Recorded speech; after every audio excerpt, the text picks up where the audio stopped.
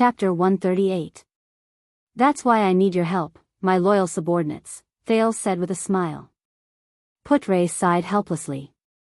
You are truly a prince who empathizes with his subordinates. Thales hid his guilty conscience with a bright expression. He grinned and said, Thank you, Lord Putre Nemain. His attendant, Wuxia, furrowed his brows and pressed on the wound on his left rib, which was severely injured by the vampire earlier. He said, according to what you said, if these 5 archdukes acted in unison when they faced King Nuvan in the meeting hall, and there were no flaws, how are we going to determine who the murderer is?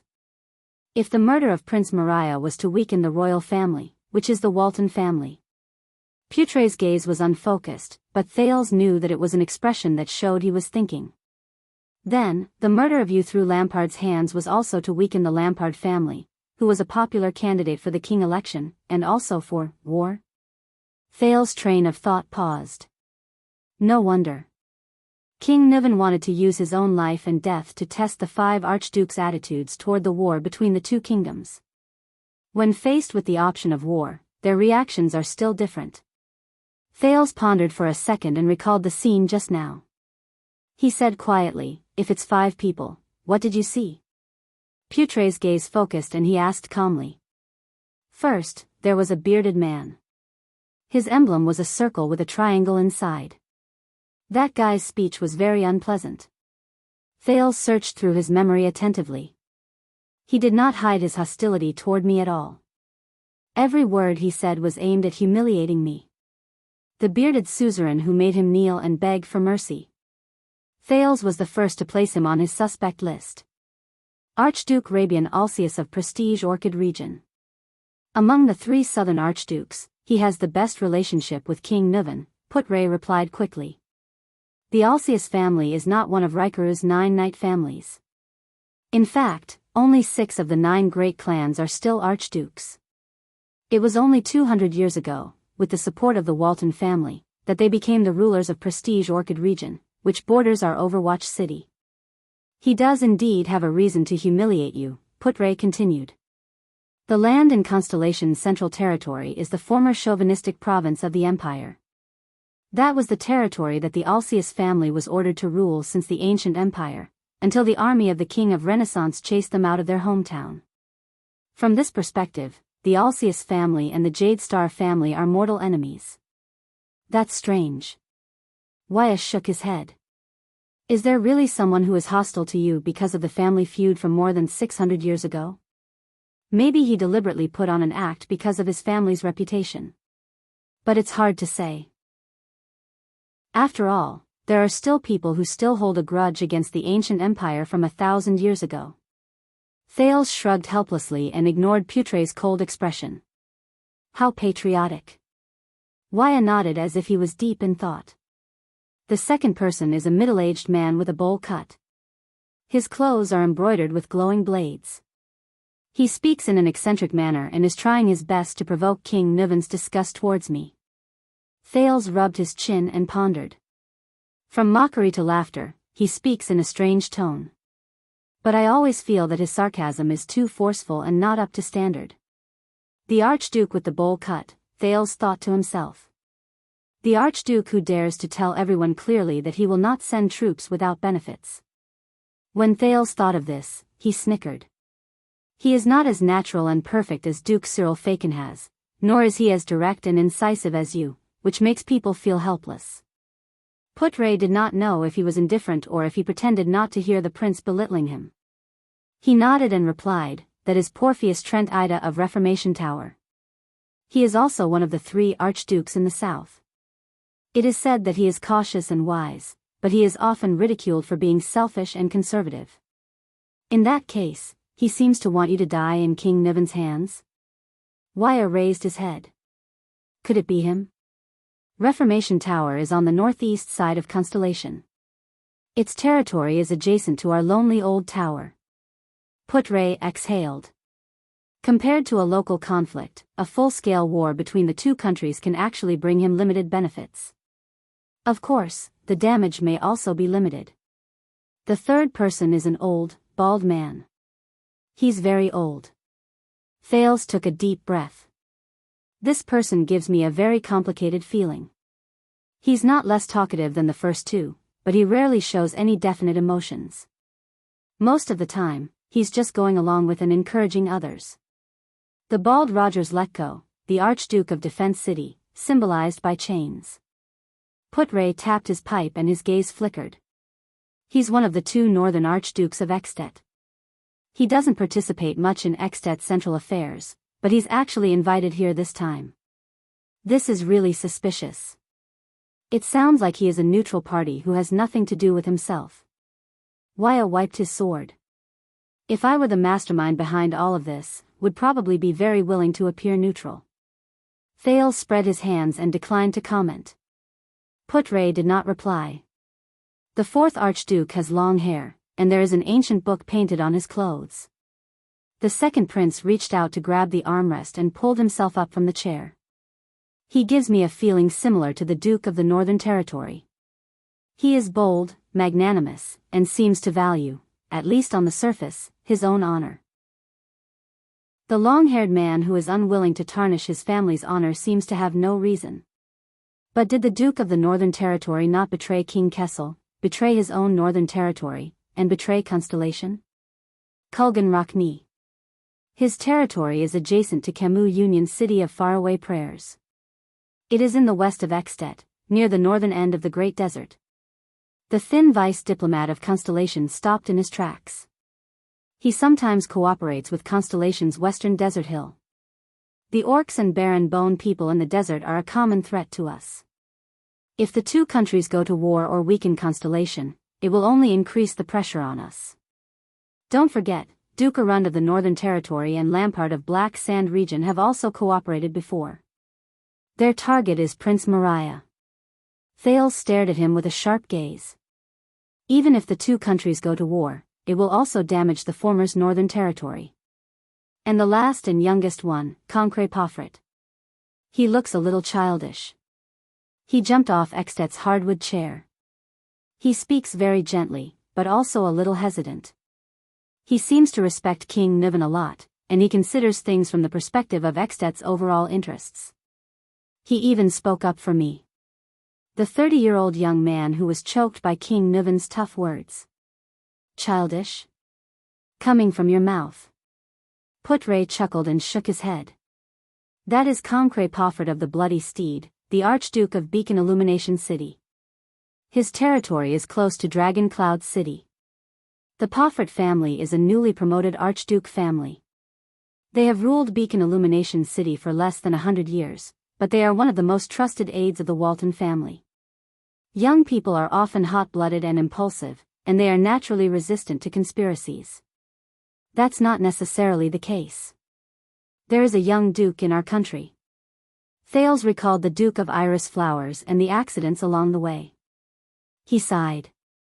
I believe you have also experienced it. His scheming is not inferior to any old man's.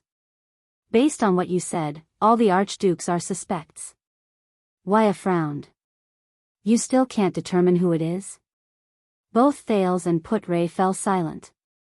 Prestige Orchid Region and Reformation Tower, like Black Sand Region, are adjacent to Constellation.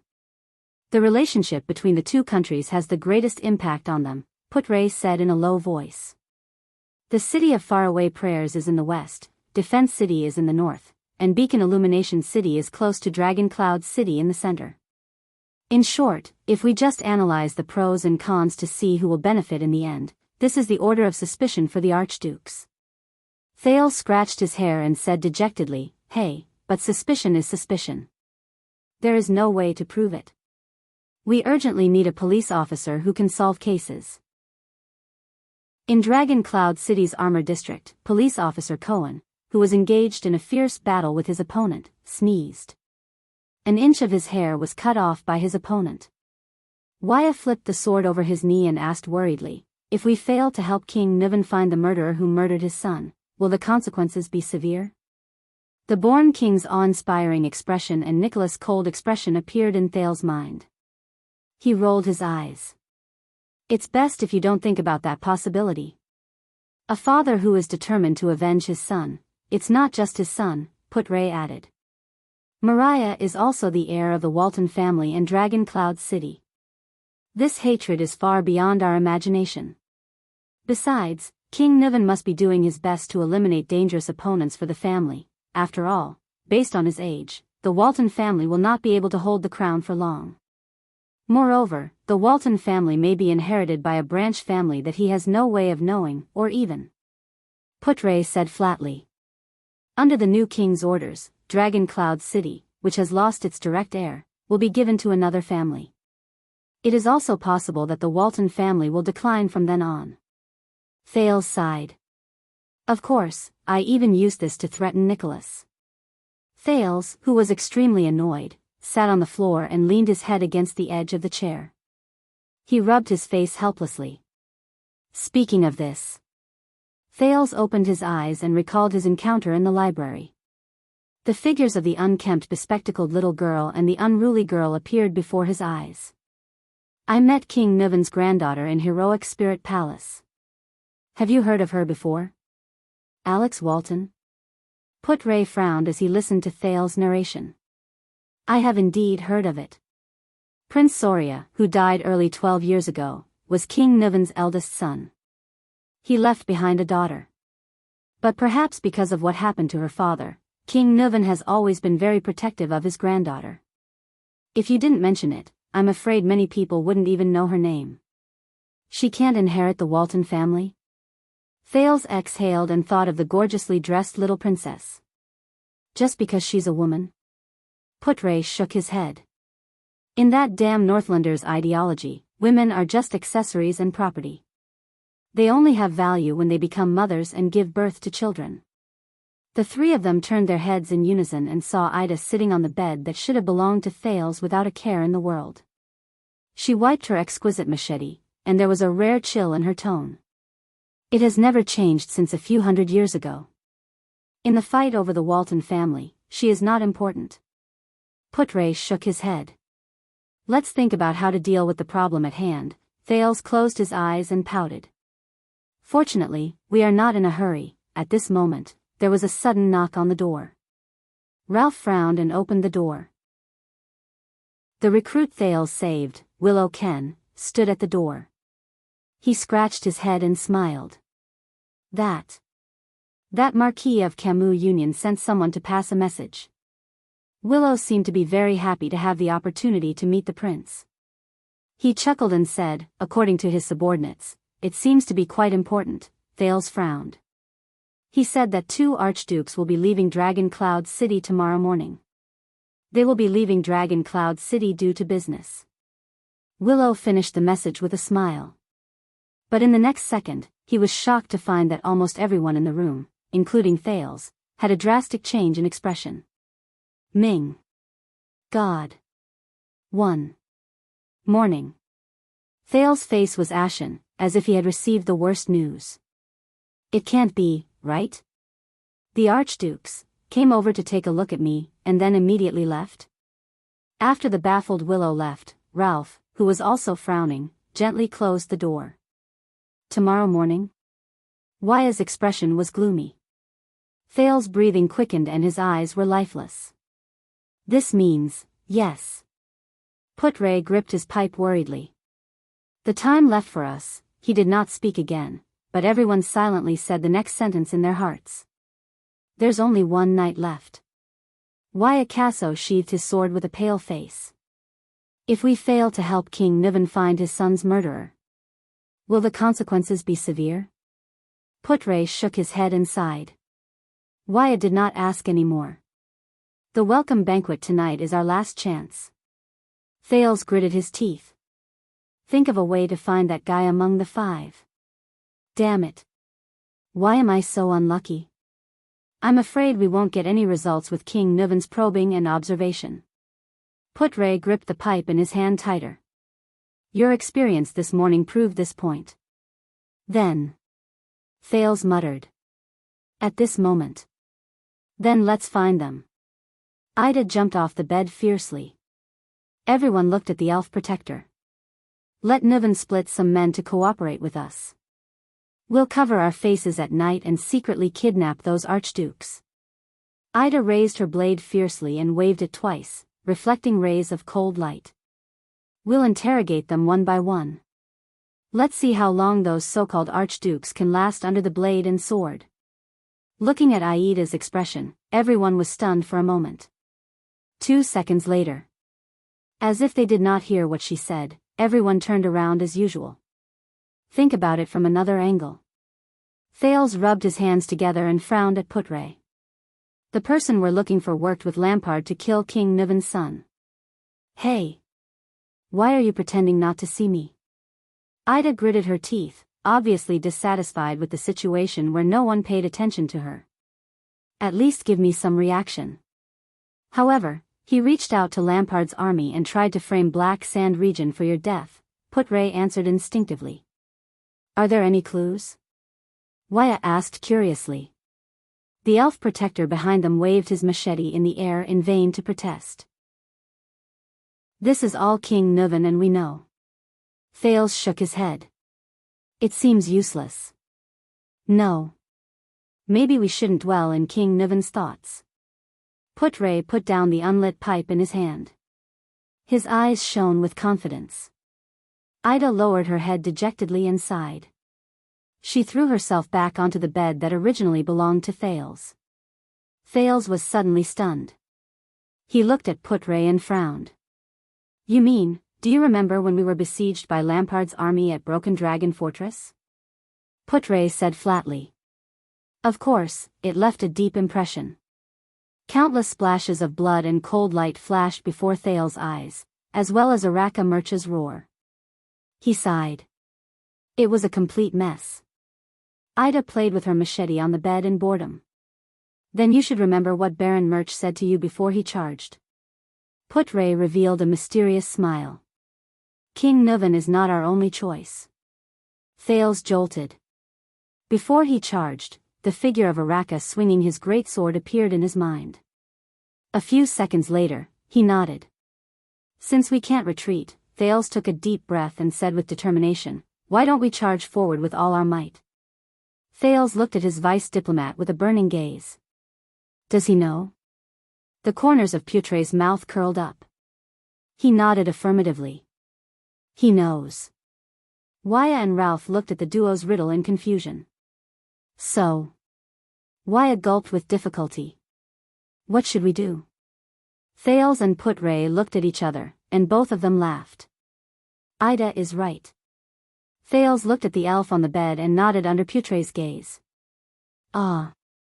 Ida raised her head abruptly when her name was mentioned. She was obviously at a loss. What? Amidst Waya's surprise and Putre's laughter, Thales took a deep breath. We, go look for them. Aida's mouth opened wider than it had ever been. Putre's expression became solemn. He put away his pipe. I will prepare immediately and contact the others. We may need the help of some spies. Also, Waya, Ralph, come with me. Thales nodded and sat back on the chair. He quickly thought about the feasibility of the plan. He raised his head and looked behind him. Aida's voice rang weakly. Chapter 139. It's so cold. Where's Mother? Aunt Fina? They'll come back, right? She thought about it in a daze. She could not help but shiver in the snow. The cold wind blew past her exposed face and neck, bringing with it a pain that felt like knives were cutting into her. She could not even feel her limbs. What about my younger brother and sister? What about Uncle Enzel? She missed Talia's hot pies a little, even though she hated the garlic on them every time. She walked past a person lying in the snow. That person was sleeping soundly. His body was curled up and he did not move, but he had the happiest smile on his face. He did not even know that his eyebrows and hair were covered in ice crystals.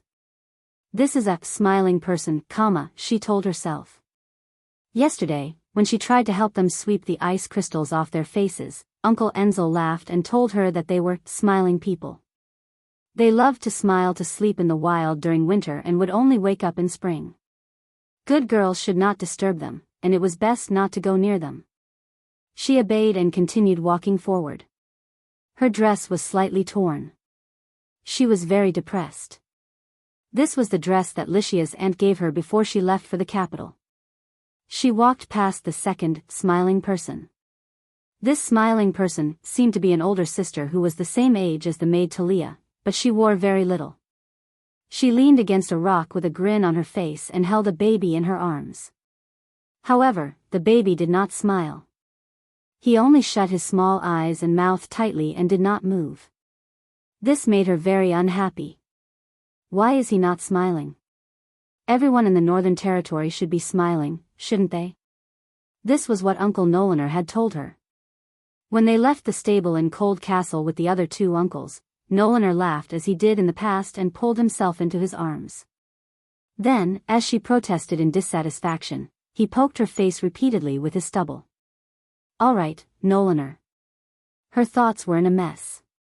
She thought of her youngest uncle and could not help but curl her lips. If you appear now, I will be merciful and forgive you for your beard. She continued walking and met a third, a fourth, a fifth, a sixth person on the snow. There were so many of them that she could not even count. Smiling people.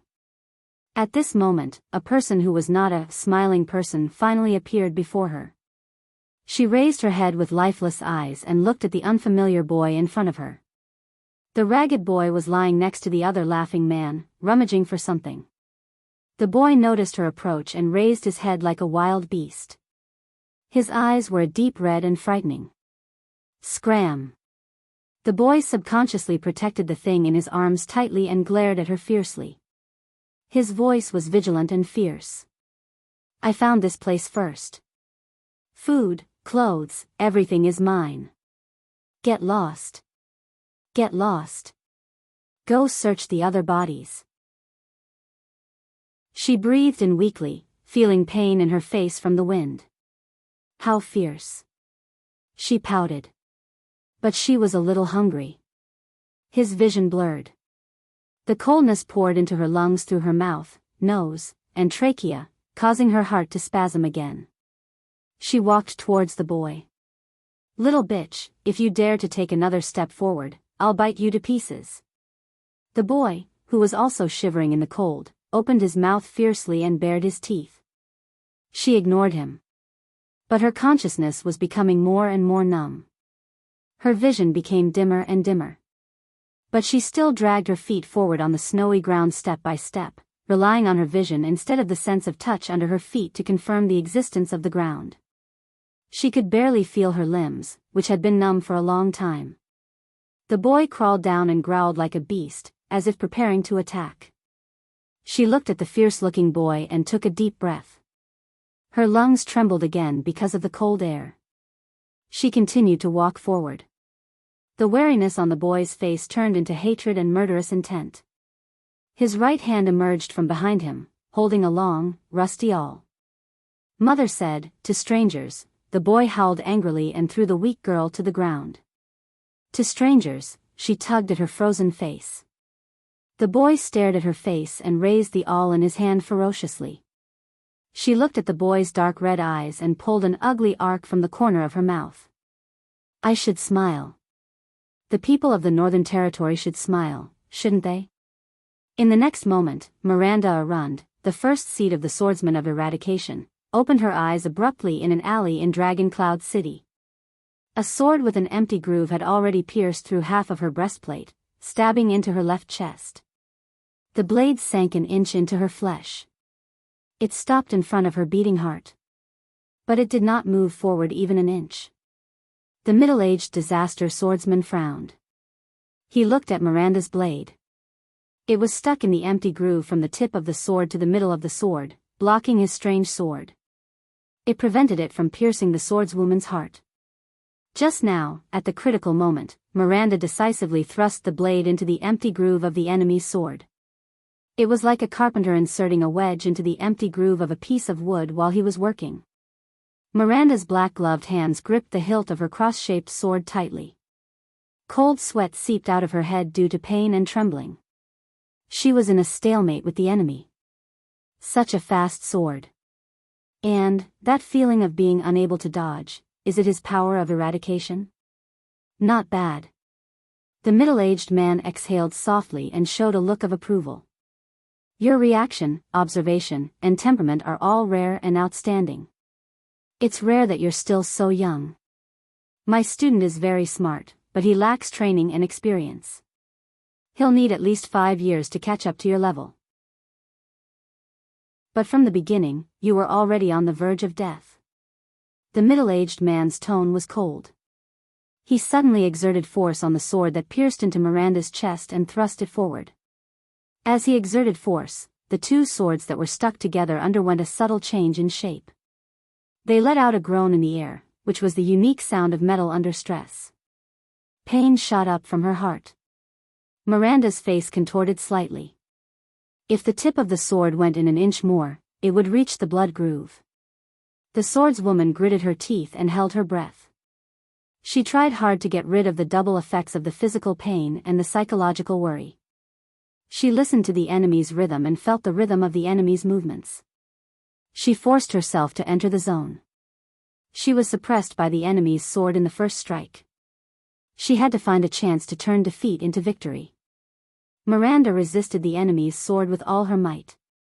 She widened her eyes and observed the motionless enemy under the setting sun. The middle-aged man sighed.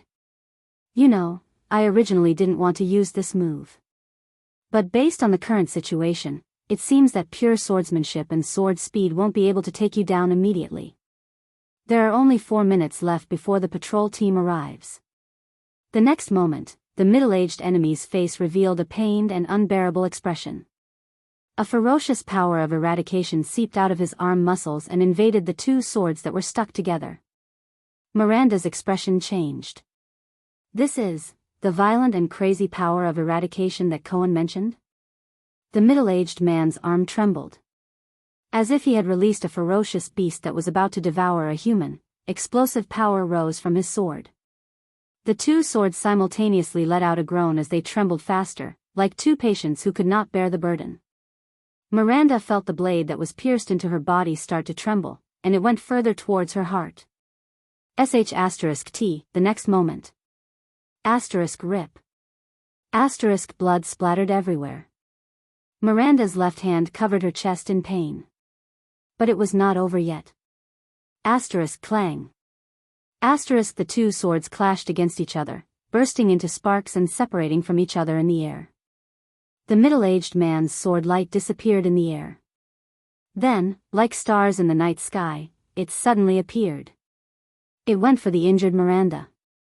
The swordswoman raised her trembling sword and subconsciously swung it into the air. *clang. Clang. Less than a second after they separated, the two swords collided in the air again. Miranda's sword blocked the enemy's attack twice. Both of them took a step back at the same time.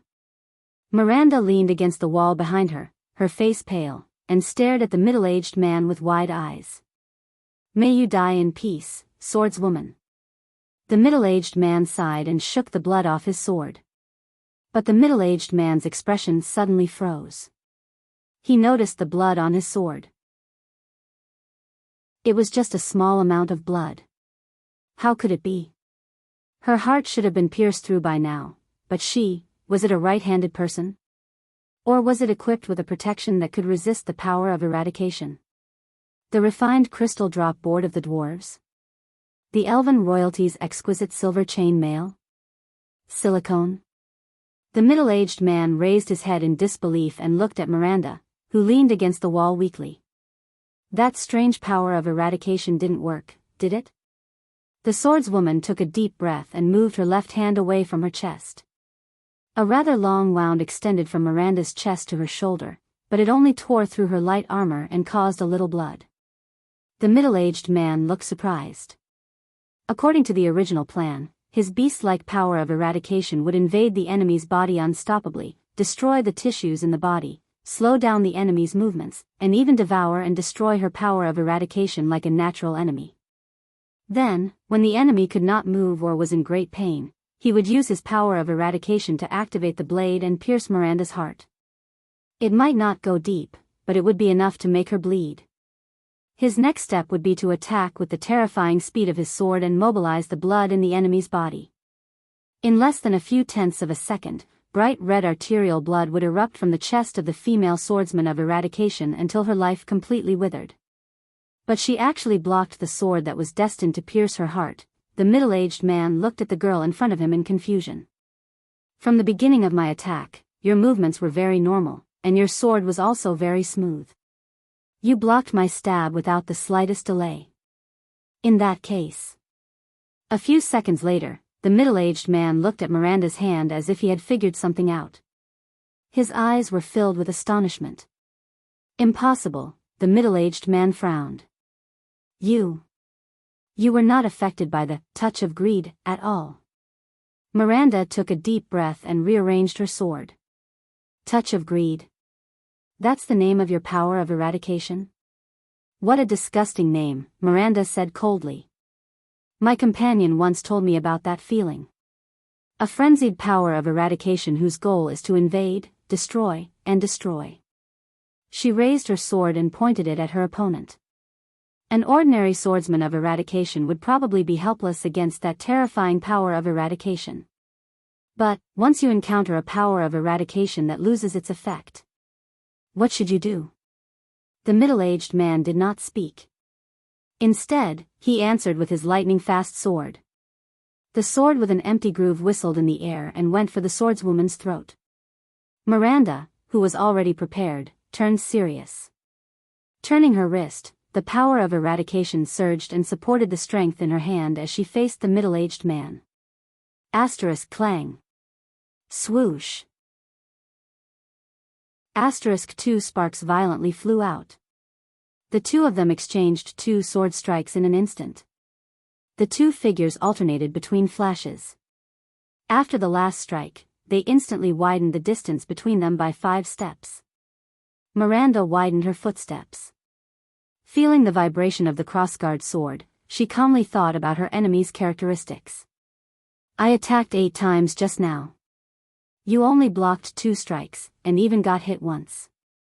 The middle-aged man looked at Miranda's left leg, which was cut open, and said calmly, your swordsmanship is sloppy and ordinary, and you can't keep up with the speed of my sword at all. Your body may seem agile, but it's actually just light. Your footsteps will occasionally miss when you dodge. What's even more strange is that during the exchange of blows, your sword actually trembled slightly, so much so that it affected your swordsmanship. This is a mistake that only beginners would make.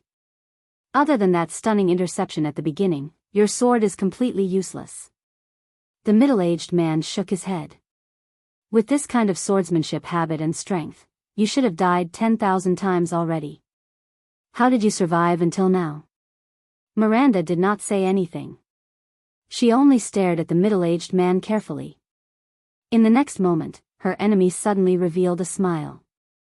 But in the 8 sword strikes just now, you were either lucky enough to dodge or just barely dodge the 5 most fatal strikes. You also counterattacked at the most subtle moment. The middle-aged man looked at his cut left upper arm, frowned, and sighed. And you succeeded. Miranda finally frowned. There's only one explanation. The middle-aged man moved his feet lightly. Miranda's sword also slowly moved along with his position. What you rely on in battle is not some exquisite sword style or agile footwork, but your observation and perception. The middle-aged man's pupils shrank slightly. It is to identify the enemy's rhythm and the timing of the sword attack. No matter how crude the swordsmanship is or how simple the sword move is, as long as it appears in the right place at the right time, it can be turned into the most exquisite strike. Miranda breathed a sigh of relief in her heart.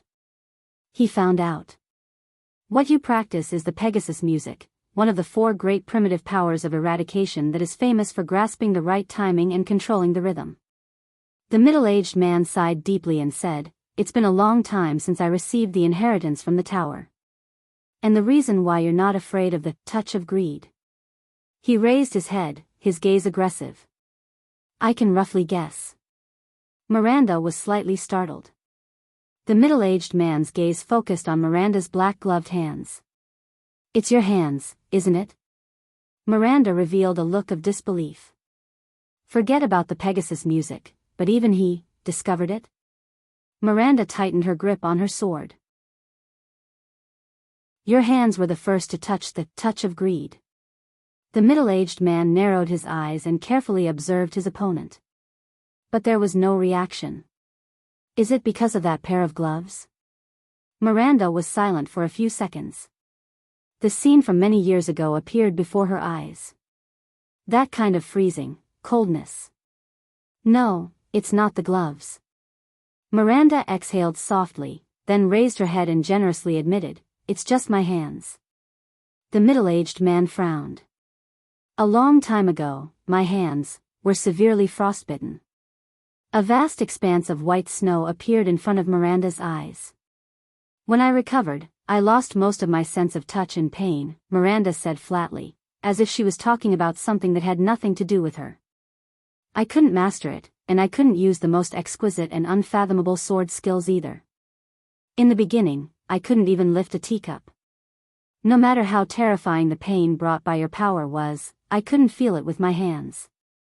And what can your invasive power of eradication do against my hands, which have been numb for many years? Miranda slowly raised her sword. Her hands trembled visibly. What can you do against my hands, which have been numb for years? There was silence. Soon, the middle-aged man stared at Miranda's hands. His eyes were filled with shock. Those hands that held the sword, there's no pain, and they can't be touched. The middle-aged man's gaze on Miranda was already filled with pity. And admiration. A pair of hands that can't feel can actually hold a sword, he said slowly, but his voice was filled with admiration. This young girl, in order to let a pair of hands that can't feel hold the sword hilt, she had to swing it in the air tens of thousands of times. She must have gone through a lot of pain. So, you were taught the Pegasus music.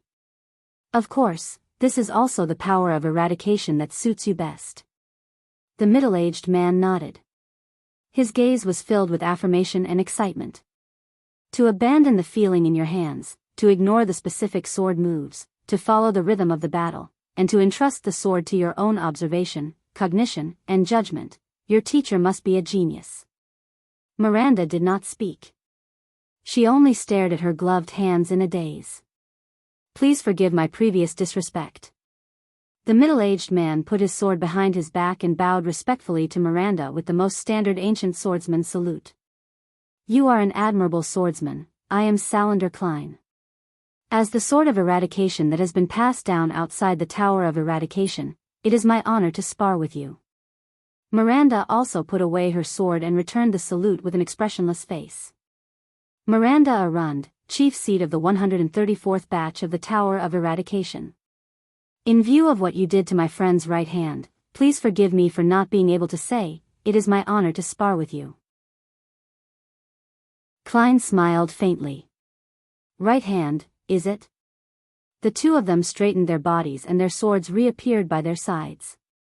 In the next moment, the two of them approached each other again. Asterisk clang. Clang. Asterisk Klein's swift sword and Miranda's ingenious figure moved back and forth on this small piece of ground. In a dozen or so seconds, Miranda once again dodged the enemy's 4 fatal strikes and counterattacked at the most crucial moment. Blood flowed from Miranda's right waist, the side of her ear, and Klein's left forearm. What a deep impression. Klein widened the distance between the two of them and sighed. Given time, you will definitely reach supreme class. Miranda nodded and accepted the other party's acknowledgement. No matter how fast you are, you cannot omit the process of drawing your sword. With a process, there will be a rhythm of high and low, movement and stillness. There will be openings that can be grasped and exploited. While widening the distance between them, Miranda carefully observed the enemy and said faintly, and I can see it too. Your so-called touch of greed, that never-ending, continuous, violent characteristic. The middle-aged Klein was slightly stunned. Miranda's gaze was firm. It's the glory of the stars, right? Under Klein's surprised gaze, Miranda confidently said, sorry, I'm really too familiar with this power of eradication. The scene in the Tower of Eradication appeared before her eyes. Cohen's figure holding his swollen arm and crying bitterly appeared in her mind. The two of them stared at each other for a moment. I really admire your observation skills, but not entirely. Klein shook his head and chuckled. Touch of greed, is not that the glory of the stars? Under Miranda's strange gaze, Klein sheathed his sword at his waist. If I must say, it can be considered an enhanced version of the glory of the stars. Doubts rose in Miranda's heart. The glory of the stars, enhanced version? Is he referring to that violent characteristic? Let's put it that way. The disaster sword's power of eradication is based on the original power of eradication. There's still 30 seconds. Klein sighed. Forget it, there's not enough time. Miranda stared at him in surprise. We'll meet again. Klein nodded faintly. Chief with numb hands. Miranda gritted her teeth and caught up with him. Wait. Klein turned around and punched the dirt wall beside him. Asterisk bang. Asterisk amidst a cloud of dust, his figure disappeared from Miranda's sight. At this moment, the voice of a patrol came from outside the alley. It's near here. We suspect that there's a chase for no reason and an illegal fight. What was that sound just now? Miranda, who could not stop coughing because of the dust, stared in the direction where Klein had left. She punched the wall indignantly, and as the voices of the people drew closer, she sheathed her sword and left. Asterisk ding. Asterisk just as Cohen's sword was about to pierce the young man's throat, a sword flew across the air and blocked the police officer's rapier. Cohen quickly turned around and faced the newcomer, whose back was facing the setting sun. But the newcomer's sword attracted all of Cohen's attention. It was a sword of medium length, but the blade was extremely thin. There was a black counterweight ball at the hilt of the sword. There was a round hole in the handguard of the sword, just enough for the user to put in his index finger. Cohen's pupils shrank. He recognized this sword.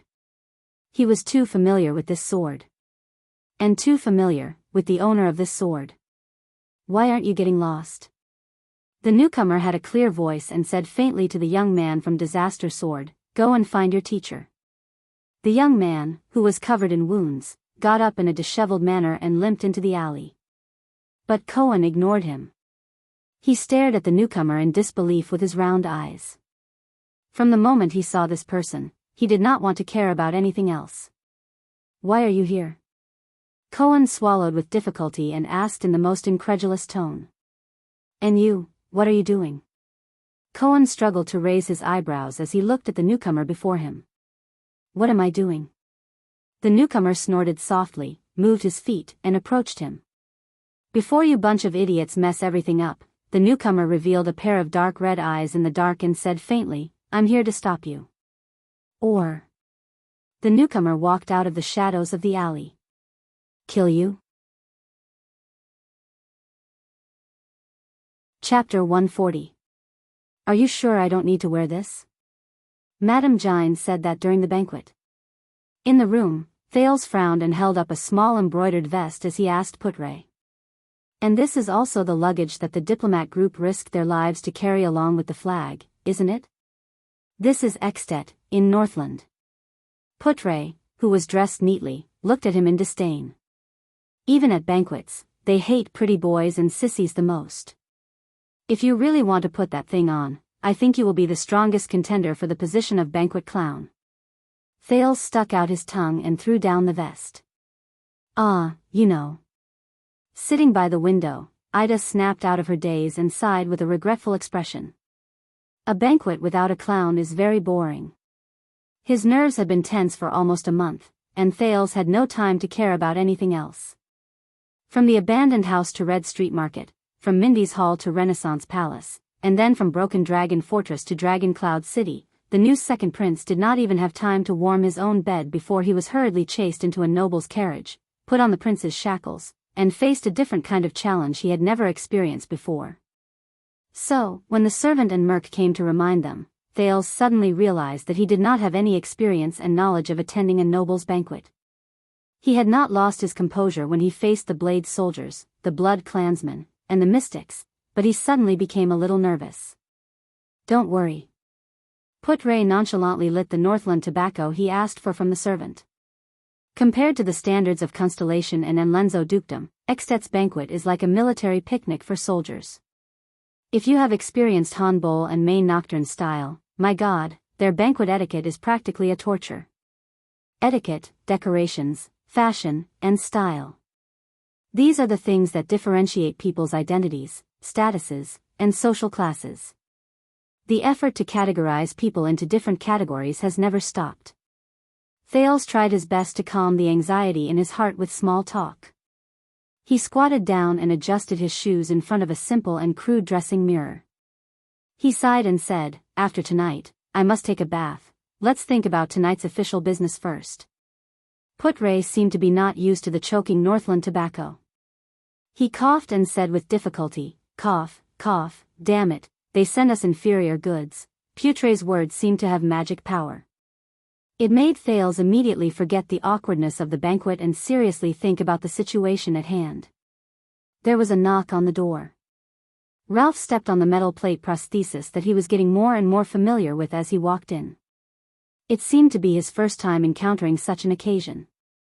His face, which was not covered by the silver mask, was a little pale. Wuxia, on the other hand, was calmer, as if he had seen such a scene before. Thales' attendant nodded solemnly. "Your Highness, everything is ready." Beside him, Ralph gestured with his hands. "They're here." Thales nodded. The second prince took a deep breath. Under Putre's confused expression, Wuxia, and furrowed brows, he gestured back. "Let's go." Before the sun completely set, Extet's welcome banquet had already begun. Led by the king's administrator, Merc, and a group of servants, Thales walked beside Putre. Ralph and Wuxia followed behind him. As for Ida, everyone agreed that she was not suitable to participate in such an operation. "Your Highness, I don't know how you understand Northland's banquets, but I have to remind you that Constellation's distinguished guests may not be used to our banquets," Lord Merc said expressionlessly.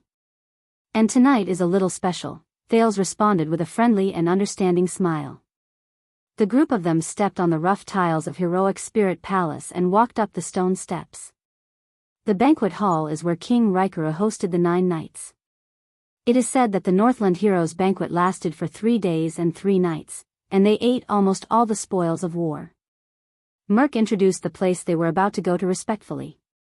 It was also here, amidst the cheers from both inside and outside the castle, that Rikuru Extet was elected king. Thales stepped on the last stone step and arrived at the corridor on the 6th floor of Heroic Spirit Palace. Lively and noisy voices could be heard.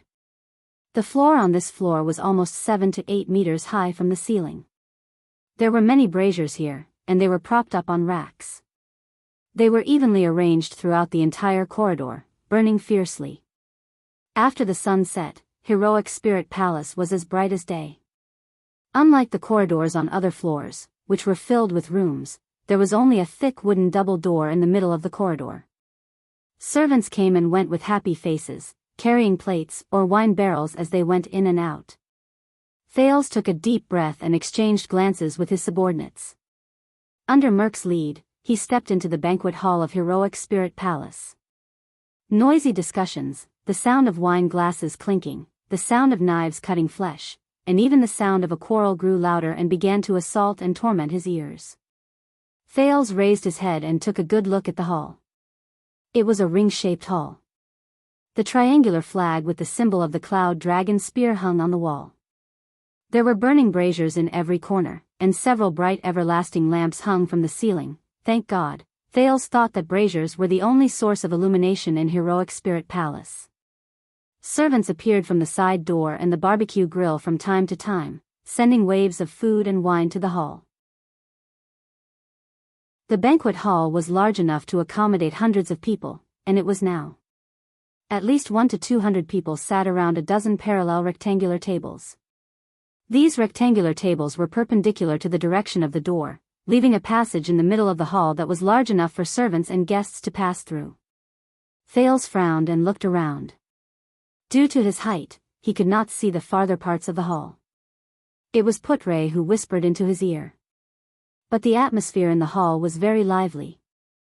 There were servants who were busy carrying plates, boorish nobles who argued loudly at the table until their faces were red, guests who had drunk until their ears were red, and lecherous nobles who used the excuse of being drunk to touch the buttocks of female servants who passed by from time to time, causing a commotion.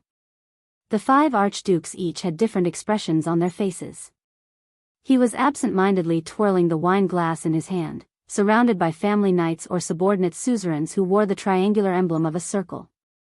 Archduke Tranquil, who had a pot cut, was laughing with his vassals around him, as if he was in his element in socializing. The bald Archduke Letko and Marquis Shiles of the Camus Union sat together, listening attentively to the latter's slow speech. The long-haired Archduke Rockney still looked solemn, as if he had a cold halo around him. The long table he sat at was the most deserted. No one dared to approach him to talk to him. Only the servants and subordinates behind him served him food or wine from time to time. The young Archduke Poffert smiled and raised his wine glass. He spoke to the various nobles who sat around him, either their vassals or their attendants. The latter nodded frequently and downed the wine in their glasses in one gulp. What a scene! It was practically a replica of the scene in Mountain Pass village where the Northland villagers and soldiers drank and drank together. If Thales had not raised his head to see Nuvan VII, who was surrounded by the white blade guards and was drinking quietly among a few close vassals, sitting at a higher horizontal table at the end of the hall, he would have almost forgotten about the shadows of swords and knives hidden in the conspiracy tonight. He would also have almost forgotten that among the 5 archdukes, there was a bold conspirator who intended to murder the princes of 2 kingdoms. Thales turned his head and said helplessly, "I didn't know." The banquet has already started. Most of the nobles have already taken their seats, Merk said calmly. King Nuvan is waiting for your arrival. Thales narrowed his eyes. He took great effort to glance at Nuvan VII, who was standing in the distance. He noticed that the king still had a cold expression on his face. The king seemed to have noticed his gaze. His aged but sharp gaze swept towards Thales. Then it's about to start, Put-Ray mumbled behind him, intentionally or otherwise. Thales sighed softly in his heart. A few seconds later, under Merk's signal, an attendant at the side announced his identity in a loud voice. Distinguished guest from Constellation, Prince Thales Jadestar. His voice traveled to every corner of the hall, and there were even echoes. The noisy banquet suddenly fell silent. Almost everyone at the dozens of long tables stopped what they were doing. Whether it was drinking, cutting meat, chatting, fighting, or even flirting with maids, countless gazes were cast in his direction. Even quite a number of servants, sentries, and even white blade guards looked in his direction. Thales recognized this feeling. The last time he felt it was in Eternal Star City, during the national conference in the Hall of Stars. Should I laugh at this time? Thales' expression did not change as he felt the various gazes, ranging from malice, murderous intent, to curiosity and friendliness. His lips moved slightly. Or should I put on a dead face, which is more in line with my identity as the prince of an enemy kingdom? Relax, relax. They started the banquet early, and they didn't even arrange the seating order. You don't have to make a fuss and be ready for battle. Put-Ray looked at the anxious prince and sighed. It doesn't matter what kind of expression you have. You are now just a flag called Constellation. The expressionless Merk nodded at Thales and politely extended his right hand, gesturing for him to walk forward. Should I just walk forward like this? Or should I wait for someone to greet me at the back? Thales ignored Merk. Under the pressure of everyone's gazes, he frowned and asked Put-Ray behind him in a low voice. If you were in Constellation, of course you would have to wait for the master to send someone to bring you to your seat, but this is Extet. Put-Ray frowned as he glanced at the messy hall. Many guests seemed to have given up on the temptation of curiosity, and had even started to tear into the food that was served. Don't expect so much etiquette. Just walk to your seat without looking sideways. I guess it's the one beside King Nuvan. Thales put on a smile that was neither servile nor overbearing, and amiable, as he imagined a prince should have, and walked forward. Unlike Constellation, which was particular about rules and etiquette, the banquet hall was not even carpeted. Stepping on the uneven floor tiles, he felt as if he had returned to the abandoned house. He walked past the long table. Whispers traveled into his ears. His good hearing showed its usefulness at this moment. That's the prince who is still wet behind the ears? I heard that he was lost for many years, 7 years old. Are you kidding me? The constellations make him sound like a god. You know, a genius. Humph. So, our army can't move because of this child. Black Sand region caused a ruckus at the border. The kingdom's wrath. Lampard sent the army to send him here. If we still have to fight this war, we will have to wait until spring. Thales walked forward without looking sideways, towards Nuvan VII, who was also staring at him with an unreadable gaze. Finally, more and more nobles lost their curiosity and gave up on the idea of seeing the prince's face. They returned to the rhythm of the banquet. The nobles of Northland were very different from their counterparts in Constellation. The latter always behaved elegantly in the Hall of Stars. Even the nobles from the countryside who sat at the outermost part of the hall had to try their best to act like civilized people, whether it was their behavior or their attire. This also made the 3 Northern Territory families led by Arund, Fries, and Zamunto, as well as their subordinate nobles, stand out among the vassals of Constellation. However, the group of Northland nobles in front of him might be different in terms of status and personality, but without exception, they all behaved like rough men. From the way they sat to the way they ate, from their appearance to their attire, even when they drank, they would purposely make a few gulps and let a few drops fall from the edge of their mouths. Then, they would slam the bottom of their glasses on the table, loudly reprimanding their opponents, or being reprimanded by their opponents. Thales silently observed the behavior of this group of nobles as he moved between the long tables on both sides. He could not help but notice that other than the maids, there were almost no women in this banquet. Those who will appear here and at the back of the banquet hall are all low-ranking nobles, suzerains, meritorious knights, specially invited bureaucrats, and so on, Putre reminded him from behind. The well-dressed one in front of you on your left is just a servant who delivers the food. The one in the corner to your right who is roasting meat on the stove may look like a servant, but he is actually the gossamer officer in charge of meat cooking. Usually, only the suzerains who are more trusted by the suzerains can hold this position. Asking a close vassal to roast meat. Gossamer officer? Why? Thales did not turn around. He asked in puzzlement, shouldn't it be something done by the kitchen?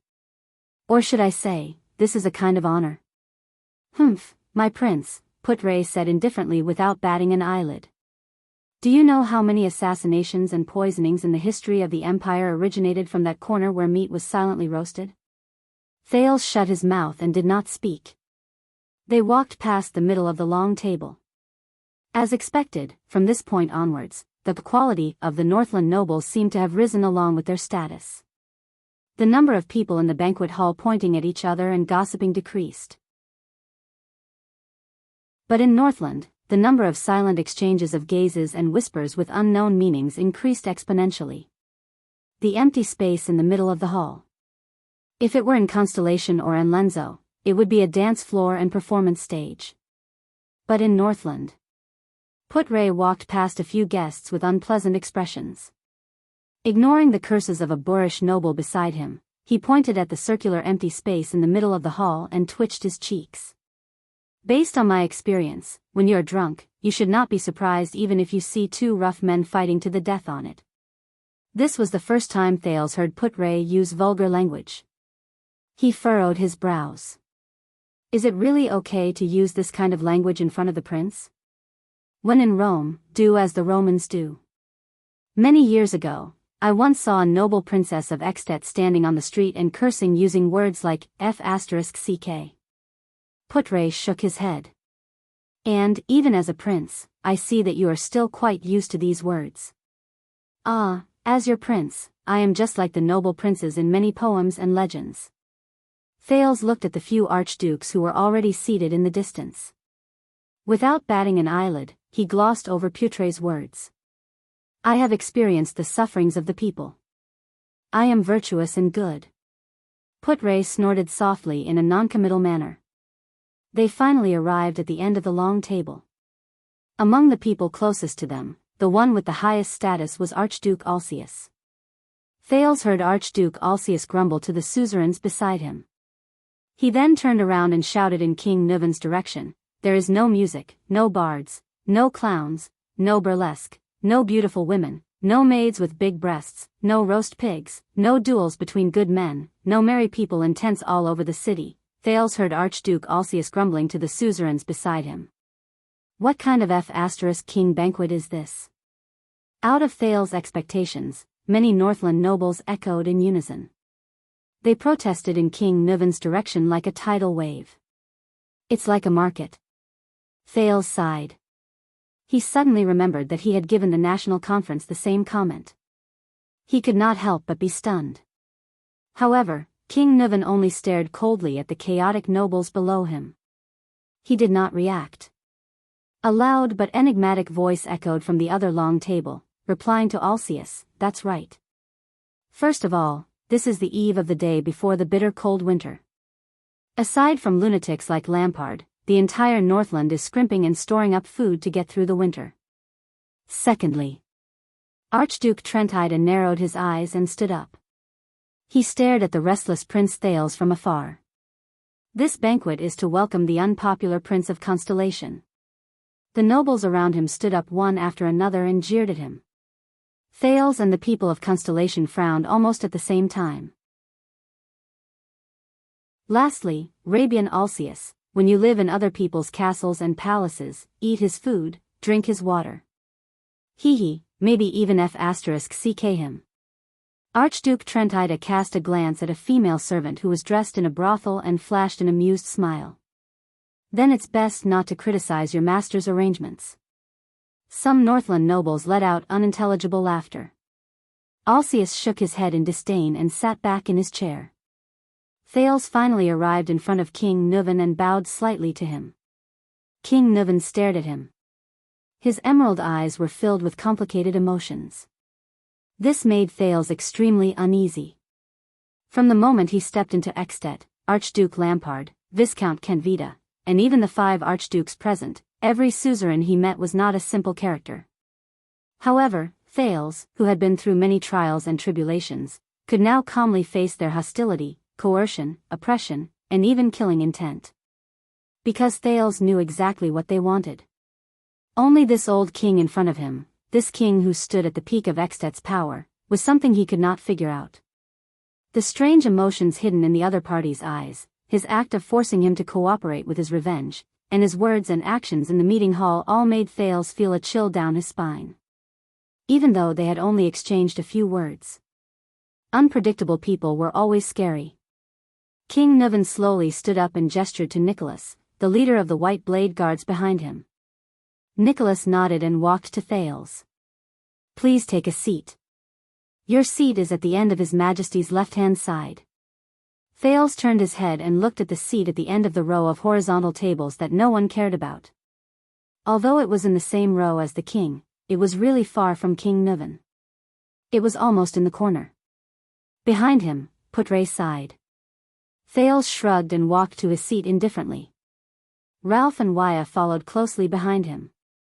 However, before he could warm his seat, a familiar yet unfamiliar old voice rang in the hall. "Everyone, raise your glasses." Thales turned his head in a daze. Beside him, Putre did not change his expression and passed him a cup of rye wine made of iron in a very experienced manner.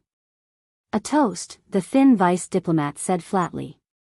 Thales turned his head and watched as King Nuvan, who had just lost his son, left his seat. He raised his wine cup high and said loudly to everyone, "Let us welcome our guest, the second Prince of Constellation, Thales Jadestar." The noise in the hall, which had risen again, fell silent again. The old king slowly walked out of his seat and walked to the front of the hall. Like an old lion taking dangerous steps, he walked out of his territory and stepped into the territory of another pride. The 5 archdukes stared at him without blinking and raised their glasses from afar.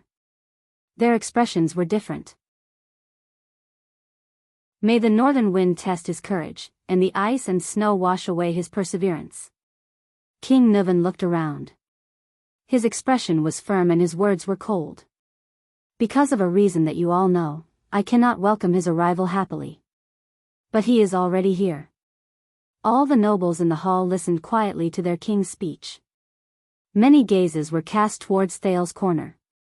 Then do not let anyone doubt the passion of the Northlanders and the tenacity of the extensions, even if they are mortal enemies.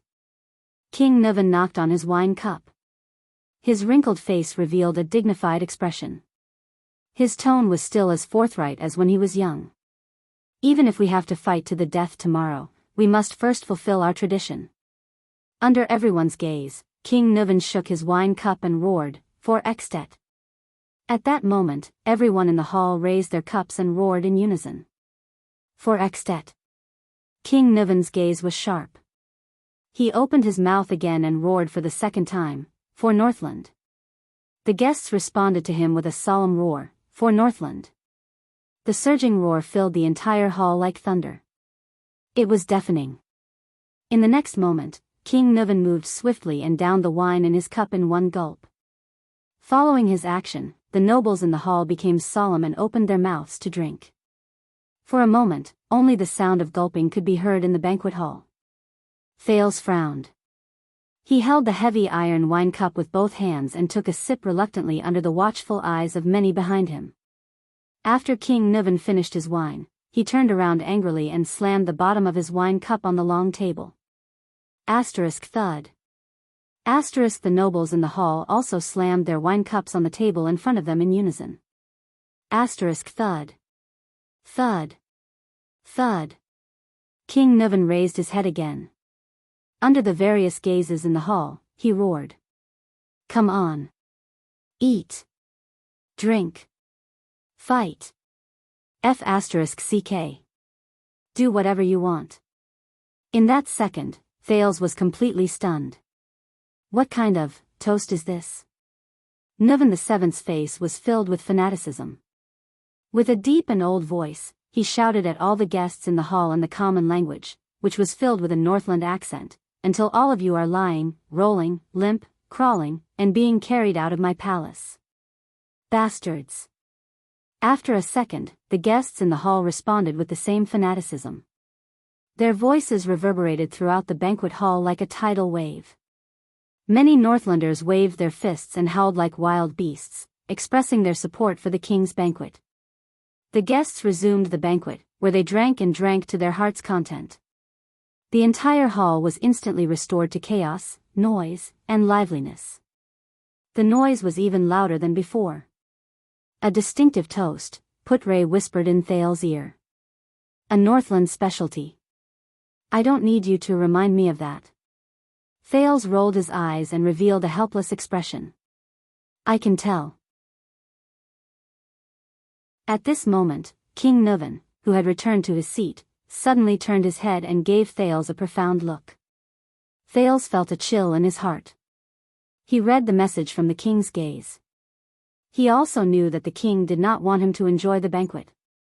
But before he could turn around and discuss with his subordinates, an unexpected guest came to his seat and paid a visit to the second prince of Constellation. Thales was stunned. Standing in front of him was a kind old woman dressed in a red robe. "Good night, Your Highness." The woman narrowed her eyes. Her voice was very gentle, and her smile was filled with a reassuring warmth. "My name is Kalshan." For some reason, Thales flashed a friendly smile. But before he could answer, Putre, who was beside him, spoke first. "May I ask if there is anything special?" At that moment, Thales noticed that Putre's expression was extremely pale. His body had even stiffened as he stared fixedly at the old woman in front of him. Waya, the attendant behind him, also held his breath. Thales had a question. "They seem to know this old woman named Kalshan?" Before Putre finished speaking, his face was pale, and he seemed to have difficulty breathing. He opened his mouth and said, "Your Highness, the Red Witch?" "The Red Witch?" Thales stared at the kind old woman in front of him, puzzled. "Witch? What the hell?" "Oh, it's just that I miss my family. I especially wanted to ask Your Highness." The kind Kalshan narrowed her eyes and shook her head slightly. She seemed a little embarrassed. How is my son doing in Constellation? Son? Thales was startled again. The second prince responded faintly with the perfect smile he learned from a certain young duke. May I ask who your son is? Kalshan, who was known as the Red Witch, smiled gently. Ah. Look at my memory, I forgot to mention it. My son, his name in Constellation is. In the next second, under Thales' puzzled gaze, this kind Granny Kalshan seemed to be afraid of the cold. She kept rubbing her hands. She uttered a name that instantly changed his expression. Yodel. Chapter 141. If Thales were to make a list of the people he trusted the most in the Constellation Palace, then Yodel, who never showed his true face, would undoubtedly be at the top of the list. From their escape from Red Street Market to their encounter in Vine Manor, to the assassination attempt in front of Renaissance Palace, the masked protector had risked his life to save Thales many times. The most recent time, he had almost lost his life for Thales. Not only that, the masked protector was the only person in Constellation who knew his identity as a calamity and still kept it a secret for him. Thales especially cherished this. But now, when he heard Yodel's name in the kingdom of the Great Dragon, Thales realized that he knew very little about this mysterious secret protector of the royal family. He knew nothing about him, whether it was his appearance, age, background, personality, or experience. He could not help but be ashamed to admit that Yodel was more like a familiar stranger to him. Yodel had sacrificed a lot for him, but Thales had never cared about his condition. No, there is. Thales thought, Gilbert told me that Yodel and the 5 war generals of Extet have a deep grudge. For example, he stabbed the Fire Knight of Black Sand region, Tolja, in the back. This was also the reason why he could not come to Extet. And now, a roar of laughter came from the other side of the hall. It seemed like a dozen Northland nobles were playing some game. Thales then turned his attention back to the kind old woman in front of him. This old woman from Extet claimed that she was Yodel's. Thales sized up the old woman named Kalshan, trying hard to find similarities between the two of them other than the fact that they were mysterious. He hesitated and said, Mother? Please do not doubt me. At my age, I will not joke about my son. Kalshan smiled and shook her head. Thales nodded awkwardly and looked at Putre for help. What's going on? Who is this old woman? But Putre still stared at the old woman with a vigilant expression. He shook his head slightly when Thales glanced at him. I haven't seen him for a long time. I miss him a lot.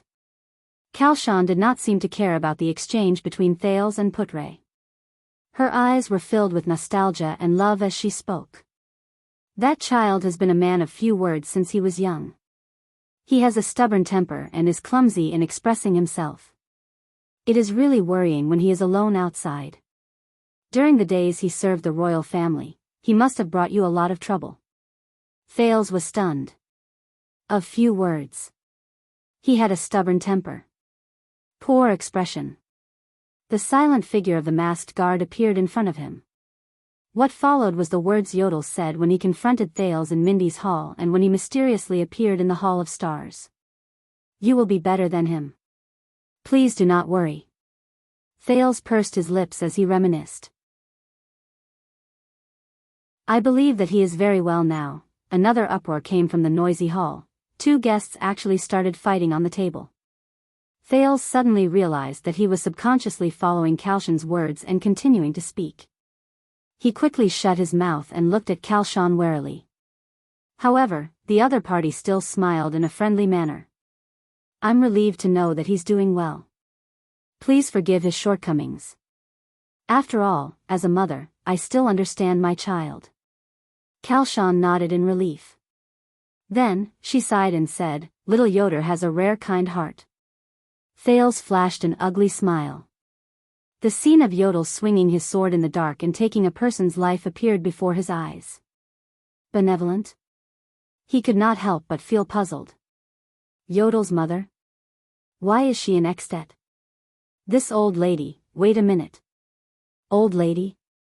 A memory flashed across his mind like lightning. Ah. Thales looked at Kalshan. He shuddered and cried out in surprise. The old lady was still smiling at the second prince of Constellation. Her posture was elegant and her expression was kind. Thales remembered. On the day he left Eternal Star City and set off for Extet, the king and suzerains came to see him off. The last person who came forward to talk to him was a terrifying old man dressed in black and holding a walking stick. When you reach Extet, please help this old man pass a message to an old woman. You will know when you see her. Don't tell me you are. Thales widened his eyes. Kalshan was still smiling kindly. I'm sorry, but, seniors seem to have mentioned something related to you. Thales realized that he had lost his composure and said embarrassedly, you know, senior. The old lady, Kalshan's smile became even brighter.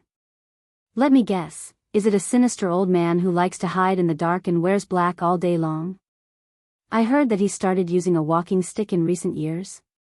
Thales frowned. Do you know Murat? His vigilance was immediately raised to the highest. A person who can be specially mentioned by the head of the Secret Intelligence Department.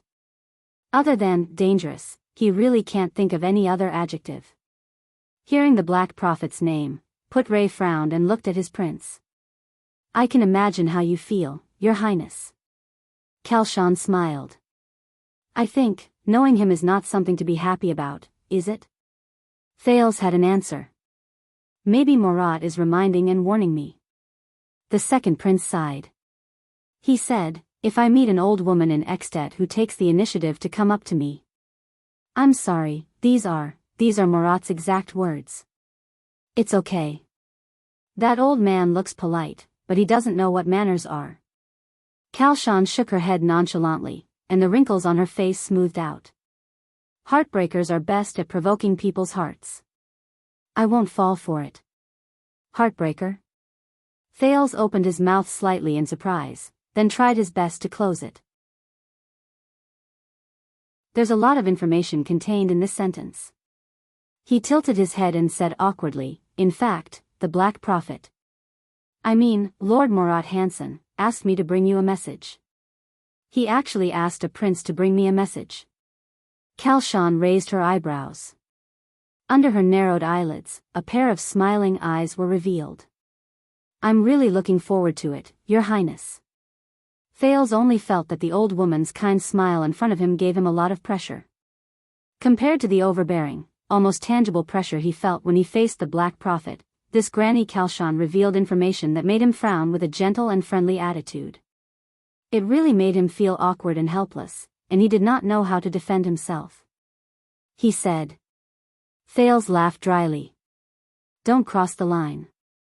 As soon as he finished speaking, Thales suddenly realized that the old woman in front of him revealed a strange expression.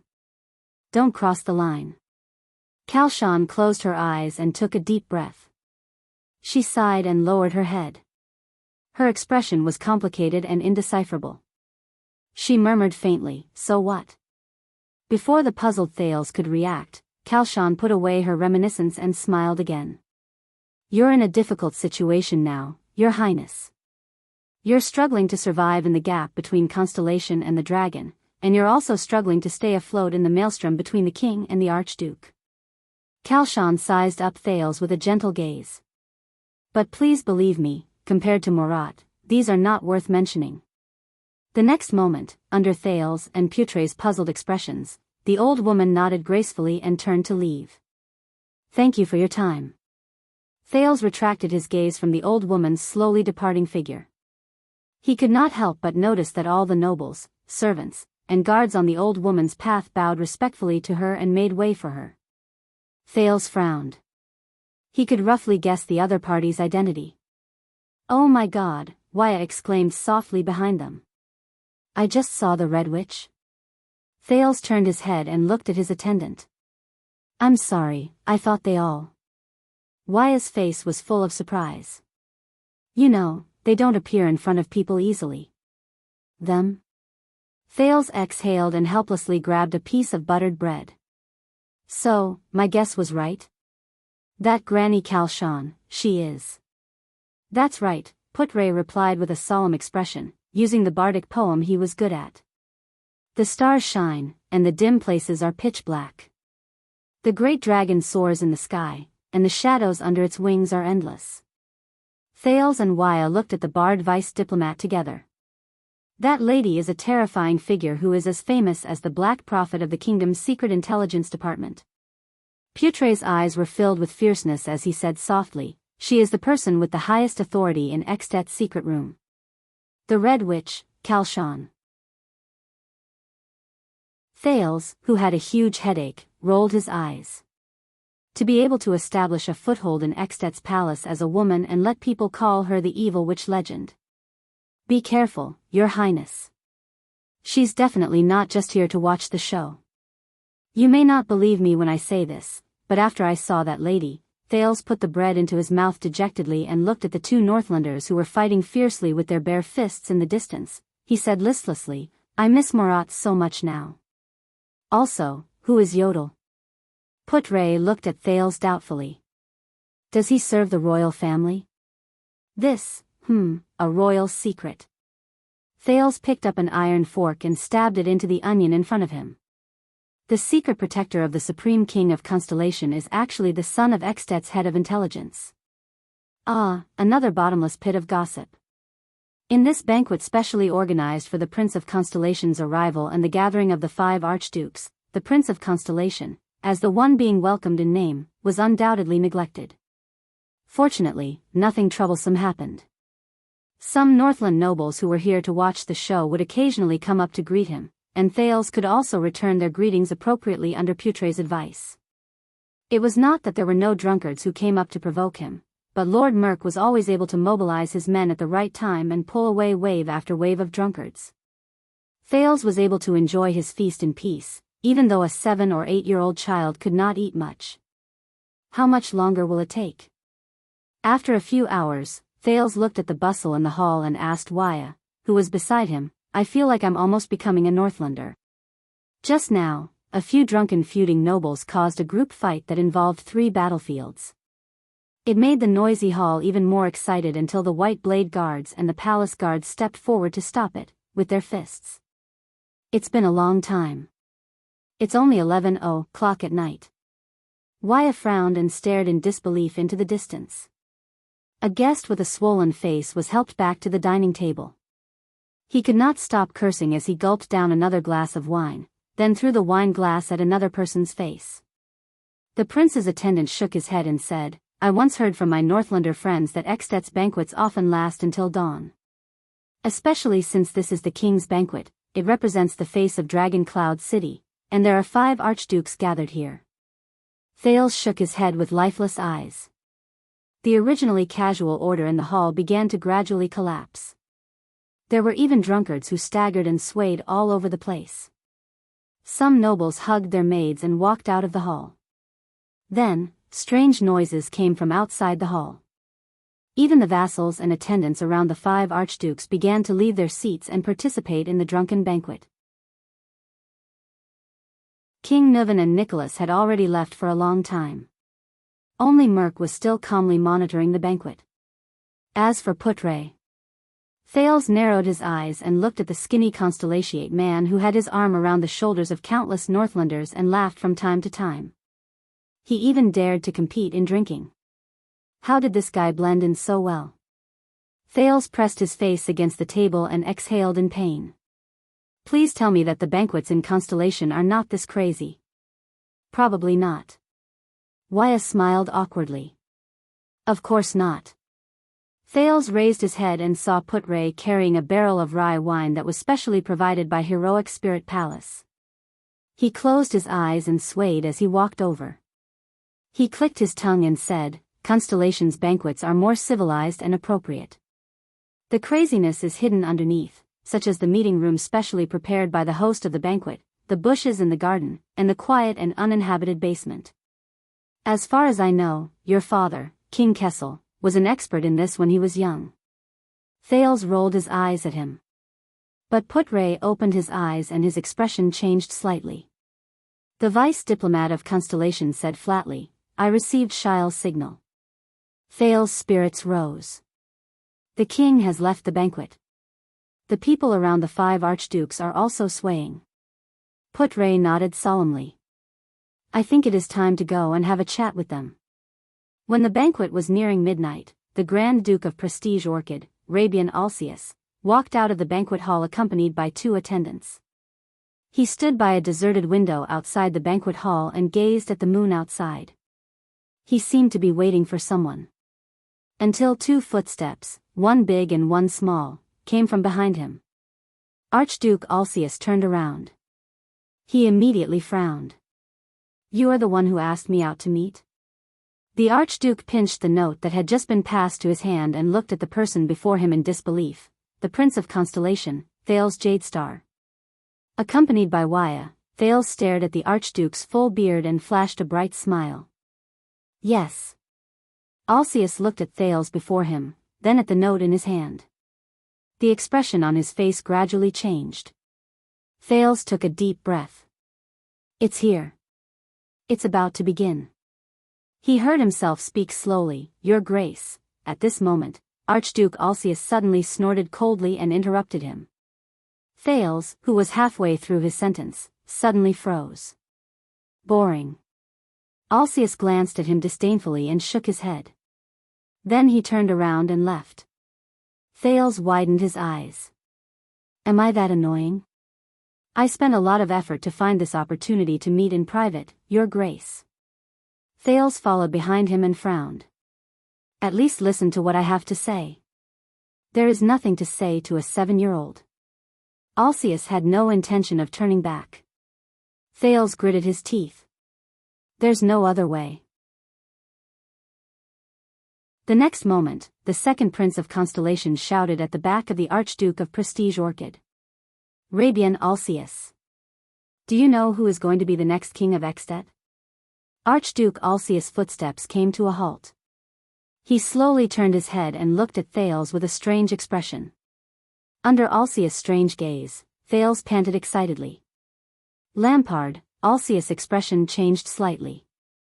Thales calmed his breathing slightly, raised his head, and looked at the bearded man with a determined gaze.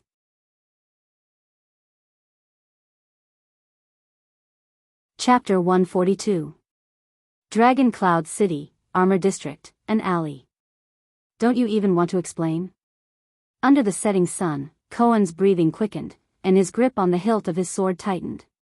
In front of him, the white-robed Raphael smiled. For the sake of the past, Cohen, leave Dragon Cloud City immediately. This is an advice from your former colleague. Cohen took a deep breath, suppressing the indignation and confusion in his heart. For a moment, he did not know what expression or words he should use to face his former colleague from the Tower of Eradication. Miranda is here too. She's nearby. Did you know? Cohen adjusted his breathing and tried his best to appear calm. Forget it. The city gate is closed. Raphael ignored him. The white-robed young man looked at the sky and sighed. Find a place to hide. No matter what happens tonight, don't come out. Leave Dragon Cloud City at dawn tomorrow. The earlier, the better. She doesn't know yet. Cohen lowered his head, letting the shadow cover his face. Miranda doesn't know about you. The tower sent us out to, no matter why you came, give up. Raphael sheathed his sword expressionlessly. The next few days will not be your lucky days. In fact, you shouldn't even be here. Damn it. Raphael Lindbergh. Cohen could not take it anymore. He raised his head and roared indignantly, put away your pride as a smart person. Don't you understand? We are here for the disaster swords. Raphael's pupils shrank. I saw a disaster sword in Red Street Market and experienced his power of eradication. I also saw that power of eradication on you in the Hall of Stars. Cohen gritted his teeth and said with great difficulty, Do you know what orders the tower gave us regarding the disaster swords? Investigate them carefully and trace them back to their roots. If we can't capture them alive, kill them on sight. Do you still have nothing to explain? Raphael stared at him with a complicated expression for a full 3 seconds. Finally, the white-robed young man chuckled and looked at him with a playful expression. So? You suspect that I joined the disaster swords? Want to capture me? Or just kill me? The two of them stared at each other for a few seconds. Then, Cohen raised his fist and waved it in the air. No.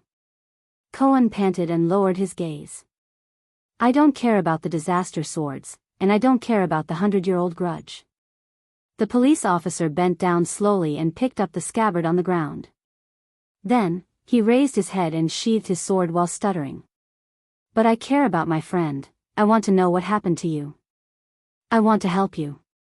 Raphael gazed at Cohen and chuckled. You haven't changed, Cohen. Tell me everything that happened in the past 3 years, whether it's your contact with the disaster swords or how you entered the Black Prophet's secret intelligence department. Cohen let out a sigh of relief. He then took a step forward and said solemnly, no matter what, let's think of a way together. The people in the tower, whether it's Master Shao or Zadie, they don't know who you are. As for Miranda, if it's for her own good, I can help you hide it from her. Raphael breathed softly and clenched his fists.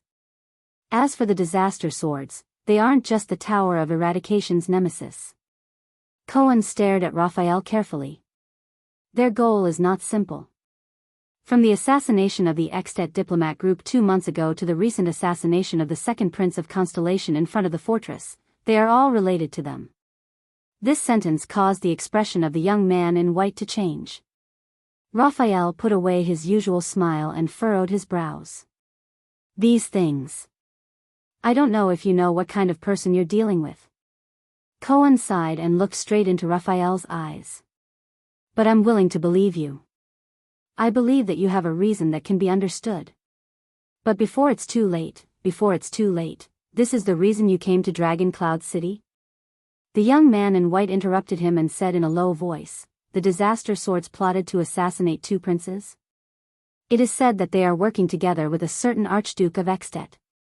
Cohen nodded and said solemnly, so this is no longer the Tower of Eradication and the disaster swords, but Constellation and Extet. It's war and peace. Why is it you? Raphael raised his head. His gaze was as calm as water. Why are the two of you investigating this matter? Because we have the experience of dealing with the disaster swords. Cohen punched himself in the chest. It's also because we've all rolled on the battlefield, because we're all seeds. Seeds. Raphael snorted and shook his head. I am also a seed, Missadun is also a seed, Krosh is also a seed, and there's also Aklin from Olumbia, Solovsky and Bikov from the Eastern Peninsula. Why not send us? Why did they have to send you 2 delicate and noble young masters and young ladies? Speaking of which, God, I thought the argument between the commoners and nobles was resolved after your fight with Missadun. Cohen sighed. Krosh's right hand was crippled while she was investigating the disaster swords. I think this is one of the reasons why the tower sent Miranda. The last rays of the setting sun illuminated Raphael's face. He did not speak, but his gaze was deep. Speaking of the tragedy of his former colleague, Cohen lowered his head. His tone was dejected. Yes, the girl who gritted her teeth and persevered even when she was punished to run with her sword between her teeth. The girl who dreamed of becoming a female knight one day, the next, Heart of the Rain, she, can no longer lift her sword. So, I don't want you to become like that. So, just like in the past, let me help you. Cohen took a deep breath. He suddenly took a step forward and placed his hands on Raphael's shoulders. If you are really doing something, even if it is something unforgivable, then let me be your accomplice. No matter what, we will solve it together. You are not alone. Raphael was silent for 2 seconds. Then, his expression changed. You have to leave immediately. Whether it is climbing over the city walls or digging tunnels. Raphael put on a smile again, but his gaze gradually turned cold. Something is wrong, and this is not something you can interfere with. He flung his shoulders, but found that he could not break free from the police officer's arms. You know me, Raphael. Cohen's gaze darkened. His tone was strained. If you don't agree, the police officer raised his gaze. His gaze was firm. don't even think about leaving this place. Cohen was taller than Raphael, but the young man in white did not raise his head. He only shifted his gaze and met Cohen's gaze. This made his gaze even more sinister. For the last time, Cohen Caribbean, the future Count of Walla Hill. Contrary to his gaze and tone, Raphael's smile grew brighter. Times are different now. Mind your own business, especially the matters of the Secret Intelligence Department. He suddenly stretched out his hands and clashed with Cohen's arms, which were tightly locked around his shoulders. Asterisk thud. Asterisk a muffled sound of a collision. Both men trembled at the same time. But the two of them did not separate. Cohen still held on to Raphael tightly. He did not let go. Really, Police Officer Caribbean? Raphael felt the other party's increasing strength. His tone was cold. Did you think that when I said, "get rid of you," just now, I was only joking? Cohen's expression darkened as well. It was like this in the Hall of Stars, and it's the same in Dragon Cloud City. Cohen clenched his teeth and tightened his grip around Raphael's shoulders. You just appeared out of nowhere, put on a baffling expression, and asked me to mind my own business? Becoming a disaster sword and joining the Secret Intelligence Department. Did it really change you so much? The police officer's anger grew. You're not even willing to give an explanation to an old friend? The two men wrestled barehanded in the alley. As their strength increased, it became more and more terrifying. You said it yourself, we're old friends. Raphael maintained his smile, narrowed his eyes, and said briskly, we're walking on different paths, that's all. Looking at Raphael's expression, an indescribable pain rose in Cohen's heart. What made these brothers, who were once as close as brothers, become like this? Cohen's breathing grew heavier.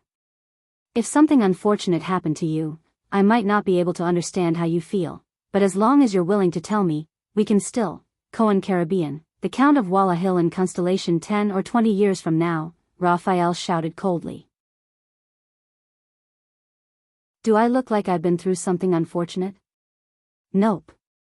An unfamiliar yet familiar female voice traveled into their ears. The two men were stunned at the same time. Cohen turned his head. Raphael flashed his most perfect smile.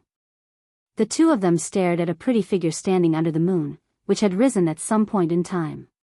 The chief seat of the Tower of Eradication, Miranda Arund, slowly walked into the alley under the moonlight. She placed her hand on the hilt of her sword and stared coldly at the two men who were hugging each other. Is there anything you want to explain? Explain? Cohen's mind raced. He turned his head and looked at Raphael, who was very close to him. He suddenly realized, my posture with Raphael. The police officer abruptly let go of Raphael's shoulder and pushed him away. Miranda, listen to my explanation. Cohen smiled sheepishly and touched his head. Don't be angry, we're not, but Miranda interrupted him coldly. Shut up, Cohen. The swordswoman from the Arund family's expression was as cold as ice. I'm not asking you. Cohen's expression and words froze at the same time. Miranda's gaze was fixated on the man. The man who had not appeared for 3 years. Under Miranda's gaze, Raphael lowered his head and laughed out loud. Long time no see, Mira. The young man in white shook his head slowly. Are you still so cold? So cold that it breaks my heart. At that moment, Cohen Caribbean, who was touching his head, suddenly felt a little redundant. Mira? Don't call me that anymore. Miranda walked slowly to Cohen's side. Her tone was flat, as if she was not facing her former lover. Raphael Lindbergh. Cohen sighed. I say. The police officer looked at the two of them awkwardly. We should find a place to sit down. There are some things that we need to discuss, also, Miranda. Cohen tried his best to blink at Raphael, wanting him to understand his painstaking efforts. You still don't know. Raphael is now a high-ranking officer of the kingdom's secret intelligence department, but he was interrupted again. This time, it was Raphael. You're actually not angry. The young man in white did not even look at Cohen. Instead, He stared straight at Miranda's pretty face and smiled. That's really out of my expectations.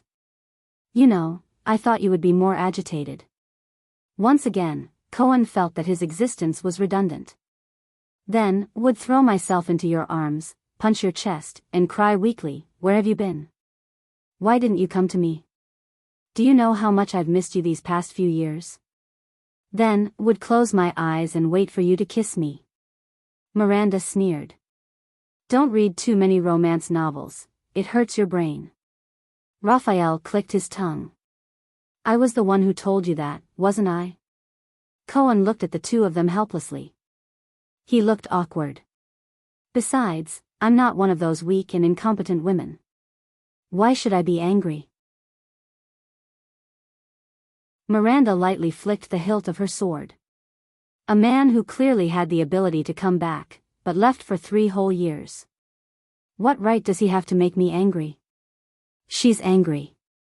Behind Miranda, Cohen sent Raphael this message with his gaze. Raphael was still smiling. Miranda stared intently at Raphael's gaze, but she could not find even the slightest hint of familiarity in it. This made her heart clench. Finally, Raphael raised his eyebrows. All right, he said slowly. All of you stop all activities in Dragon Cloud City and keep a low profile, Raphael said flatly. Leave tomorrow morning. Agree to this condition, and I will explain it to you after everything is over. In the meantime, no matter what happens, Cohen frowned. This time, it was his turn to interrupt Raphael. Hey, Raphael. The police officer raised his right index finger and said bluntly, I swear, if you continue to use this attitude. Miranda cut him off again. There's no need for that. I won't listen to your explanation, and I won't believe it either. Miranda was expressionless and her tone was flat, but it sent a chill down Cohen's spine. For the 3rd time, he felt that he should not be standing there. Oh. Raphael curled up the corner of his mouth and said with great interest, then what are you going to do? Miranda took a step forward and stared straight at the person she was once most familiar with. Raphael looked at her calmly.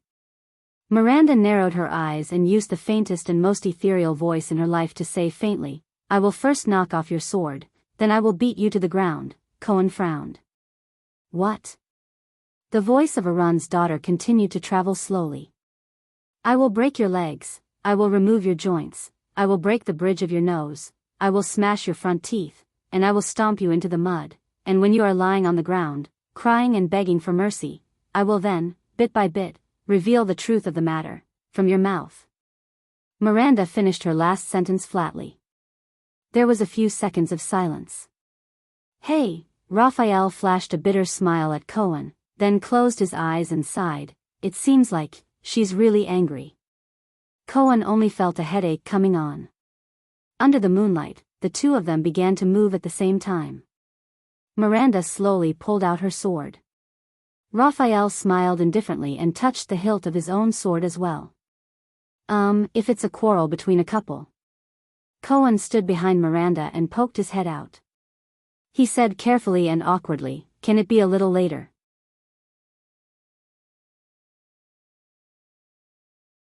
Chapter 143. Chapman Lampard?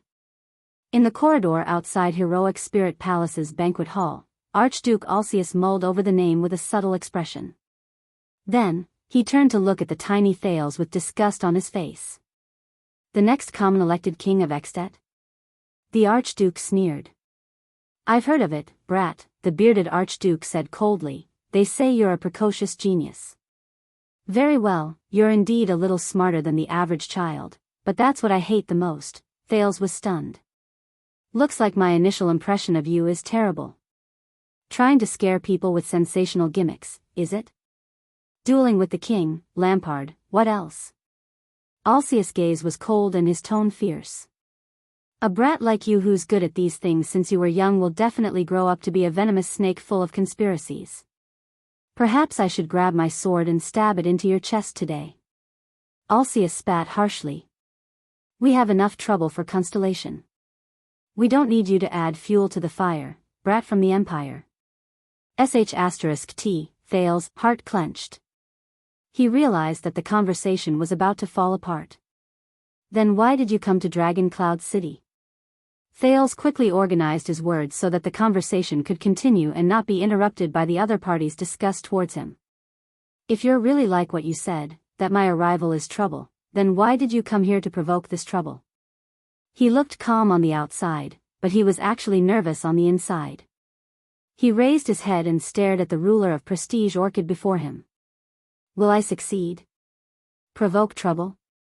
You may be trouble, but you're far from being feared, brat. Alcius sneered. I'm here to see the game between Constellation and the dragon after 12 years. I want to see what we can gain from a prince, and whether our king is blind from old age. What's your conclusion? Thales said with a grin. Has your king disappointed you? Alcius put on an ugly smile, but under his beard, he looked a little ferocious.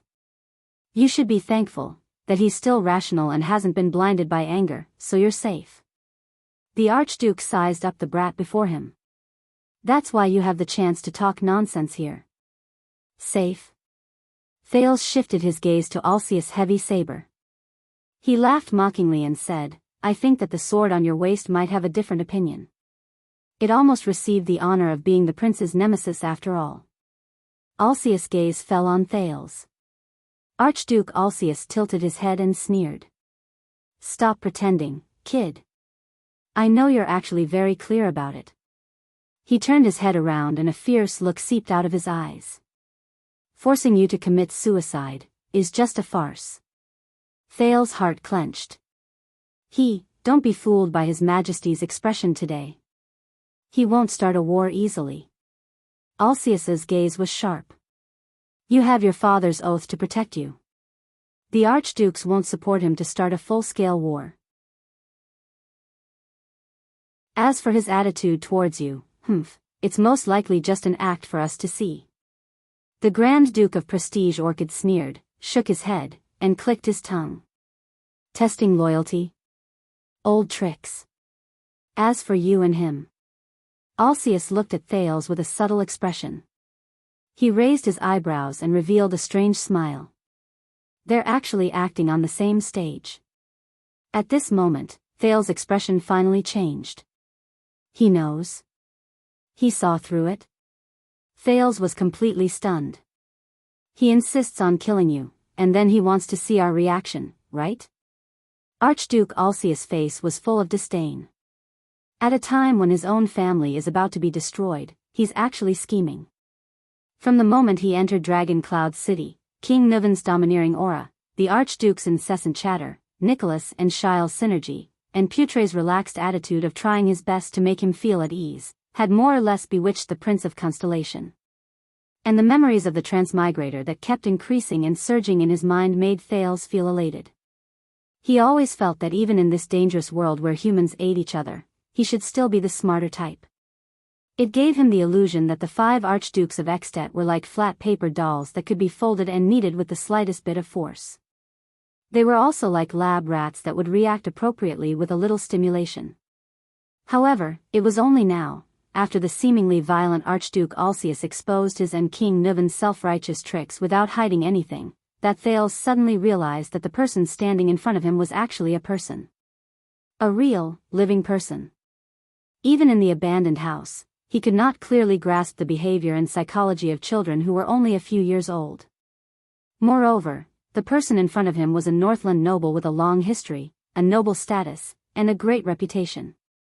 He was a powerful person who had ruled for many years, and he was the Archduke of Extet, whose power was comparable to that of a king. He had stood tall in the harsh and cruel cold of Northland for many years. How could such a person be lacking in skill and scheming? Thales lowered his head. Under Alcius' slightly mocking gaze, he clenched his teeth lightly. No, I haven't lost yet. He closed his eyes, took a deep breath, and opened them. You know him very well? This time, the second Prince of Constellation's voice seemed to lose its previous relaxed tone. Instead, there was a hint of solemnity and steadiness. King Niven? Alcius looked at Thales, who quickly recovered from his shock. His eyes flashed. Yes, I know him. Ever since the first time my father brought me to Dragon Cloud City to meet him. But I also understand the feeling of sitting in this position, the feeling of controlling, maintaining, and protecting a family, a city, a territory, and a group of subjects, the Archduke said faintly. After the tragedy of the Walton family, for the continuation of the family and the future of Dragon Cloud City, Niven had a lot of things to tidy up, make up for, and make arrangements. Starting a war would only benefit Black Sand region and people like Lampard. The territory, resources, and population neighboring Constellation would benefit his enemies. This was something he absolutely did not want to see. So, the person who also did not want to start a war and whose interests were aligned with his is actually you, the little brat of the Empire. Alcius snorted and shook his head. Why does he want to be your enemy? No matter what show you're putting on with him, it's nothing more than that. You're on the same side, the Walton family and the Jade Star family. The Archduke snorted through his nose. His expression was cold. Thales sighed softly. Yes, how could a person who became an Archduke more than 10 years ago and ruled until now be a fool? What Thales could think of, these Archdukes could naturally think of as well. At least, they had a subordinate who was as wise as Kent Vita was to the Archduke of Black Sand region. Where did he get his confidence from? Did he think that by relying on the memories of a so-called transmigrator, which were incomplete for more than 20 years, did not match the era, did not match the civilized society, and had a vastly different status and social class, just like countless transmigrators before him, he relied on his superb interpersonal skills, outstanding memory, and ever-present aura and halo to make these elites from other worlds, who had survived the social competition, which was countless times more intense and cruel than in his previous life, obediently listen to his orders, and manipulate them as he pleased. He was even helpless against Quide Rhoda, who managed the child beggars in the abandoned houses, and his assistant, Naya Rick, right? Thales lowered his head dejectedly. A person's will and actions are always unpredictable and mysterious existences. Society was composed of millions of unfathomable human hearts. Society is definitely not a precise machine that can operate perfectly with a set of parameters. He had to be like the purest social science researcher, always maintaining the most humble, modest, and cautious attitude in the face of a world that was completely different from the past, instead of being complacently immersed in his lofty self-awareness of progress. After all, he did not have a system, a chip, or a technology tree that could be climbed step by step with the click of a button like Civilization 6. After all, he did not transmigrate into Shuang Wen's world. Thales stared at the ground, motionless. This is the end of your gimmick. Chapman Lampard becoming king? Alcius seemed to be very happy to see the confident 7-year-old brat at a loss for words. King Nuven is still rational. Chapman will never gain any benefits by starting a war, and he will never become king. Also, don't forget the grudge between them. Next time, find a better reason, think of a reasonable stunt, and sow discord. Alcius was ready to leave after he finished speaking. Thales slowly clenched his fists behind him. Maybe. I really am. He's not suitable to be a prince, or even a king. But, under Waya's astonished gaze, Thales chuckled softly. At least, I want to be a survivor. Survive. The next moment, Thales raised his head abruptly and looked at Archduke Alcius, who had not gone far. You are wrong. Alcius stopped walking. It is precisely because King Nuven is still rational that. Thales' voice came from behind him. Chapman Lampard is destined to become the next king. And I myself am not as safe as you claim. That is why we are having this conversation. The same old stunt again? Alcius sighed. My disgust towards you will only, the second prince did not give him a chance to speak. The key is not my stunt, but whether this is related to your interests. Thales' eyes were firm and steady again. Is it related to the interests of Prestige Orchid region? Listen to me. Then make your own choice. Alcius frowned. What I'm going to say next is only to you. Thales looked behind Alcius. There were 2 muscular attendants with sharp eyes, and it was obvious that they had extraordinary skills. Archduke Alcius narrowed his eyes as if he was deep in thought. Why? Are you afraid that a child will assassinate you? Thales sneered and said, or do you want to go back earlier and drink a few more glasses of wine with your 4 good colleagues? As he stared at the foreign prince in front of him, who appeared young but spoke maturely, Archduke Alcius felt a strange sense of absurdity. A few seconds later, the Archduke chuckled and ordered his attendants to walk away. Thales secretly heaved a sigh of relief. At his signal, Wuxia, the prince's attendant, nodded and left with a solemn expression. The brazier in the corridor burned fiercely. 2 figures, one big and one small, faced each other quietly in the dark. Tell me, according to your theory, how does Lampard become king? Alcius did not look at Thales. Nonchalantly, he extended his hands to the brazier and warmed his frozen hands. I was assassinated in front of Broken Dragon Fortress. With a cold expression, Thales went straight to the point. The murderer wanted to frame Lampard. Archduke Alcius pursed his lips and raised his eyebrows. I've heard of it. Unfortunately, he did not succeed, Alcius said disdainfully. Whether it was to kill you or frame Lampard. Thales ignored Alcius' hostility and continued, this made Lampard realize that an enemy was secretly reaching out to him, and that his situation in the country was not good. Lampard is a powerful man. This is nothing to him. Archduke Alcius was expressionless. Because of this, Lampard proposed to form an alliance with me to fight against our enemies together. Thales still did not care about what the Archduke said. Like a robot from his previous life, he stated the truth without any emotion or color. He provided me with all the resources I needed in Dragon Cloud City in exchange for the help of a future king of Constellation. At this moment, the corners of Alcius' lips curled up. He lost his composure and laughed.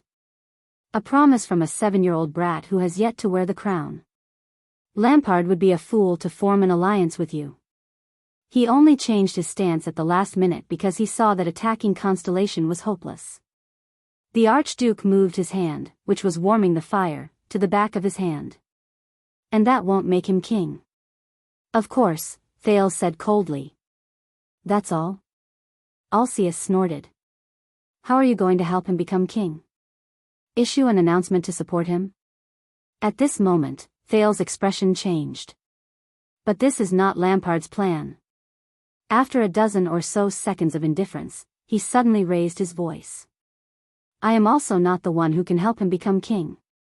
Alcius shifted his gaze from the brazier to Thales. Of course he knows that I am not that valuable. Other than being branded with the symbol of Constellation, I am nothing. Thales sighed. But believe me. I met him once in his military camp. He is not a fool. Humph, I know him better than you do. Alcius clenched his fists above the brazier and said coldly, 12 years ago, when he mercilessly nailed his brother to the ground in the duel field, I witnessed it with my own eyes. Thales took a deep breath and nodded. He is only pretending to form an alliance with me. In fact, I guess he has other plans. And he is about to put them into action. Alcius locked his thoughts in a frown and carefully sized up Thales before him. Say it, brat. Alcius also sighed and said impatiently, very well. You have successfully attracted my attention. Thales was stunned. This line. I seem to have heard it somewhere before. Forget it, it's not important. Thales took a deep breath. Nuven, he heard himself say slowly in his calmest and most careful tone, Chapman Lampard wants to work with King Nuven.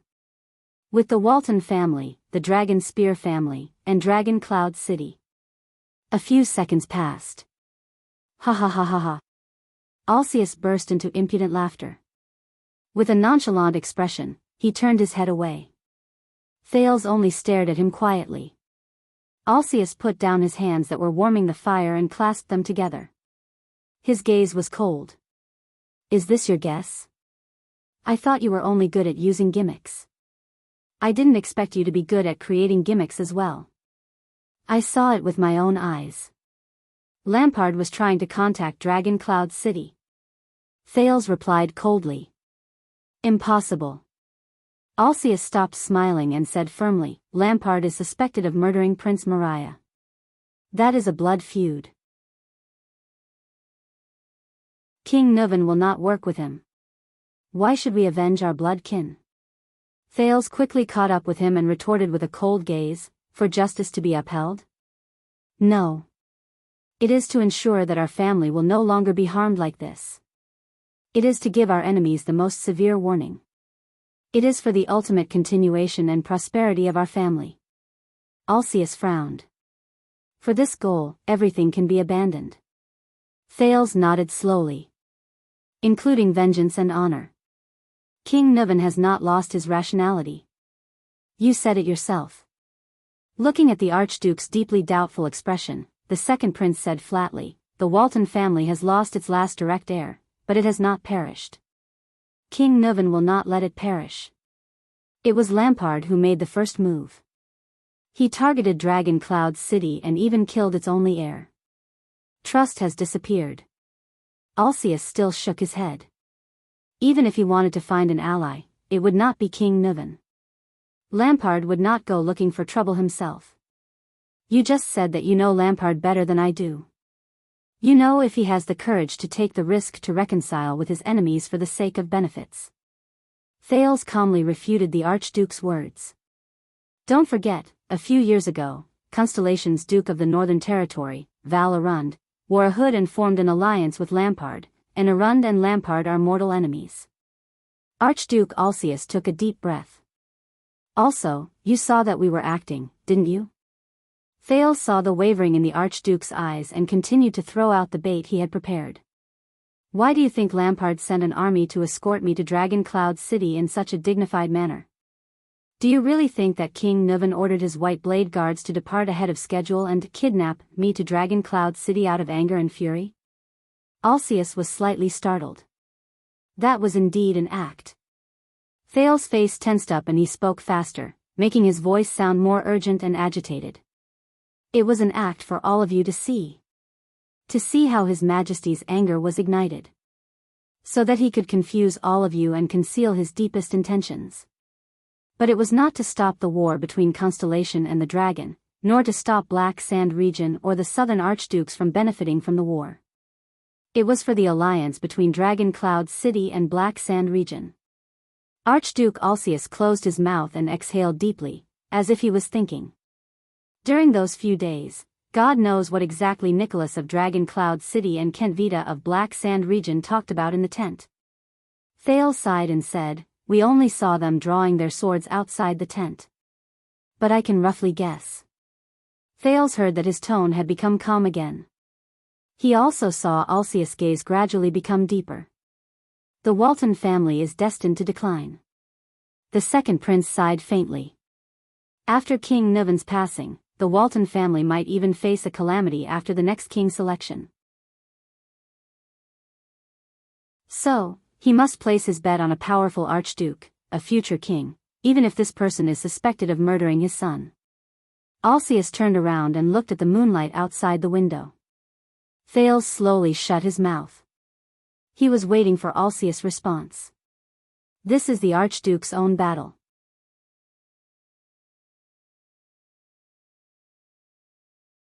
Chapter 144. A few seconds later, Ha! You underestimate the character of Northlanders, citizen of the Empire. Archduke Alcius shook his head and sneered. You don't even know Nuvan. When he was young. But Thales could hear the emotion in his words. It was no longer as certain as before. Instead, it was the kind of self-persuasion a wife would give when she first learned that her husband was having an affair. No, he's always been loyal. Are you that confident in your king's character? The second prince raised his head, his eyes burning. Stop trying to sow discord. You don't know Nuvan. Alcius turned his head, his tone seemingly filled with resentment. Our relationship is closer than you think. I heard that he might have been a good king when he was young, forthright and just, even willing to sacrifice his life to protect a nameless pawn, Thales said softly, unconcerned. He is a Northlander, but before that, King Nuvan was first and foremost a man. He will grow old. Archduke Alsius fixed his gaze on him. This was told to me by one of Nuven's most trusted men. I met him in his tavern, the prince said with a smile. The famous former commander of the White Blade Guards, Castellan Lampard. I believe you know him better than I do, and I believe he knows your king better than you do. Old people always want to make arrangements for their deaths. By the way, this is what the Duke of the Northern Territory of Constellation said. He was in charge of Constellation's part of the assassination of Prince Mariah. Taken out of context. That's what it means. Thales sighed silently. Archduke Alsius did not speak. He was expressionless. And you saw his performance in the Hall of Heroes. Thales' gaze was gloomy. What do you expect a lonely old man who lost his only son and the last hope of his family to do? Silence. Then, Alsius took a deep breath and slowly exhaled. It's just your conjecture. The bearded archduke's voice was low. Everything is based on the absurd assumption that Nuven is rational enough to endure the pain of losing his son. Thales pouted. Alsius' mind was still very clear. But Thales curled the corner of his lips in his heart. He heaved a sigh of relief. It's time. He wanted to add one last bargaining chip to the conversation. Thales sighed. If you want to wait until you have evidence, then wait until King Chapman arrives. Archduke Alsius' beard trembled slightly. Also, when we were in Constellation, the Extet special envoy to our country, Baron LaSalle. Thales lowered his gaze. We overheard some messages in the courier house. Alsius was puzzled. Lampard's pawn? It seems that Lampard was not the real mastermind behind King Nuven's son's murder. Thales nodded and flashed a mysterious smile. Someone else murdered Prince Mariah. It was a silence that lasted much longer than any that had preceded it. Thales' gaze was fixed on Archduke Alsius, who was in front of him. She watched his expression change from confusion to shock, and from shock to deep thought. Could it be him? Finally, Archduke Alsius heaved a long sigh of relief. The news from Constellation is not, the news from Constellation is what we want you to know. Thales said flatly. Accusing Black Sand Region's Lampard as the mastermind behind Prince Mariah's murder, thus making you turn against each other and kill each other. But we are not sure who the murderer is. Don't forget, the only clue that can solve the mystery of Prince Mariah's death is the confrontation between the suzerains of Constellation in the palace. We can't even confirm whether Black Sand Region is the culprit. Archduke Alsius' pupils gradually contracted. Obviously, this information was somewhat beyond his expectations. This is the Black Prophet Morat, a means of the kingdom's secret intelligence department. Thales shook his head helplessly. In other words, the so-called feud between Walton and Lampard, Dragon Cloud City and Black Sand Region that you have always believed in might not exist at all. This means that if Lampard can convince King Nuven that he did not participate in Prince Mariah's death, Alsius stared at Thales in disbelief. Nuven Walton and Chapman Lampard. Thales shrugged and sighed. They don't have any feud over the death of their son. They can totally form an alliance. On the contrary, Nuven will not trust you, because perhaps the real murderer, Thales recalled a little boy in a blue suit and glasses in an anime from his previous life. He pretended to touch the bridge of his nose, then narrowed his eyes and pointed at Alsius decisively. He's among you. The murderer also did something else. Before Thales finished speaking, he narrowed his eyes and threw out another piece of information. And this was what King Nuven told me. Archduke Alsius' pupils slowly narrowed. He is also the one who framed Lampard under Broken Dragon Fortress and used the Mystic Gun unit to try and kill me. Archduke Alsius' breathing became heavier. Thales did not miss any of his expressions. A few seconds later, the Archduke of Prestige Orchid lowered his head and chuckled. Alsius' gaze was sharp. If all this is true, then they might have formed an alliance. But these are all empty words from you. There is no evidence. Marquis Shiles. Thales expected Alsius' reaction. He was not flustered. The city envoy from Camus Union talked to me quite well along the way. From his channels, I found out that on the night Nicholas arrived at Lampard's military camp to welcome me, he released 3 messenger ravens in the middle of the night. There is no harm in confirming with him. Breeding and selling messenger ravens is also one of the businesses that Good Flow City represents. They are only here to welcome an enemy country's envoy. Why did they contact Dragon Cloud City 3 times in Black Sand Region's camp? Alcius's face was as cold as ice. Thales nodded at him. At least, one of them is trying to contact the other party. Archduke Alcius pressed his hand on the hilt of his sword and did not speak.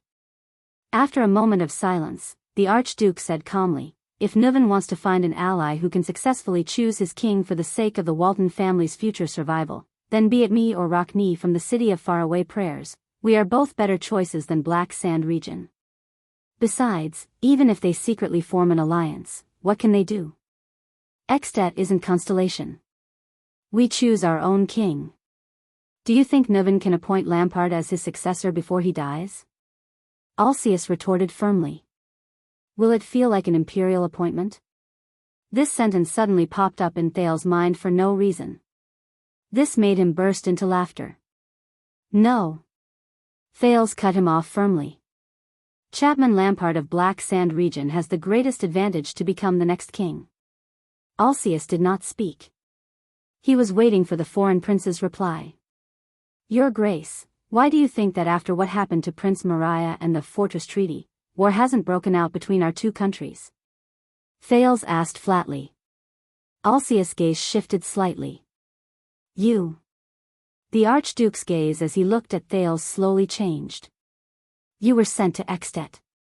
Your father's oath to the throne used your safety to ensure that war would either not break out, or it would break out into an all-out war that could only be won with the entire strength of Extet.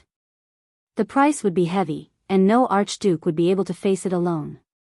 And in order to contain Black Sand Region, King Nuven had to stand on the same side as the Jade Stars to prevent war." Alcius' expression became more and more unpleasant. Thales finally smiled. "Yes, these 2 factors are the main reasons to prevent war from breaking out on Extet's side. Once they all disappear, once King Nuven is no longer afraid of the price of an all-out war, and no longer hesitates to mobilize all the archdukes in the country in the name of the common elected king, eliminating every archduke's worry of facing the enemy alone.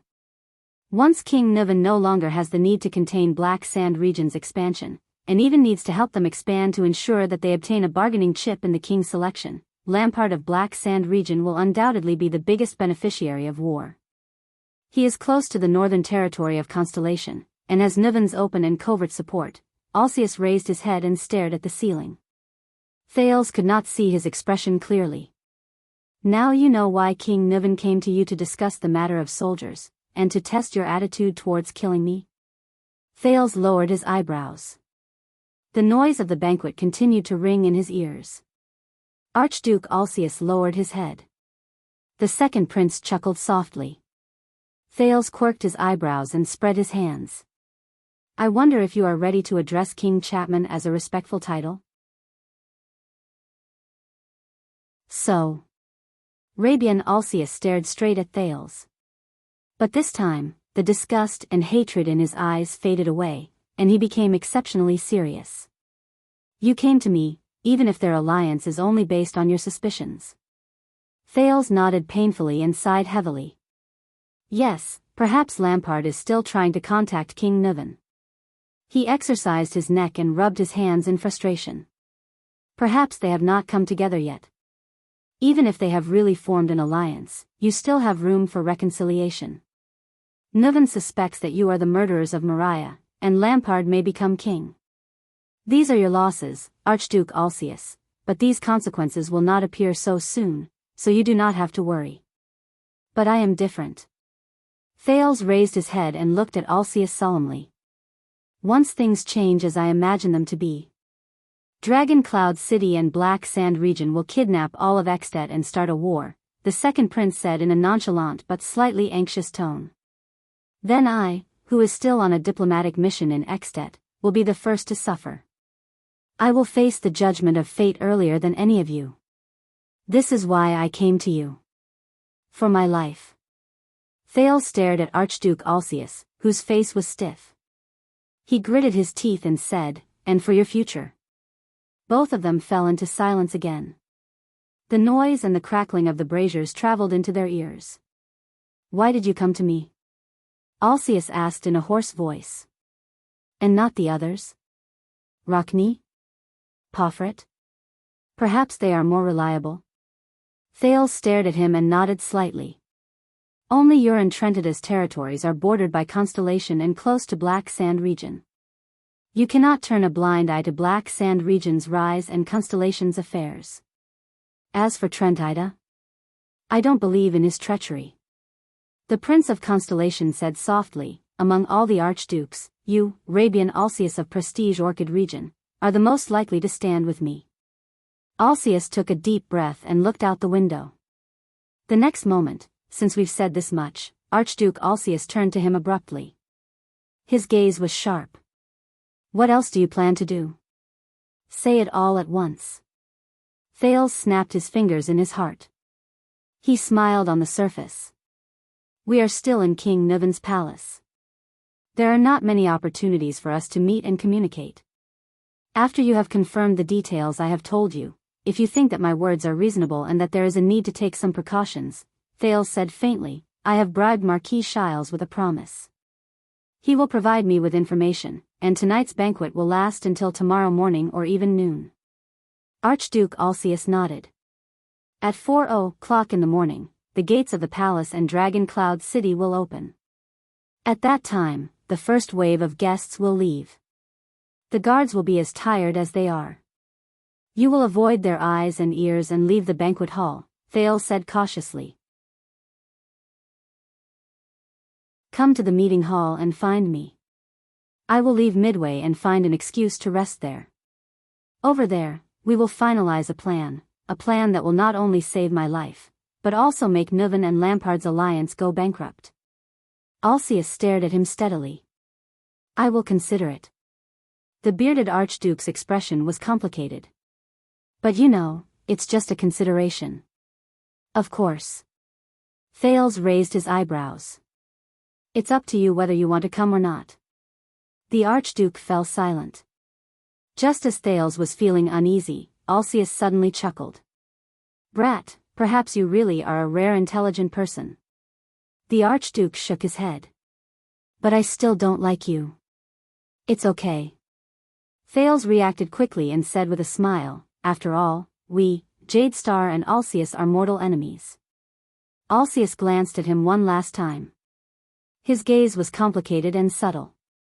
The archduke turned and left. Wyatt came in front of Thales. Thales watched Alcius' back disappear around the corner and exhaled abruptly. His entire body relaxed and his entire body went limp. Wyatt gently held him up. "Your Highness," the attendant said softly, "how was it?" "He saw through my relationship with Nuvan from the beginning." Thales felt his body drenched in cold sweat and said with lingering fear, "Fortunately, I adapted to the situation." He raised his head and looked at Wyatt. "What did Ralph say?" Wyatt hesitated and made a few gestures that he himself did not understand. "Very good.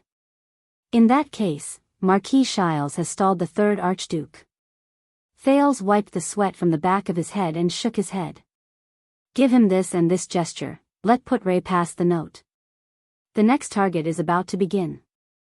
Hopefully, Shiles' acting skills are good enough to not arouse Alcius' suspicion.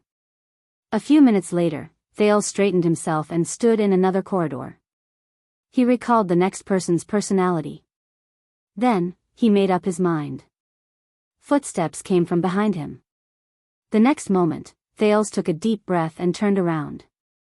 Accompanied by Wyatt, he flashed the brightest smile at the person who was walking towards him from afar.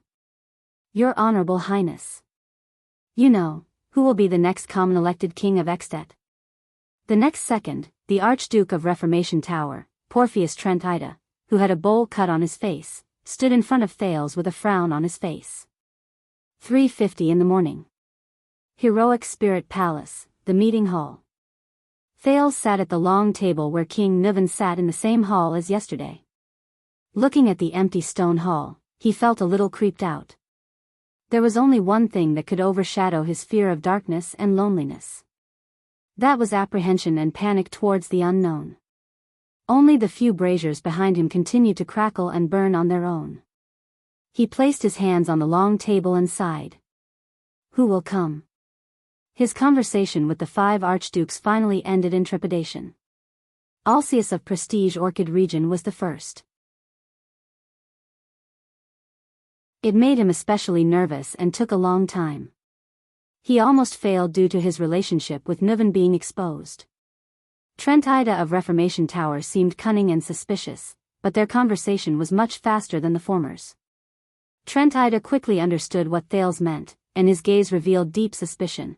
It was unclear whether it was directed at Nuven or Thales. These 2 southern archdukes were not the most difficult. Archduke Letko of Defense City in the north was the 3rd person. However, this old baldy was the most difficult to deal with. His seemingly senile and muddle-headed eyes occasionally flashed with a hint of shrewdness, but he scoffed at Thales' words until the very end. Thales put on a smile and spent a total of 20 minutes to complete their conversation. The conversation with Archduke Rockney of the City of Faraway Prayers in the west was the fastest to end. The long-haired archduke was taciturn. He nodded and shook his head more than he breathed, causing Thales to doubt the effectiveness of the conversation. Judging by his demeanor, Thales suspected that he did not care who became king.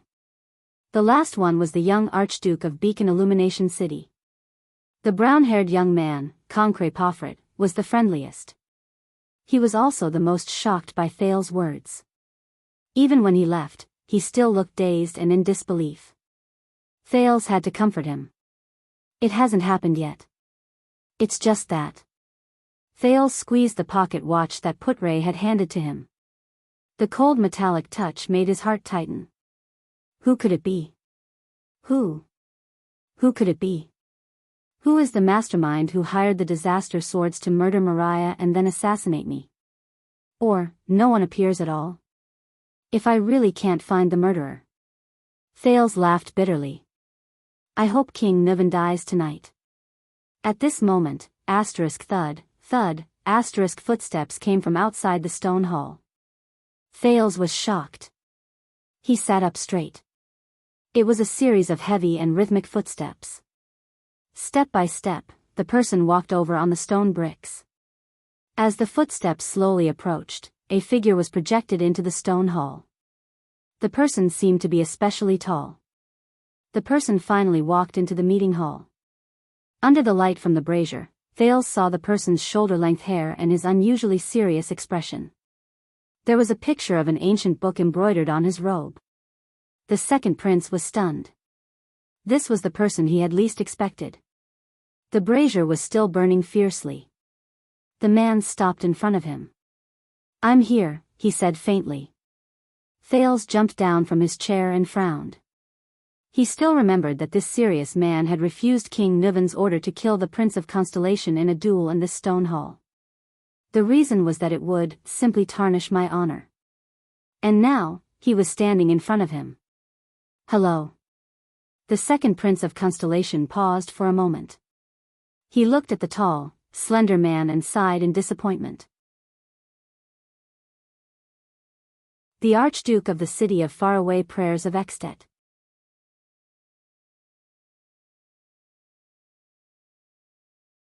Chapter 145. In the alley of Armor District in Dragon Cloud City, the 3 old friends finally drew their swords and started fighting. Under the moonlight, Cohen covered his innocent nose in pain as he looked at the man and woman in front of him who started fighting at the slightest disagreement. He knew that in this special battle, there was no room for him to intervene. Miranda probably wouldn't allow him to intervene either. His nose was the proof. Fortunately, compared to before, Miranda's hands were now able to control their strength. Cohen turned his attention back to the battlefield and saw that Miranda was the first to swing her sword. The tip of her sword was aimed at Raphael's chest. Raphael's thin sword instantly appeared in his left hand. Using offense as defense, he slashed at Miranda's throat with a speed that was slightly faster than his opponent. However, it was as if Miranda had predicted her opponent's next move. The blade of her sword naturally changed direction, and as it spun, It slashed at Raphael's left hand. From afar, it looked as if Raphael had taken the initiative to extend his left hand to meet her blade. Cohen was amazed. This was Miranda's instinct after years of practicing Pegasus music. She actively listened to and even controlled the rhythm of the battle, manipulating her opponent's every move. Raphael frowned. He quickly drew his sword and was forced to retreat. He knew how terrifying his former lover was and tried to quickly break away from her rhythm. But Miranda's gaze was as cold as ice. She followed up with a timely slash. When Raphael retracted his right leg, she slashed at his left leg, which was his center of gravity, and interrupted his retreating and regrouping steps. Raphael was forced into a difficult situation. He was forced to stop retreating and face the sword. Just like before, Miranda seemed to have predicted Raphael's movements. She drew her forearm, and the wind howled. Cohen's pupils shrank as he watched the battle. In the 10 seconds, the swords of both parties did not touch, exchange, or clash. They only moved back and forth in the air, causing ripples in the air. But Cohen knew that this was an extremely dangerous battle. His teacher, Zadie Tafner, once told Cohen, who was not yet a police officer at that time, that this kind of silent and rapid battle was more often seen in battles between supreme-class fighters. The next moment, Cohen saw Miranda's blade instantly swing at Raphael's head at the most appropriate time, avoiding her opponent's block, dodge, and counterattack. Hiss, the sound of a sword tearing through the air could be heard. In that instant, Raphael's dark red eyes flashed with a different expression. His left arm trembled visibly. Then, the thin sword danced in the moonlight, leaving an afterimage. Ding! The blades of the two finally clashed for the first time, and the air vibrated with a sharp sound that tortured the ears. Cohen frowned and resisted the urge to cover his ears. Raphael gritted his teeth and quickly took 3 steps back. Miranda, on the other hand, stood in place and swayed. For a moment, the entire area fell silent. Miranda expressionlessly flicked her wrist, and a few strands of hair floated down from her blade. Raphael panted slightly and touched the right side of his forehead. A bloody scar had already appeared on his temple. As expected, Cohen sighed. True enough. Miranda was still the strongest. Raphael rubbed off the blood on his hands. With a resigned smile, he shook his head and sighed. When it comes to sharp observation, seizing the timing and rhythm of battle, you're still as good as ever, Miranda. Cohen coughed and carefully observed Miranda's expression.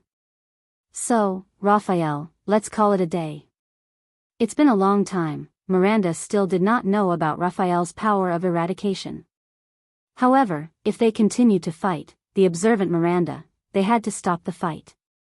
But at this moment, a voice that made the two men tremble came from the field. Raphael, where's your sword of death? Cohen was slightly startled. Raphael lowered his head. Miranda's voice trembled slightly in disbelief. That power of eradication that replaces defense with offense and counterattacks in a desperate situation. For more than 10 years, you're the only one who has awakened the power of eradication that can break the rhythm of Pegasus music. Why is it missing? Cohen closed his eyes in pain. *T. She found out. Miranda suddenly raised her head. Under the moonlight, there was a hint of disbelief and panic on her cold expression. This is not the rhythm of Sword of Death.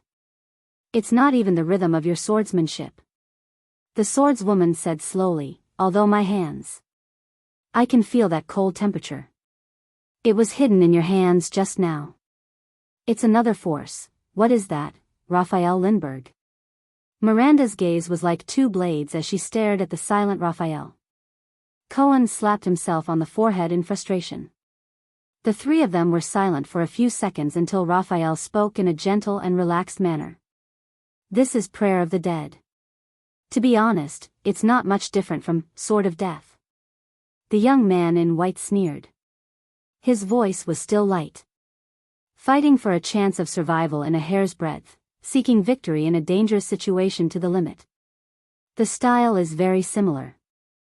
I thought you wouldn't be able to feel it with your hands. Just like how Touch of Greed is the disaster sword's version of the Glory of the Stars. Miranda furrowed her brows tightly.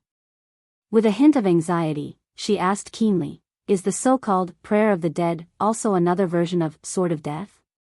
Her gaze was filled with indescribably complicated emotions. She fixed her gaze on Raphael. The disaster sword's ruthless power of eradication? Cohen was truly stunned. It seemed that Miranda had already gathered a lot of information about the disaster swords in a short period of time.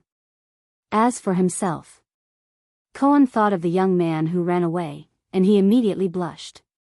It seems that Klein has told you too much. Raphael narrowed his eyes as if he was deep in thought. Even if it's an unrestricted inheritance from outside the tower, he's still a swordsman who is close to supreme class. Why would he talk so much? To their surprise, Miranda suddenly smiled.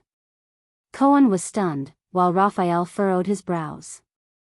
Is this why you hid it from me, Cohen? As she laughed, Miranda used her slightly hoarse voice to speak to Cohen without turning her head. The Tower of Eradication's successor, who is chosen once every 5 years, one of the candidates to inherit supreme class. Raphael Lindbergh. You actually sided with the disaster swords? Cohen shut his eyes tightly when he was questioned. Raphael remained silent. The police officer opened his mouth to speak, but he hesitated when the words reached his lips. He opened and closed his mouth. In the end, he still lowered his head and turned his words into a sigh. In the next second, Miranda's figure flashed, and her sword struck out once again. This time, her sword was not aimed at Raphael's vital points. Instead, it went straight for the blade in Raphael's left hand. Cohen revealed a puzzled expression. Attacking the enemy's weapon was not a normal battle strategy. But what surprised him even more was that Raphael, who had been smiling all this while, actually had a drastic change in expression because of this seemingly harmless strike. Asterisk clang. Asterisk the two swords collided for the second time, but there was no follow-up. Miranda's sword retreated upon contact. Miranda stared straight at Raphael, as if she had forgotten everything around her. Raphael, on the other hand, looked at Miranda with a pale face, as if he had been struck in his most vital spot. Only Cohen scratched his head and looked at the scene in confusion. Strange, this strike didn't cause any damage. Why are the two of them reacting so strangely? Then, Miranda's voice drifted over. The reason for the disappearance of the sword cleansing's death, is this? Arun's daughter's voice trembled unexpectedly at this moment. 3 years? 3 years? It's him? Is this the reason? Him? The young man in white, Raphael, stared blankly at Miranda. His expression was complicated. Mira. She still found out. This was the first time they met after 3 years. She found out. He lowered his eyes. In the next second, the swordswoman suddenly raised her head and shouted agitatedly, Raphael, you arrogant idiot. Raphael didn't say anything. He just looked at her calmly. Cohen stared in shock at Miranda, who seemed to have lost control of her emotions. This was, what's wrong? Wasn't she a strong and independent, strong woman just a moment ago? How did she become a grief-stricken ex-girlfriend in the next moment? In the next moment, the swordswoman turned around and stabbed her sword into the wall beside her. Swoosh! Raphael let out a long sigh. With a gloomy expression, Miranda let go of her hand, letting the hilt tremble in the air. I curse him. Miranda turned her head and gritted her teeth. Her expression was sorrowful and indignant. She sneered angrily. He deserves it. He deserves it. The swordswoman roared. Raphael gently sheathed his sword. Don't be like this, Mira. The young man in white shook his head and said softly, it's not worth it. Cohen's mouth fell open. He was almost driven mad by the situation in front of him. What was going on between the two of them? After fighting for a while, they stopped. Started crying and talking in riddles? Sword cleansing's death. Arrogant idiot. Deserved it? Not worth it? He was Cohen Caribbean, a level 2 police officer of the Western City Police Station of Eternal Star City and also the captain of the City Defense Patrol team. At that moment, his mind was a mess. I can't understand it at all. Cohen scratched his head in pain. As he approached the two of them, he interrupted, "Can anyone explain to me what's going on?" "Miranda, even though Raphael has the disaster sword on him, you don't have to be so agitated." In the next moment, Miranda and Raphael raised their heads at the same time and shouted angrily. "Shut up, Cohen." Miranda's face was full of anger. "Not now, Cohen." Raphael's face was as cold as ice. Cohen, who was interrupted by the two of them at the same time, stopped in midair with his mouth half open. He stared at them innocently and at a loss. He raised his hands, smiled apologetically, and took a step back while nodding and bowing.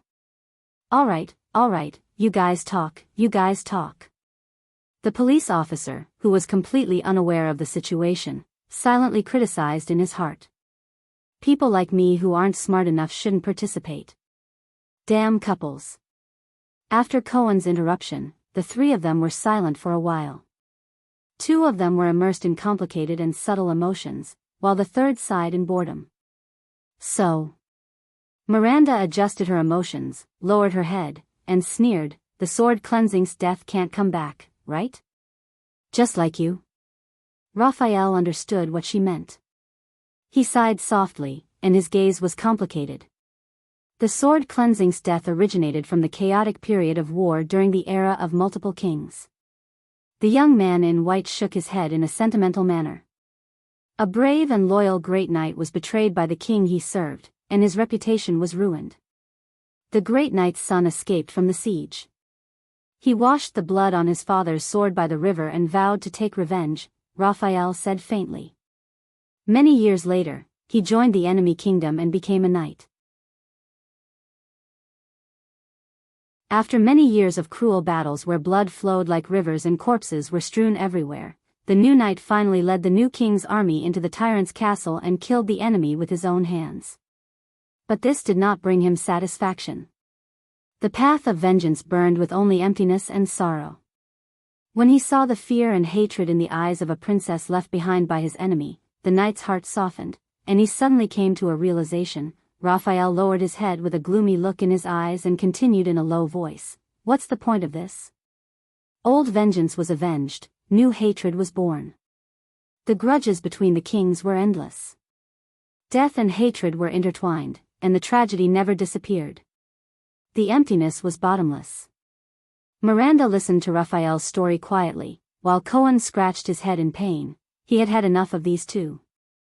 So, the knight carried the princess out of the castle that was covered in blood, corpses, hatred, and madness.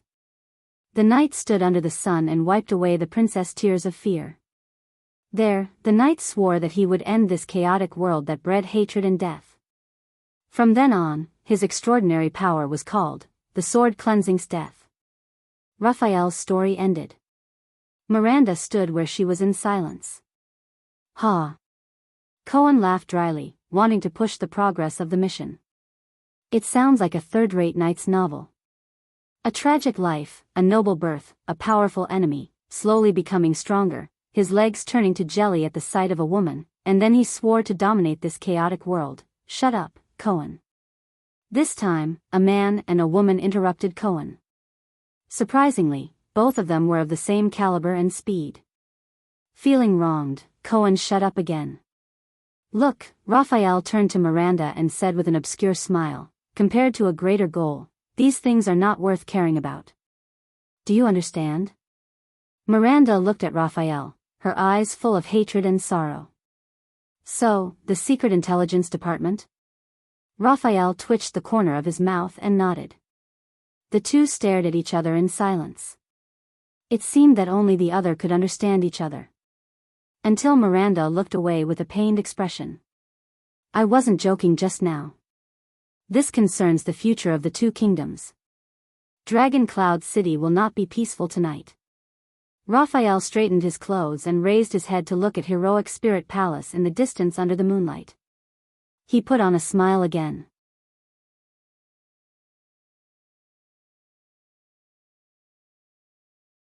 Chapter 146.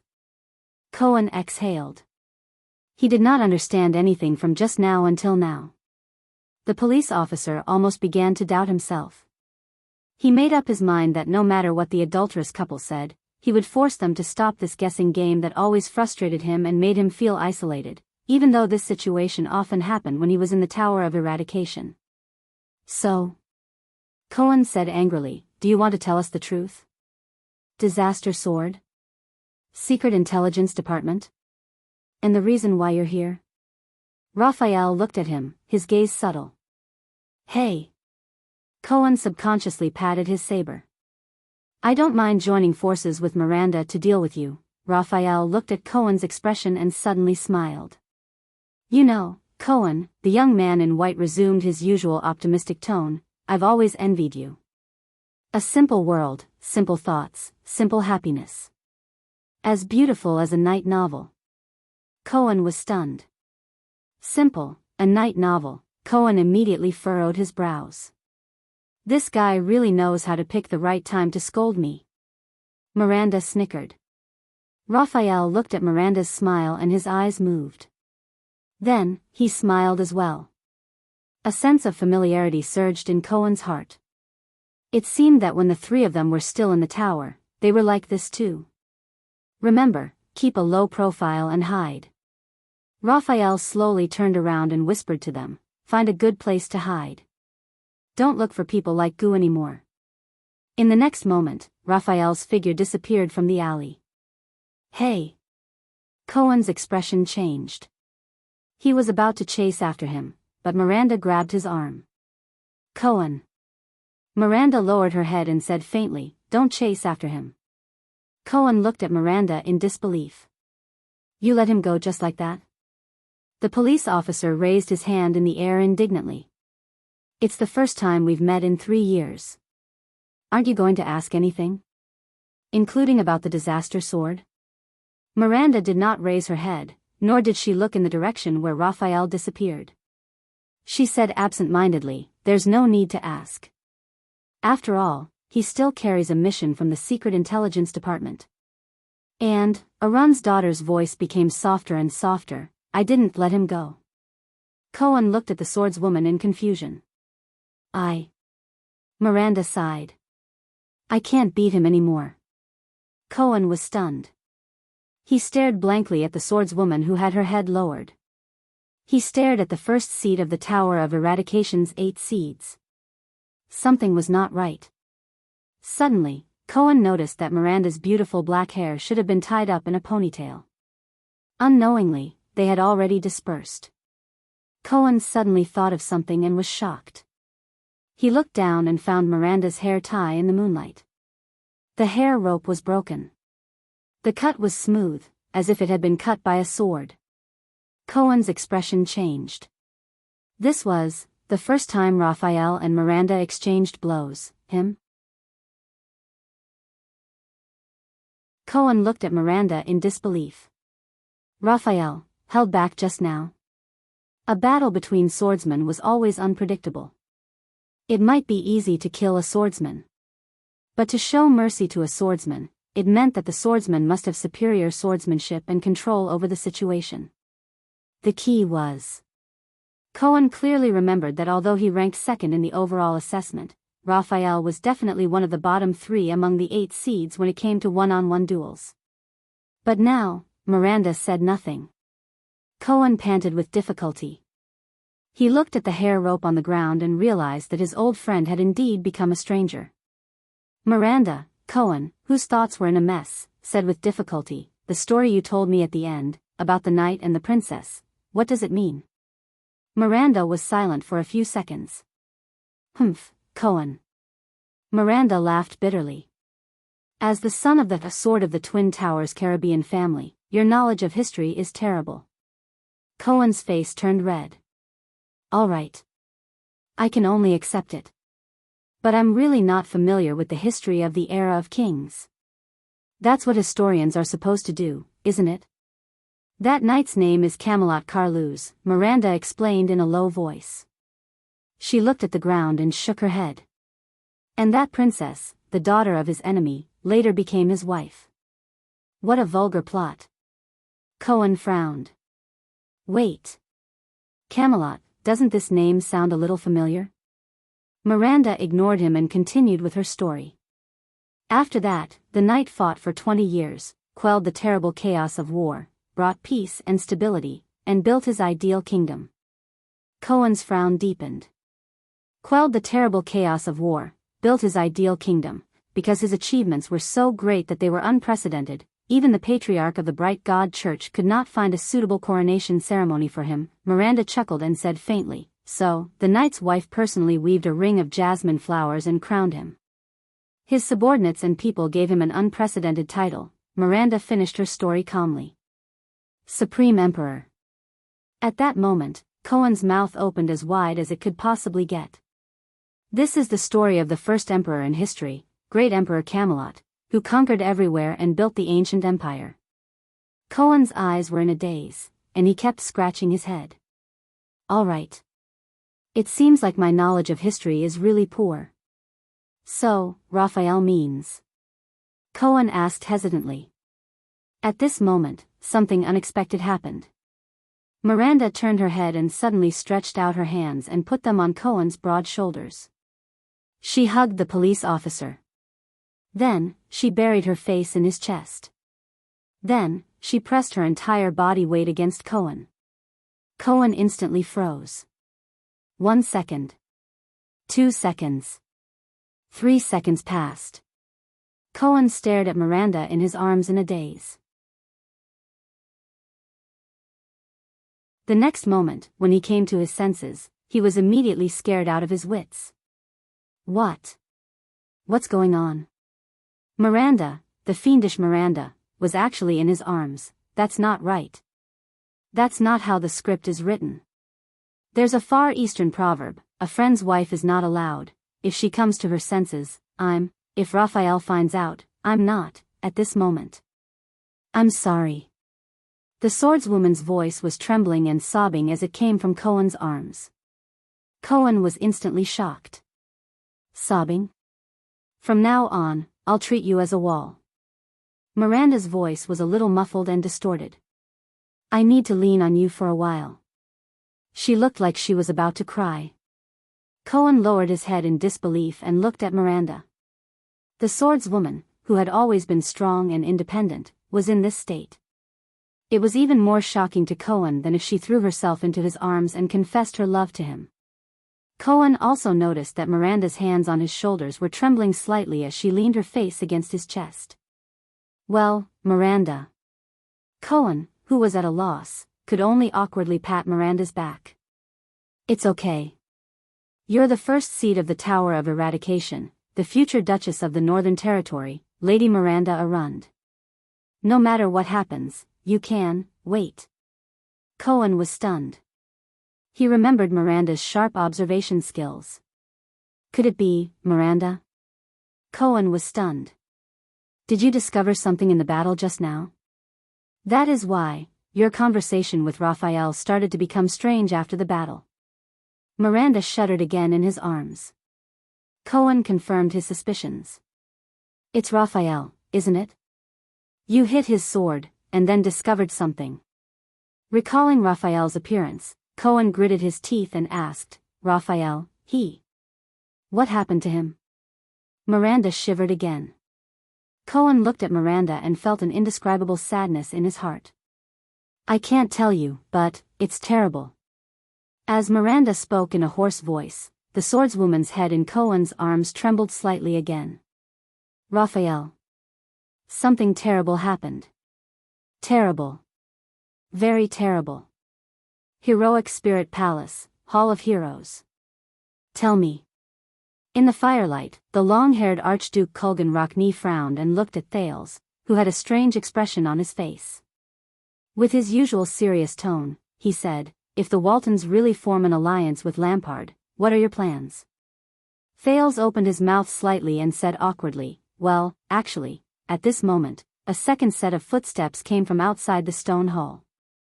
The two people in the hall turned their gazes at the same time. As the shadow moved into the hall, a third person appeared in front of Thales and Archduke Rockne.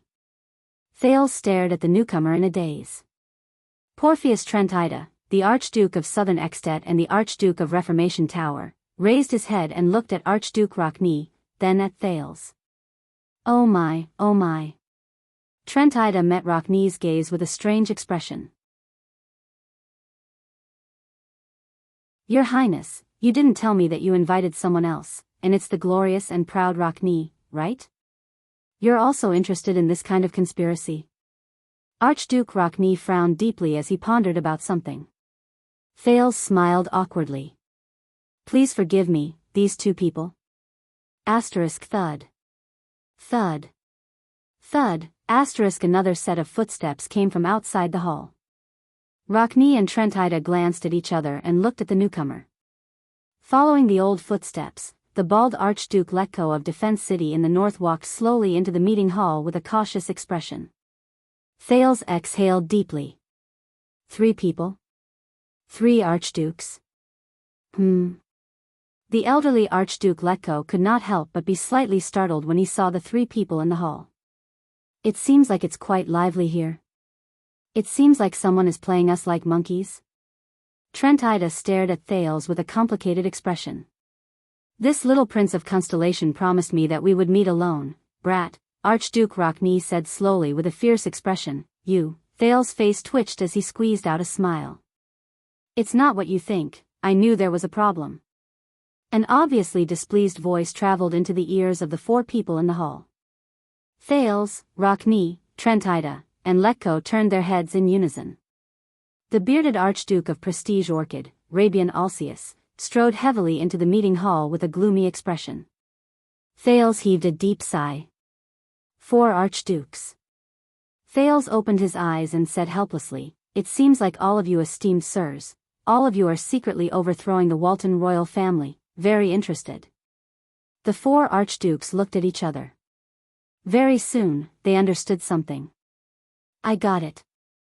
Archduke Alcius glared at the stiffened Thales with a furious expression. Brat, don't tell me that you said the same thing to every single one of them? Thales' face was filled with rage. I really admire you. The long-haired Archduke Rockne sighed and shook his head. You managed to attract all of us here with just a few words. Thales took a deep breath and endured the Archduke's hostile gazes. Why don't we wait a little longer? Wait until all 5 of us are here? Trentida said sarcastically. Maybe that brat Poffred is on his way here? Just as Thales was about to give in to the Archduke's questioning, more and more footsteps were heard. The 4 archdukes frowned at the same time and looked around.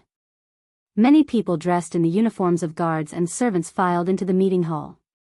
Many of the braziers were lit. The stone hall was instantly as bright as day. A familiar, weathered voice rang. I'm really touched. The old voice caused the 4 archdukes' expressions to change at the same time. The fierce and decisive Rabian Alcius. The cunning and cunning Porphyus Trentida. The unsmiling Kulgan Rockne.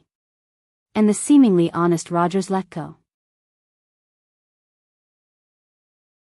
With just a little provocation, all 4 archdukes are suspecting and plotting against your king?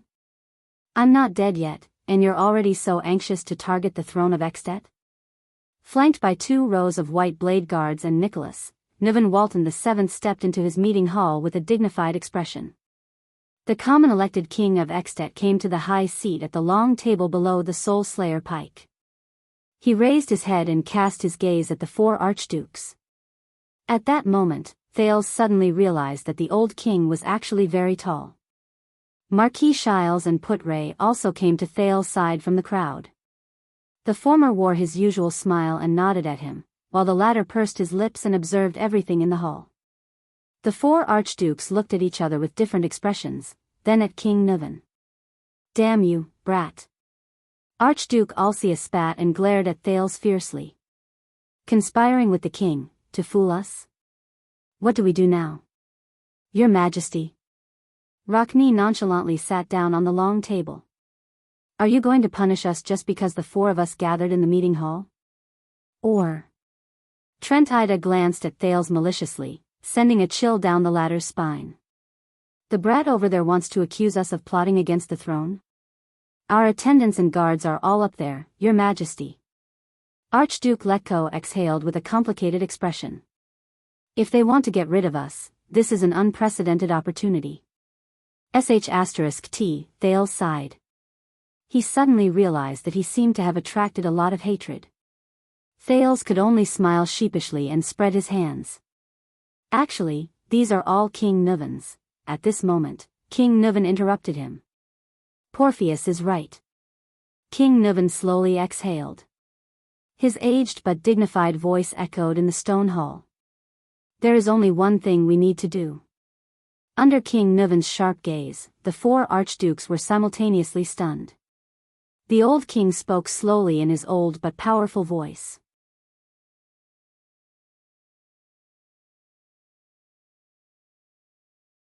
Chapter 147. This was the first time Thales saw King Nuven with a dark golden crown on his head. Dressed in a golden-red outfit that was both solemn and imposing, he walked down the stairs with his ministers surrounding him. He walked towards the long table in the middle of the meeting hall and sat on the common-elected king's seat of honor.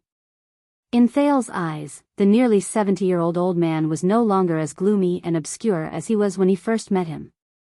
Instead, it was replaced by an unprecedented majesty and boldness, like a silent and terrifying lion in a pride of lions. Nuven Walton VII stood tall and upright. He held on to the arm of the chair, his eyes shining brightly as he looked into the hall. Under the king's undisguised scrutiny and disdain, the four archdukes turned their heads or averted their gazes in an unnatural manner. Administrator Merck stood behind the king with a solemn expression. Dozens of elite white blade guards guarded every corner of the meeting hall, vigilantly pressing down on the hilts of their white swords. There were even more unfamiliar faces that Thales had never seen before.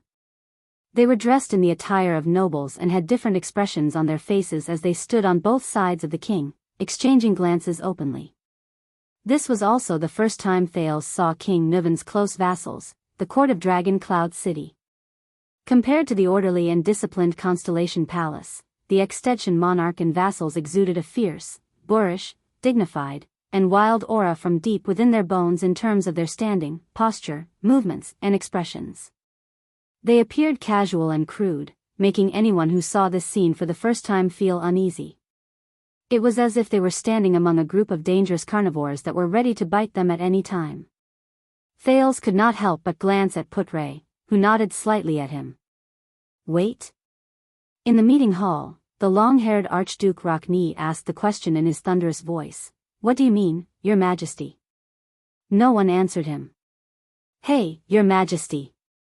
Your Majesty, Archduke Tranquil said with a pale face as he glanced at the few close vassals standing beside King Nuven. Some of them had grizzled hair, while others had gleaming eyes. I don't know what you're trying to do, but from Chief Administrator Sorb to Count Seiler who is in charge of foreign affairs, and now, you're bringing half of the Imperial Conference to us? Are you going to discuss with us why the wine at the banquet earlier was so sour? He asked in a sarcastic and accusatory tone. Beside him, Archduke Alcius also looked at the king rudely. Thales watched the scene worriedly. How is this going to end? It seems that His Majesty's long tolerance has spoiled all of you. Listen up, Your Excellencies, Archdukes of Extet. One of King Nuven's vassals, who was more than 50 years old, replied rudely to the Archduke of Reformation Tower. The king you swore to be loyal to, the lord whom the Northlanders swore to follow with their lives, is ordering you, wait. The old official's face was cold as he reprimanded him without giving him any face. Archduke Tranquil and Archduke Alcius's faces immediately turned cold, while Archduke Letko looked pensive. Only Archduke Rockne's expression did not change as he sat on the left side of the long table, just like the first time he met Thales. A few seconds later, Grand Duke Letko of Defense City let out a long sigh and slowly sat down. You should at least tell us what this lousy trap is for, Your Majesty. Archduke Alcius also sat down in his seat and immediately said coldly, colluding with Constellation's brat to toy with the archdukes under him. I feel that my dignity has been greatly insulted. At this moment, a series of knocking sounds came from the hall. Asterisk knock, knock, knock, asterisk. The four archdukes turned their heads in unison and looked at the main seat at the end of the long table. There, Nuvan VII, who had a stern expression on his face, was slowly knocking on the table with his right hand. Asterisk knock, knock, knock, asterisk. Thales narrowed his eyes. He noticed that King Nuvan wore a peculiarly shaped ring on his right little finger. The center of the silver-white metal ring was inlaid with a black gemstone. The king was using that gemstone, seemingly absent-mindedly knocking on the table. Dignity does not give you the right to question the king, Rabian, King Nuvan said slowly. His gaze was fixed on the table, as if he was particularly interested in the part of the table he was knocking on. There is only one thing you need to do, boys. Just like what you did more than 10 years ago. Obey me. King Nuvan slowly raised his head. There was a stern glint in his eyes that left no room for argument. He looked at the archdukes. Just like a long time ago, when your father obeyed my father, and later on, he obeyed me, at least at that time, we lived in harmony. Do you understand? The archdukes held their breaths in unison. A few seconds later, Archduke Letko sighed and was the first to speak. According to what that child said, you used lies to test our loyalty. And we are far away from our own guards and attendants. This really makes me worry about my own safety. King Nuvan suddenly raised his voice, causing Letko to be speechless. If I really want to take your lives regardless of the consequences, old Baldy, do you think that you can walk out of Heroic Spirit Palace alive, or even Dragon Cloud City, with just those useless soldiers by your side and that supreme-class axeman behind you? Do you think you can walk out of Heroic Spirit Palace alive? This is not your defense city. The archdukes frowned at the same time. At least tell us, what are you waiting for? Rokni pushed aside his long hair and snorted coldly. Your Excellencies, His Majesty the King has already shown great kindness. Please do not be impatient. However, if you have some understanding of each other's identities and duties. On King Nuvan's left, another minister with a pondering expression replied with a smile and a profound meaning, find your own positions and sit tight. No one said anything else. The hall fell into a moment of silence. There was also an unknown wait. A few minutes passed. In the end, Thales, who could not sit still any longer, rolled his eyes in embarrassment and glanced around. He attracted the attention of the bearded archduke. After this matter is over, brat. Alcius cast his gaze on Thales with a fierce expression. In an instant, the other archdukes also looked at him. I will dig out your heart as the price for challenging our dignity. Rokni, Letko, and Trent Ida also cast him different gazes. There was vigilance, contemplation, and suspicion. Thales closed his eyes and heaved a long sigh. Damn it. I thought this would be easy. Find out the mastermind. King Nuvan will wave his hand and fire 10,000 arrows at once. An eye for an eye, a tooth for a tooth, a tooth for a tooth, a tooth for a tooth, and a tooth for a tooth. But for now, at least based on Alcius' performance, the side effects and sequelae are huge. Save your energy, Your Excellency, Thales heard himself say listlessly. Don't always talk about things you can't do. He did not want to argue anymore. Alcius clenched his teeth. But just as he was about to speak, a newcomer joined the meeting hall. Following the sound of messy footsteps, a brown-haired young man wearing a heavy robe embroidered with a blood-red horseshoe walked into the crowded meeting hall. The Archduke of Beacon Illumination City, the young Concre Poffret, stood in front of the crowd, accompanied by his entourage. Thales took a deep breath and let out a heavy sigh. Finally, very good. Seeing Poffret's arrival, Archduke Trentida's eyes brightened. He looked around at the people in the hall and smiled brightly. Only Archduke Rokni furrowed his brows tightly, while Archduke Letko revealed a surprised expression. Now that we're all here, the 5 archdukes invited by your majesty are gathered here under the watchful eyes of the White Blade Guards. The Archduke of Reformation Tower raised his eyebrows. Here comes the question. What exactly do you want to do? Are you going to use the laughable crime of conspiring to get rid of us all, or? Trentida's voice came to an abrupt halt. The rest of the words were choked in his throat. Like a crossbow arrow that snapped its bowstring when the trigger was pulled. The Archduke of Reformation Tower stared blankly at Pomfret and his entourage, who were walking towards them. They did not look well, their figures were in a sorry state, and their hands were empty. A warrior beside Archduke Pomfret even held his shoulder with a pale face. Blood seeped out from between his fingers. Around them was a circle of white blade guards with unsheathed sabers. Their blades gleamed coldly as they stared at them.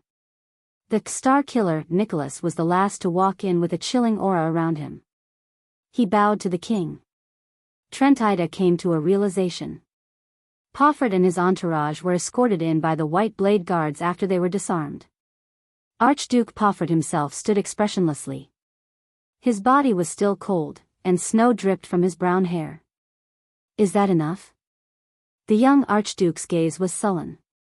He raised his head and looked around at the people in the hall.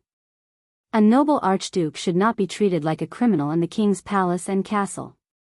What are you trying to do by forcing me to come to the meeting hall by force?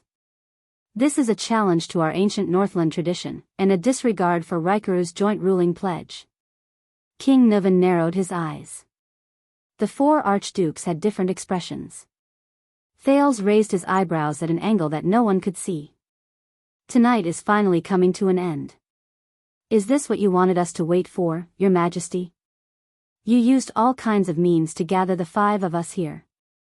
Archduke Letko looked at the disheveled Archduke Pomfret and said flatly in a helpless tone, "Now, can you tell us the ins and outs of all this?"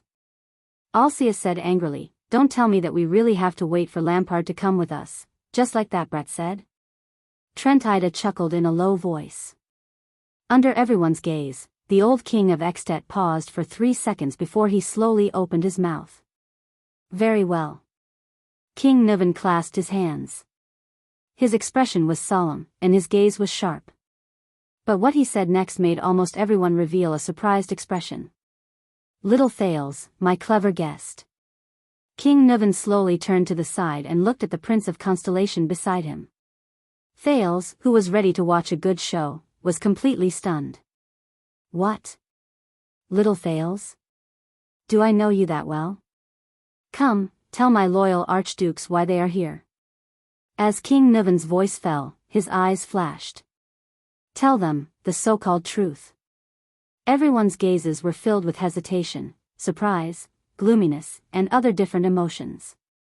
In that instant, they all turned to the second Prince of Constellation. Thales froze on the spot for a moment. "Damn it." He reacted quickly and put on an ugly smile. He raised his hands and spread them out horizontally. "I don't want to get involved in Extet's internal strife, Your Honorable Majesty," Thales said with a smile. "You can settle the internal affairs on your own." This is, but he could not finish his sentence. "You are already involved, Thales." Nuvan's deep and aged voice was accompanied by the king's profound gaze. He interrupted him. "You have been involved for a long time, unable to extricate yourself, future king of Constellation. And you promised to complete this task for me. It is your promise, isn't it?" Thales gritted his teeth. The Archduke's gazes on him slowly turned from doubtful to solemn. Thales gulped and furrowed his brows. "Nuvan, this damned old man. Is he trying to show the Archdukes that the heir of Constellation is on his side?" Thales' frown deepened. King Nuvan's gaze became sharper. "Go on. What are you waiting for, little prince?" Alcius continued to glare at him fiercely. "After you tricked us all with your ridiculous words. To be honest, I thought Lampard would come with us." Thales ignored him. Finally, after Putre reminded him in a low voice, he exhaled in resignation. "All right." Thales took a step forward as he met the gazes of almost everyone in the hall. "My apologies, Your Excellencies." Thales braced himself and said under the hostile gazes of the 5 archdukes, "Most of what I said to you tonight was a lie. Only one thing is true. Prince Maria was assassinated in Constellation. Thales sighed. One of the masterminds behind the scenes is among you. The moment he finished speaking, the 5 archdukes frowned simultaneously.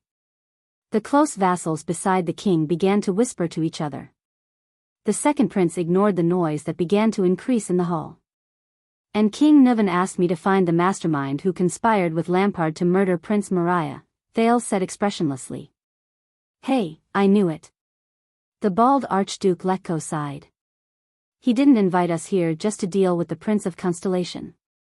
Archduke Trentida turned his head and shook his head disapprovingly. The mastermind who conspired with Lampard? I get it. But this is not an easy task. Thales turned to the 5 archdukes and nodded. Almost all of you are suspects.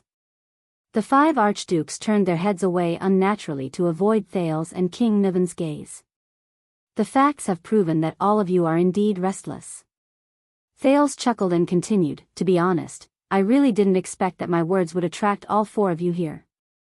I thought it would be 1 or 2 at most. My loyal archdukes, the co-rulers of Extet, King Niven said slowly, it seems that all of you have great ambitions. The hall was instantly filled with whispers again.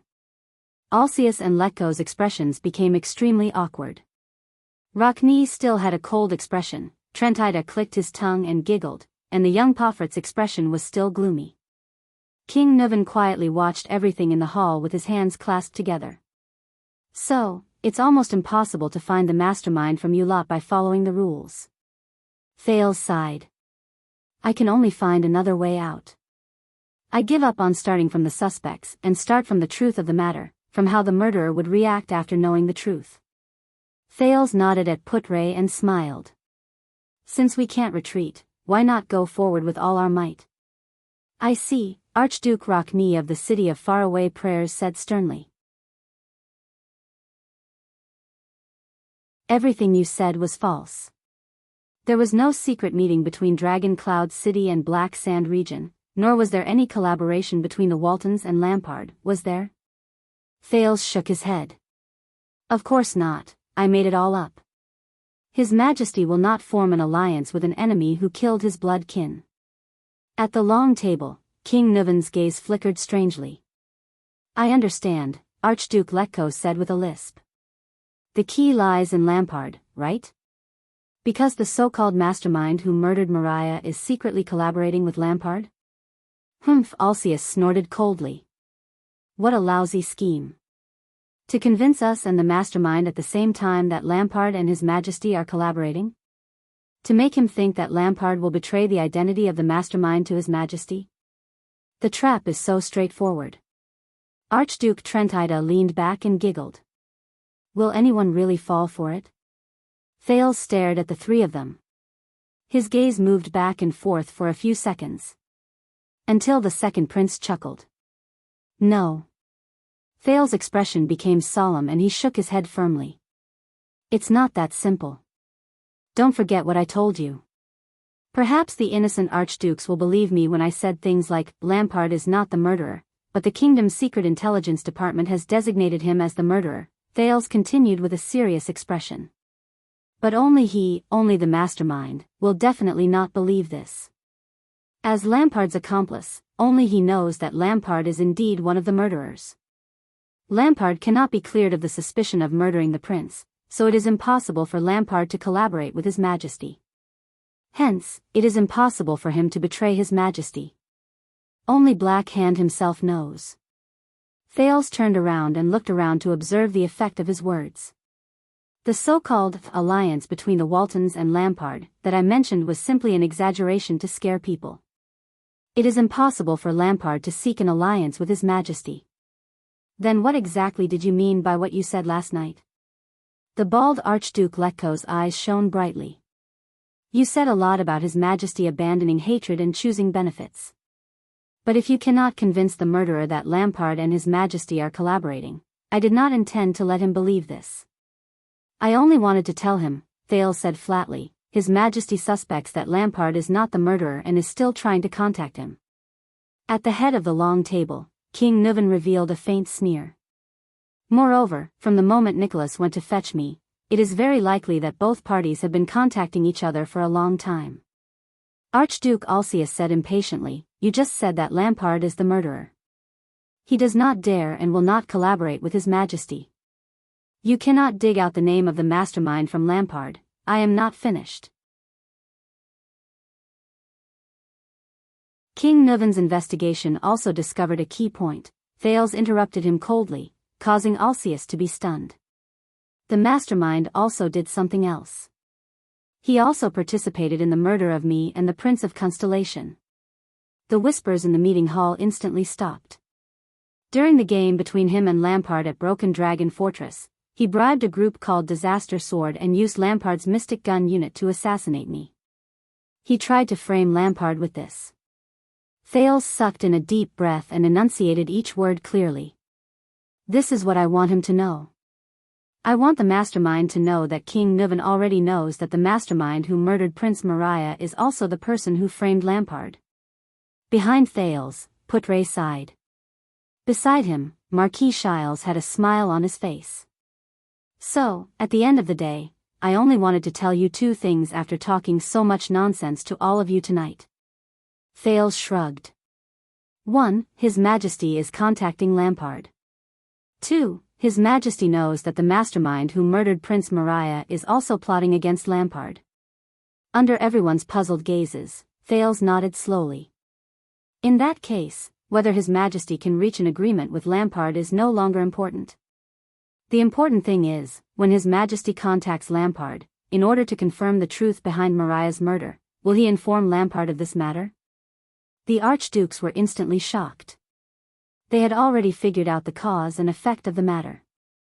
And this is possible. After all, according to what I said, King Nuvan has already contacted Black Sand region through Nicholas a few days ago. The mastermind not only murdered His Majesty's son, but also betrayed Lampard. In the face of such a possibility, he will definitely feel uneasy. Will His Majesty, in order to gain Lampard's trust, tell him that the person who framed Lampard is also the person who murdered Maria? And Lampard happens to be the person who knows the truth behind Prince Maria's murder and the identity of the mastermind. So, the key does not lie with His Majesty, but with Lampard himself. Thales looked at everyone's reaction and sighed deeply. If the answer is no, then he is lucky. But will this luck last forever? Will the next communication between the two parties bring up this matter? If the answer is yes, then Archduke Chapman Lampard will know that his longtime collaborator planted a mole in Black Sand region's army and framed him in Broken Dragon Fortress. This is a betrayal.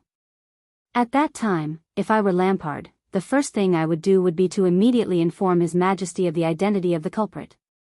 Thales' eyes shone with an affirmative light as he said resolutely. Thales' eyes shone with certainty as he said resolutely, with the help of the Dragon Spear family, this collaborator who dared to betray, and frame him will pay the heaviest price in Dragon Cloud City. Hearing this, King Nuvan suddenly threw his head back and laughed loudly in his seat. His laughter grew louder. However, the others in the meeting hall did not say a word. They just quietly watched the king laugh. Then, King Nuvan stopped laughing and looked at one of the 5 archdukes. "Continue." King Nuvan's gaze was extremely sharp. He looked at the silent archduke and his aged voice was filled with murderous intent. "We are all looking forward to him." Thales turned his head and nodded at the old king. He exhaled through his nose and raised his head. Once this happens, the identity of the mastermind and the things he has done will be exposed in front of Lampard and His Majesty. Once he thinks that his identity and crimes could be leaked by Archduke Lampard to King Nuvan through correspondence at any time, once he thinks that the chances of him being exposed increase with every minute he stays in Dragon Cloud City, once he thinks that King Nuvan has nowhere to vent his anger for revenge, Thales walked to the center of the hall and let out a long sigh. He looked at the Archduke who was different from the others and said slowly, "How can you sit still, eat well, and sleep soundly? How can you possibly sit still, eat well, and sleep soundly? How can you not rush back to your own territory as soon as possible and defend yourself behind the high walls?" The 5 archdukes had different expressions. However, 4 of them knew what was going on and cast their gazes at the Archduke, who had been different since he arrived. "Is that so?" Thales said slowly. Thales spoke slowly. He turned his gaze and looked at that person. The person who was gentle, fair, and warm-hearted when they first met in the meeting hall. But tonight, he did not say a word and responded with silence. The youngest Archduke, whose clothes were embroidered with bloody horseshoes. His Majesty, Lampard, and I have a common enemy, the mastermind who murdered Prince Maria, my enemy who tried to assassinate me, Lampard's collaborator and traitor. Thales flashed a friendly smile. Can you tell me why, at 4:00 in the morning, when the sky is not bright, when the banquet is in full swing, when the palace and the city gate are open for the first time, when I bring up such shocking news and suggestion and expect you to come and meet me? You couldn't even make it in time to bid farewell. You were about to leave Heroic Spirit Palace in a hurry, get on a carriage, drive to the city gates, and leave Dragon Cloud City without a care for anything else? Thales shook his head and recited his name with mixed feelings. The Honorable Archduke of Beacon Illumination City, Concré. At this point, the hall was already silent. Then, the prominent brown-haired young man, who was covered in cold air and snow, slowly raised his head and looked at the Prince of Constellation.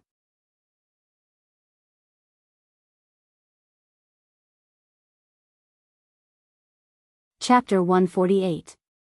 In the meeting hall of Heroic Spirit Palace, from the archdukes to the king's close vassals, even the White Blade Guards and ordinary Heroic Spirit Palace guards, all stared at Archduke Pofrit.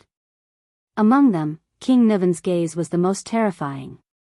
It was like the legendary evil dragon that would choose its prey. The followers behind Archduke Pofrit were all pale.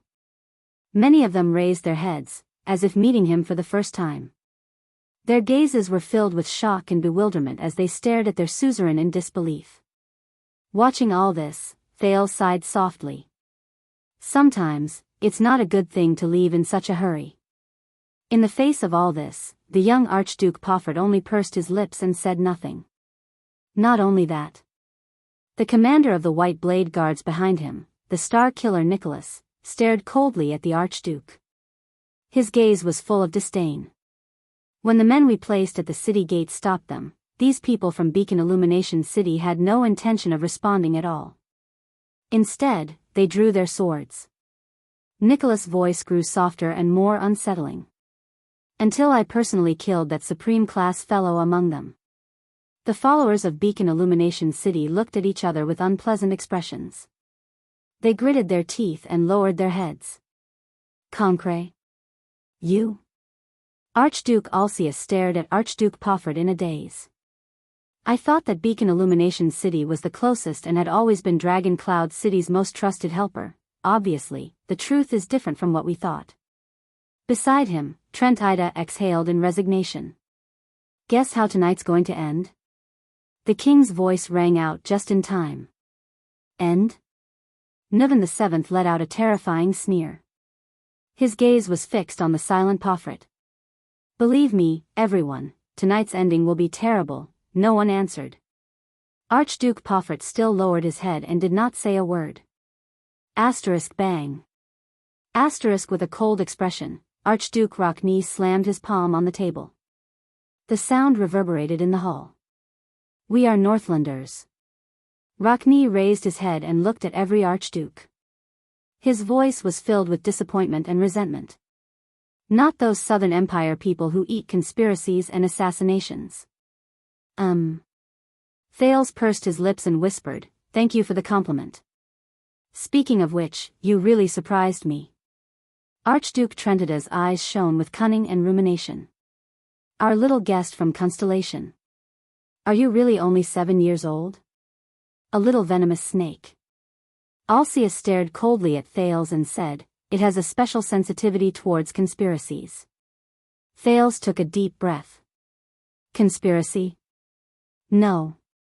He thought to himself.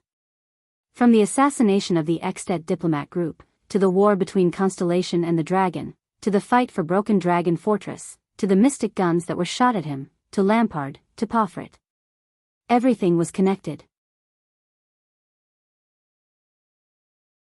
That fluctuation surged into his brain in a timely manner, allowing Thales to think faster and clearer. Just like in the past, different elements and events were clearly separated before his eyes. This is not a simple plot, Thales heard himself say. A lot of things happened at the end of this year. The second prince of Constellation closed his eyes and sorted out the things in his mind. For Extet, nothing is more important than Prince Mariah's assassination in Constellation. However, this is not an isolated incident. It is a terrifying chain of conspiracies that spans the two most powerful countries in the Western Peninsula. Scenes from the past reappeared before his eyes. The Duke of the Northern Territory's ferocious expression. King Kessel's roar, losing his composure. The various gazes of the Dukes of Constellation. The Archduke of Black Sand Region's emotionless gaze. Nuvan VII's despair. And now, the extensions in Heroic Spirit Palace. Thales opened his eyes gently. His gaze was solemn. This plan cleverly utilized the long-standing conflict and hatred between the two countries, which was amplified by the Fortress Treaty and accumulated for more than 10 years. The executors of the plan turned it into a sharp blade that pierced into each other's countries, attempting to reshape each other's power structure amidst the turmoil and reshape the Western Peninsula's situation. Everyone in the Hall of Heroes fixed their gazes on the Prince of Constellation. Even their breathing slowed. Only the vice diplomat of Constellation behind Thales, Lord Putre Nemain, frowned slightly, as if worried about something. First, they killed Prince Mariah in Constellation, then instigated a war between Constellation and Extet. The Jade Star royal family suffered great losses in the internal conflict with the domestic nobles. King Kessel abdicated in defeat and condemnation. The Guardian Duke of the Northern Territory, Valarund, took over the authority and crown of the Supreme King of Constellation with the support of the people and the glory of fighting against Extet. Thales lowered his head and spoke plainly, as if he was narrating something that had nothing to do with him. Just like the two wings of a butterfly, this is only the wing in Constellation. As for the one in Extet. Archduke Pofert clenched his fists without realizing it. Thales' voice continued to travel faintly. Prince Mariah's death deprived the Walton family of the hope of choosing a king. King Nuvan's anger turned into nourishment for war. Archduke Lampard brazenly dispatched his troops in the name of avenging the king. In the chaos, with the cooperation of the spies, he conquered the northern territory of Constellation, obtaining unprecedented prestige and benefits. In the end, the Archduke of Black Sand Region returned with the glory of the battlefield, and with overwhelming prestige, he successfully chose a king. After the plan was completed, Constellation and the dragon would replace each other in the midst of their mutual hatred, and be reborn from the ashes. Thales paused for a moment and gently concluded. An ingenious, grand, risky, ambitious, creative, and daring terrifying plan. The 5 archdukes had different expressions. Rockney's expression was solemn, Alcius pondered in shock, Trent Ida glanced sideways at the other people in the hall, and the bald old Letko blinked, his emotions indecipherable. Archduke Poffert's breathing gradually became heavier. Young people, you think too much and have great ambitions. Archduke Letko's murky eyes moved slightly as he asked Poffert, however, you made an unnecessary move to assassinate the Prince of Constellation, and exposed yourself instead? Poffert did not answer him. He only stared at the ground in a daze, as though everything around him did not exist. I think it was not an unnecessary move. He had no choice but to do so. Thales raised his eyebrows. I just figured this out. The scene of me being assassinated in front of the fortress was to completely destroy Lampard. Archduke Letko turned to him. According to the original plan, Lampard would ascend the throne and become King Chapman. I don't know how many generations this name is. Thales turned to Poffret. And you, Archduke Poffret, are his most secret collaborator in Extet. Finally, Poffret raised his head, but he did not look at anyone. But the problem is, this plan failed at the first stage. Thales sighed. Prince Mariah was assassinated, but Constellation's spy failed. My appearance prevented the Duke of the Northern Territory from starting a war as planned. He furrowed his brows as he thought of all the things in Renaissance Palace, and Sonia and Araka in the fortress. Lampard also failed to gather the forces of the 3 southern archdukes to invade Constellation, and he also failed to take down Broken Dragon Fortress. The war between Constellation and the Dragon could not happen at all. Archduke Lampard could not bring the glory of conquering Constellation's northern territory to take the crown that he aspired to get. Archduke Poffert exhaled softly, and a low panting sound could be heard. What's worse is that, with Valorun's failure in Constellation, Chapman Lampard's conspiracy was exposed. Thales laughed bitterly. The enraged King Nuvan will seek revenge and make Lampard and Black Sand region pay the price. Ah. Behind the long table, King Nuvan caressed the black ring on his finger and added in a seemingly nonchalant manner, "Isn't that so?" The archdukes exchanged glances. "So," Thales nodded, "Lampard is doomed. King Nuvan and Dragon Cloud City will not let him go." Under the archduke's gazes, he nodded at the expressionless Poffret. Under such circumstances, if Lampard is really forced into a desperate situation, how can Lampard's collaborator remain unscathed? Based on Lampard's personality, he will definitely drag his collaborator to hell. Thales shook his head. For his own survival, Archduke Poffert must act first. He must completely eliminate his former collaborator and future threats. The long-haired Archduke Rockney snorted coldly. Once the Prince of Constellation dies in Black Sand region, and Lampard is stained with the Prince of Constellation's blood. Thales walked back to Putre's side and sneered. For the sake of the throne of Constellation, even before King Nuvan takes action, the Dukes of Constellation will swarm over and tear Lampard and Black Sand region into pieces. I think the other archdukes will be happy to see that happen. Only then will you be completely safe. The Prince of Constellation's voice faded away. In the hall, many people sighed with different intentions. Some were contemplative, some were regretful, some were sad, some were indignant, and some were angry. In the next second, the young Archduke, Poffret, finally turned his head slowly. With a cold gaze that was no longer gentle and friendly, he glared at Thales. Then, he looked at Nuvan VII again, who was sitting at the other end of the long table. Asterisk clap, clap, clap, asterisk a slow and rhythmic applause rang from the other end of the long table. King Nuvan clapped expressionlessly. But no one responded to him. This deserves applause. The old king applauded while speaking with an unsettling rhythm and tone. For our guest from Constellation, Thales rolled his eyes helplessly. He could feel that the gazes on him in the hall were filled with contemplation and fear. And for you, the Walton family's longtime ally, the leader of the Poffret family, and my most trusted Archduke of Beacon Illumination City, Concret Poffret. The common elected king and the Archduke of Beacon Illumination City's gazes finally met in the air.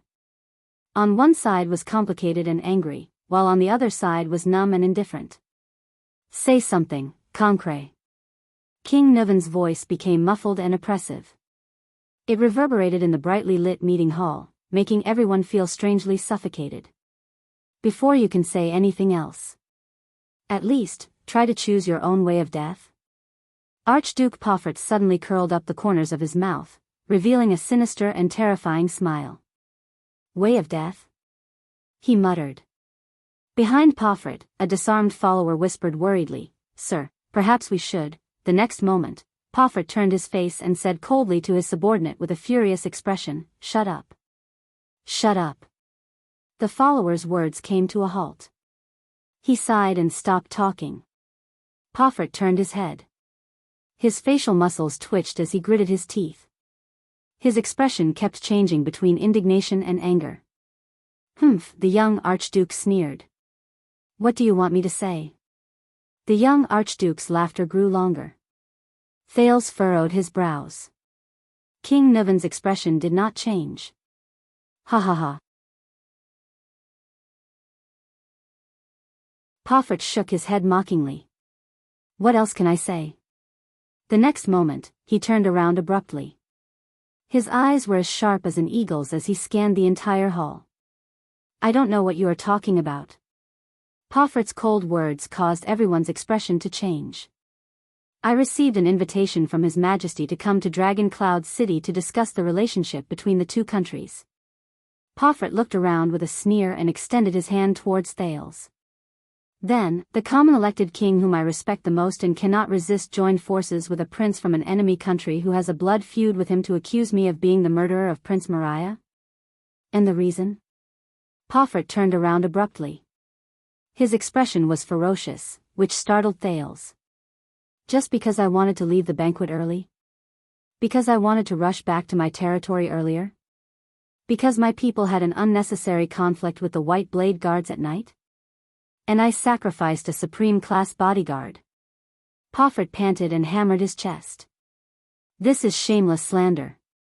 F***CKU, Pofret. A vassal beside the king spat in disdain. A coward's self-defense. Ayaya. Archduke Trentida narrowed his eyes and chuckled. This really isn't the young Concret I know. What a pleasant surprise. We all heard that child's words and saw your reaction. Even now, are you still going to quibble? Alcius furrowed his brows. Don't forget, you are a Northlander. Quibble? Pofret retorted loudly. He widened his eyes as if he had gone mad. From the beginning until now, this damn brat has been spouting nonsense alone.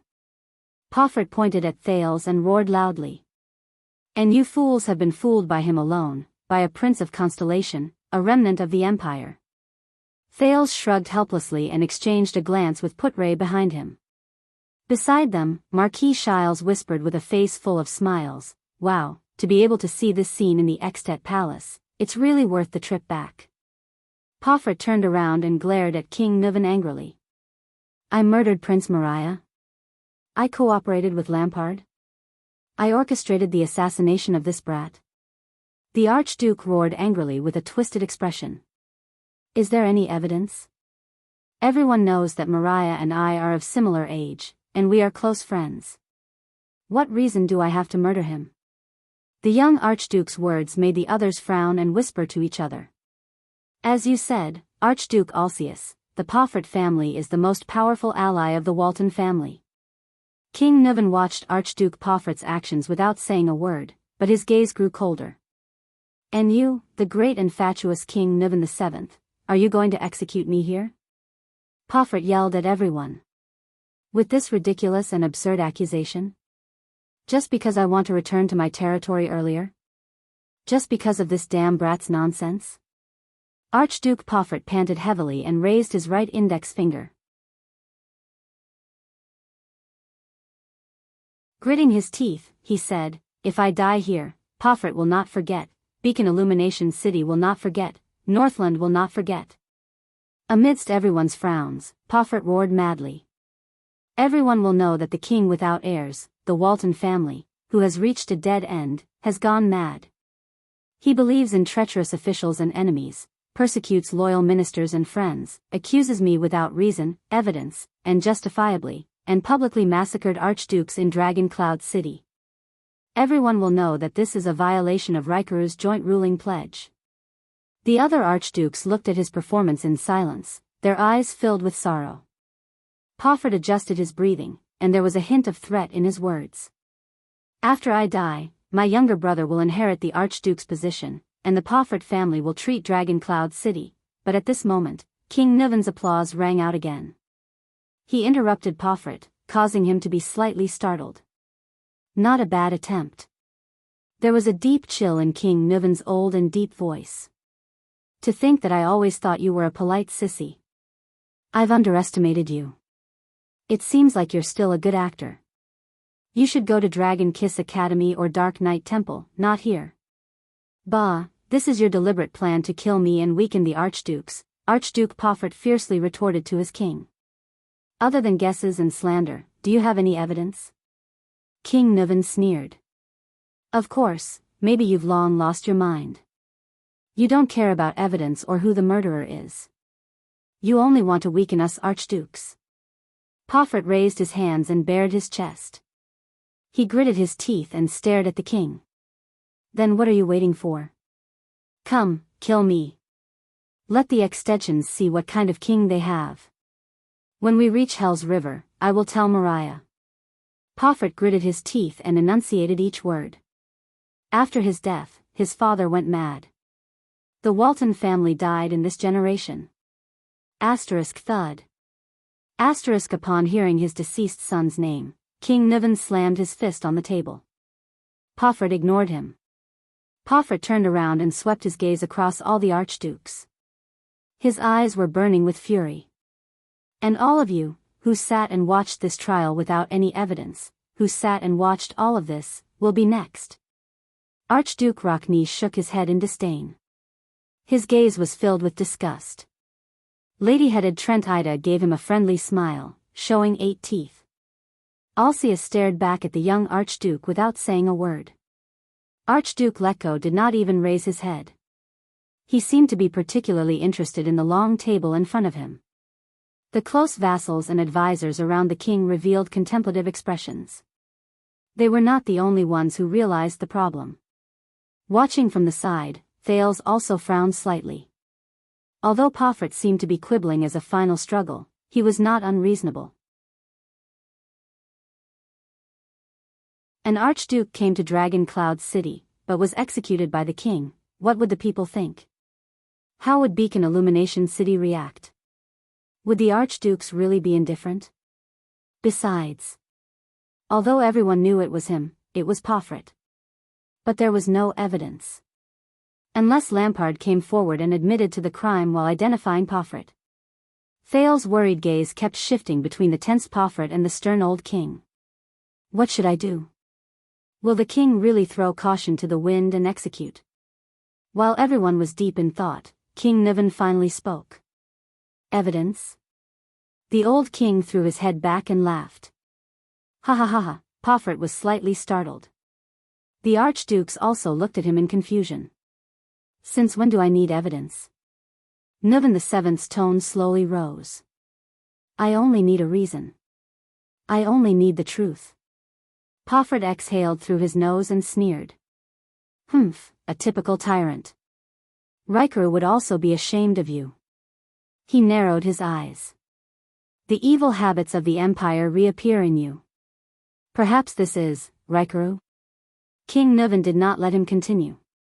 When Rikeru Extet was on his deathbed, the old king clenched his right fist and snorted.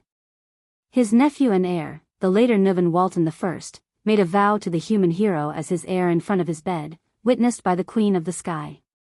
The last sentence in his vow later became the Walton family, the Dragon Spear family's language.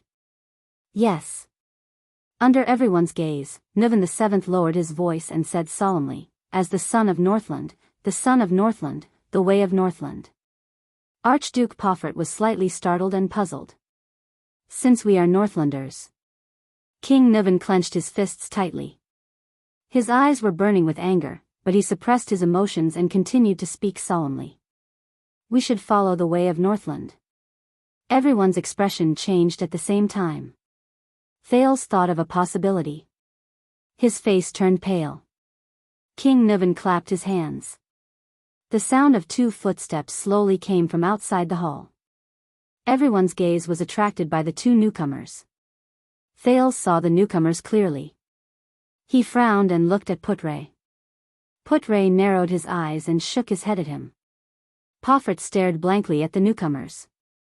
Come and meet our dear Chief of Intelligence. King Niven raised his hand and introduced the newcomers.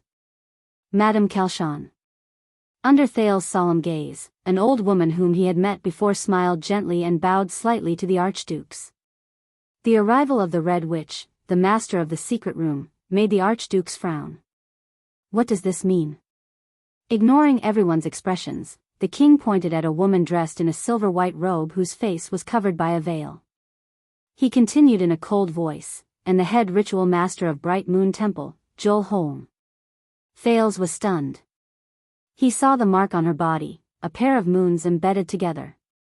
They were a curved crescent moon and a full, waxing moon. The head ritual master of Bright Moon Temple? High Priestess Holm did not say anything, as if everything around her had nothing to do with her.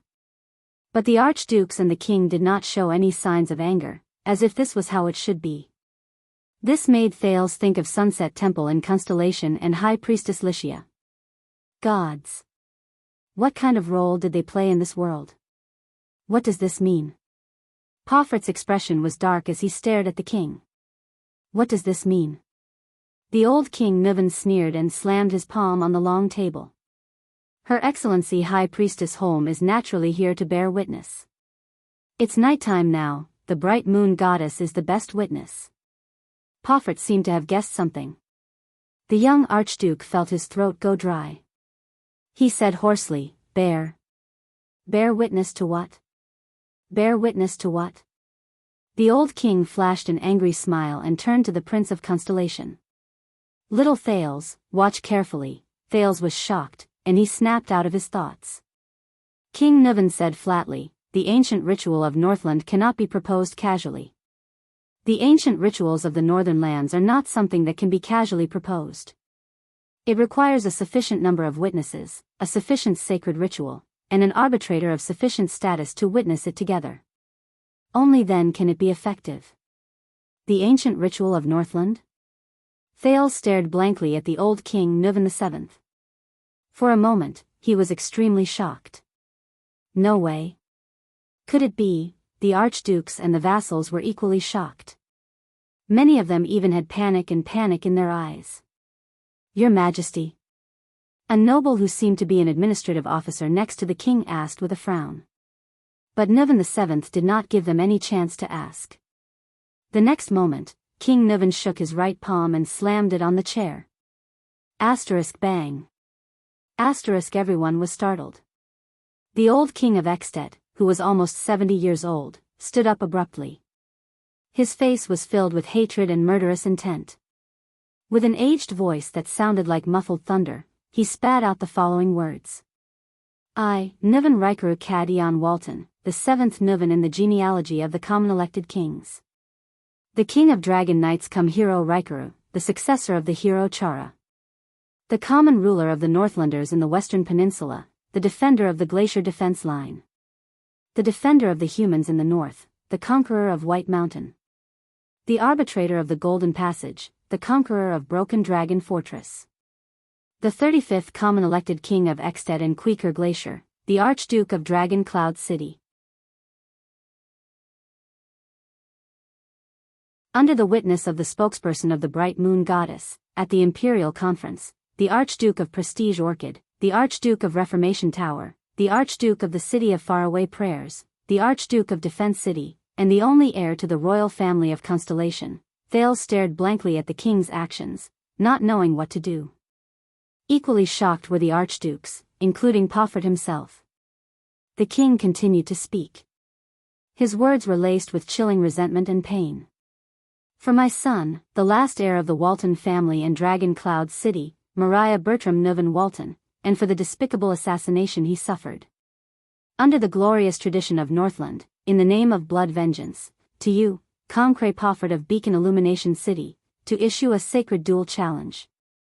The old king's words were resolute. He looked at the stunned young archduke and spat out his last words. The duel is issued in the name of the king.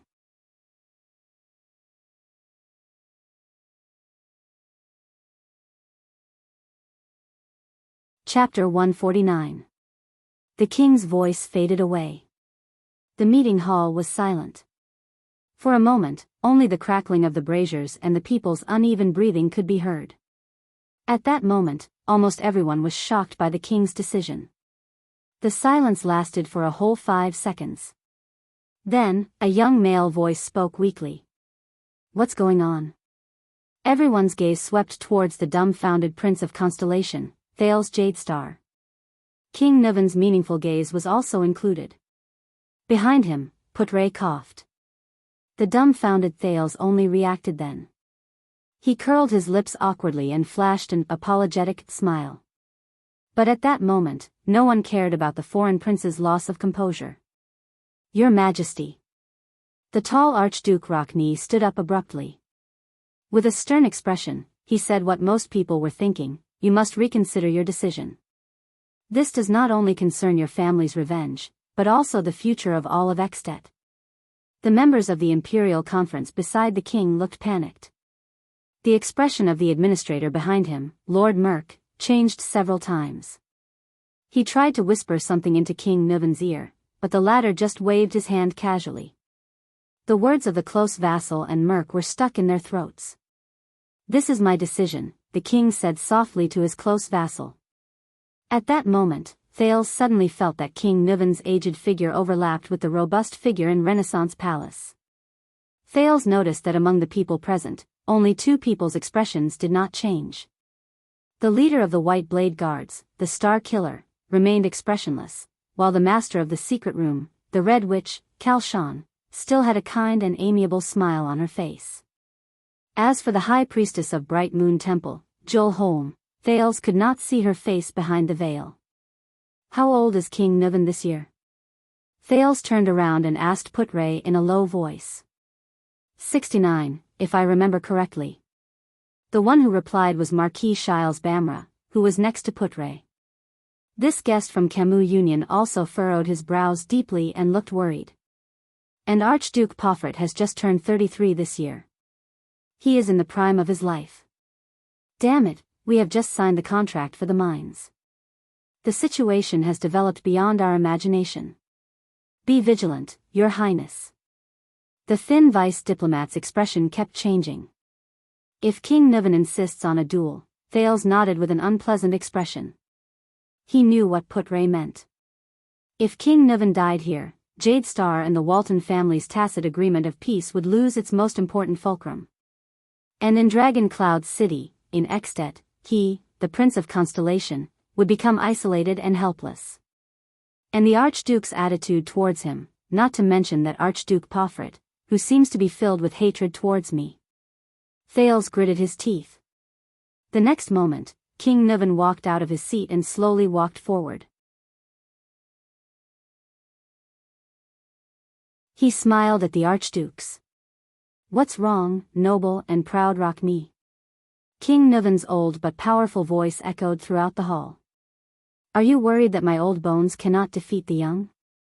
The long-haired Archduke Rockme did not say a word, but his slightly swaying head had already explained everything. "I can't say that his words are unreasonable, Your Majesty." Archduke Trent Ida rubbed his right hand with a dark expression. He glanced at Archduke Poffret, who was still in shock. "It's one thing to snatch a woman from a young man, but to fight to the death in a duel, you know your age, don't you, Your Majesty?" Archduke Alcius' words were even more direct. "Even if you directly order for him to be detained, it would be 100 times better than what you're doing now. Do you know the consequences of doing this? This is the consequence." Nuven suddenly raised his voice and bellowed angrily under the gazes of the entire hall. "This is the unavoidable consequence when the Walton family is invaded." Everyone in the hall was instantly shocked. "Not good." Thales watched their interaction worriedly. Has Nuven VII been dominated by hatred and impulsiveness? The old king's furious gaze swept across the three archdukes. "You know, if you provoke the Dragon Spear family, you have to pay the price. You are willing to bet everything for revenge. This is how the Walton family is." The three archdukes were momentarily speechless. Their expressions changed. Under the king's threatening gaze, they turned their heads away and did not speak. They were like lionesses in a pride of lions who lowered their heads to show their submission to the leader. "That's not right." Thales came to a realization. He thought to himself, this is not as simple as an irrational revenge. This is a warning. From the king, from Dragon Cloud City, from the Walton family. Haha. Archduke Letko, who was sitting further away, laughed awkwardly. "Our king likes to joke, doesn't he?" King Nuven turned his head and glanced at him. Archduke Letko's smile froze on his face. "Joke?" King Nuven snorted softly and slowly walked up to Poffret. His eyes seemed to burn with endless flames. "You tell me, Concret Poffret. Do I look like I'm joking?" Everyone looked at Archduke Poffret, who was being challenged. You're crazy." "A duel?" The young Archduke's face was filled with disbelief.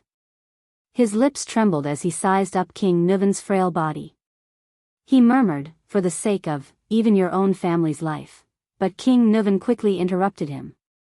Then why are you so surprised? The old king said coldly, this is also your best chance. Kill me, and you won't have to face all of this. All of your crimes will be erased. Pofert was shocked. He raised his head and looked straight at King Nuvan. Of course. Nuvan sneered. His eyes were full of hatred. You can also admit defeat at the beginning of the duel and then admit your crimes.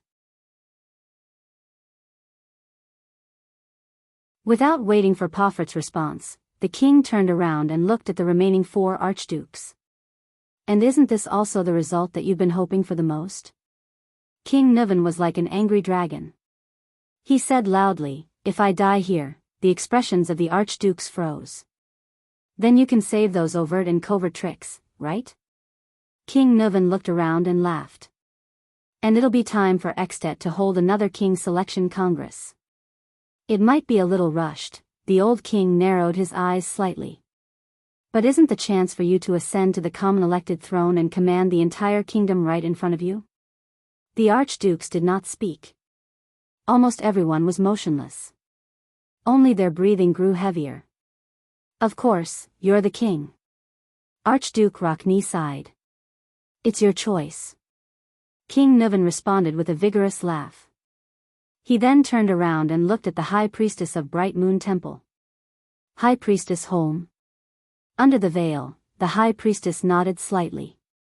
She raised her arms in a dignified manner. Her left hand supported her right elbow, while her right palm faced up, as if she was holding a plate.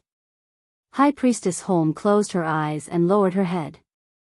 Everyone shut their mouths and watched the High Priestess movement solemnly.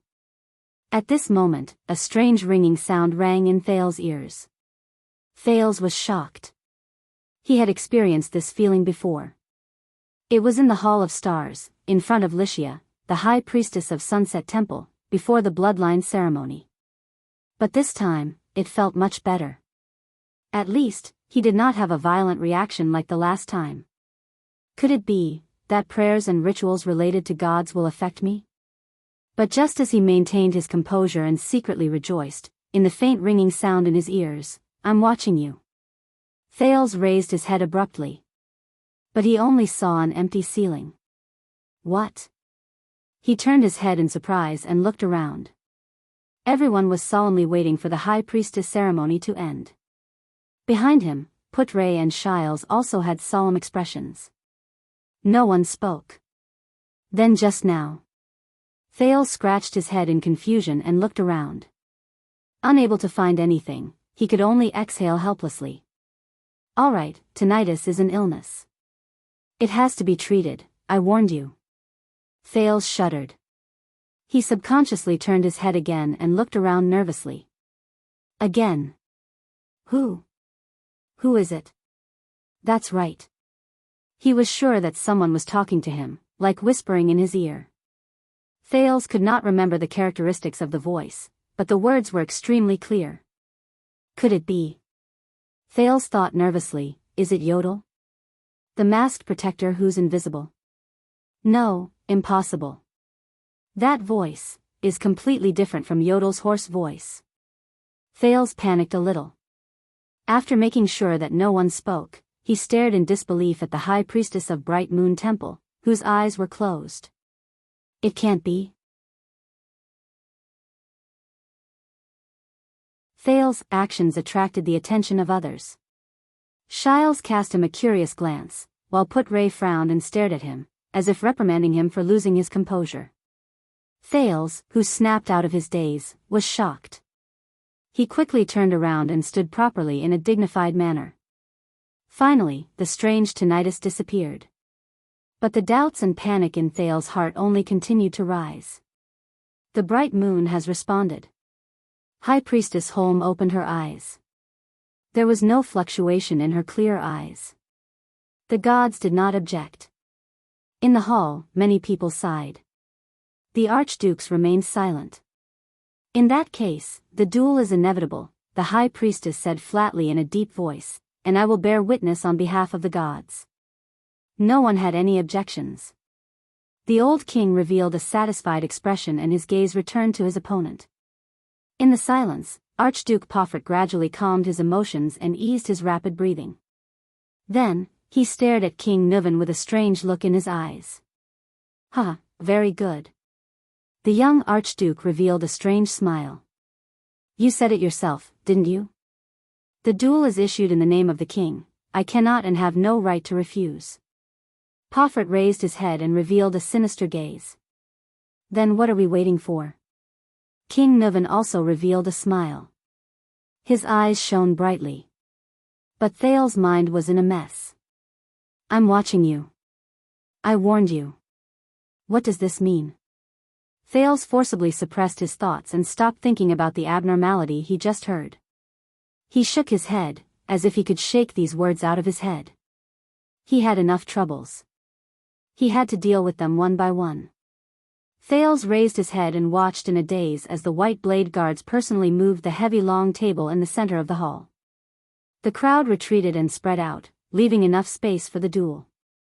As the crowd retreated to a brazier, Thales realized that there were 5 to 6 steps along the wall of the Oval Hall of Heroes, and there was an empty space in the center.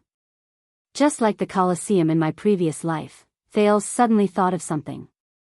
Could it be that this meeting hall and heroic spirit palace was originally prepared for a duel? I don't know if it's fortunate or unfortunate.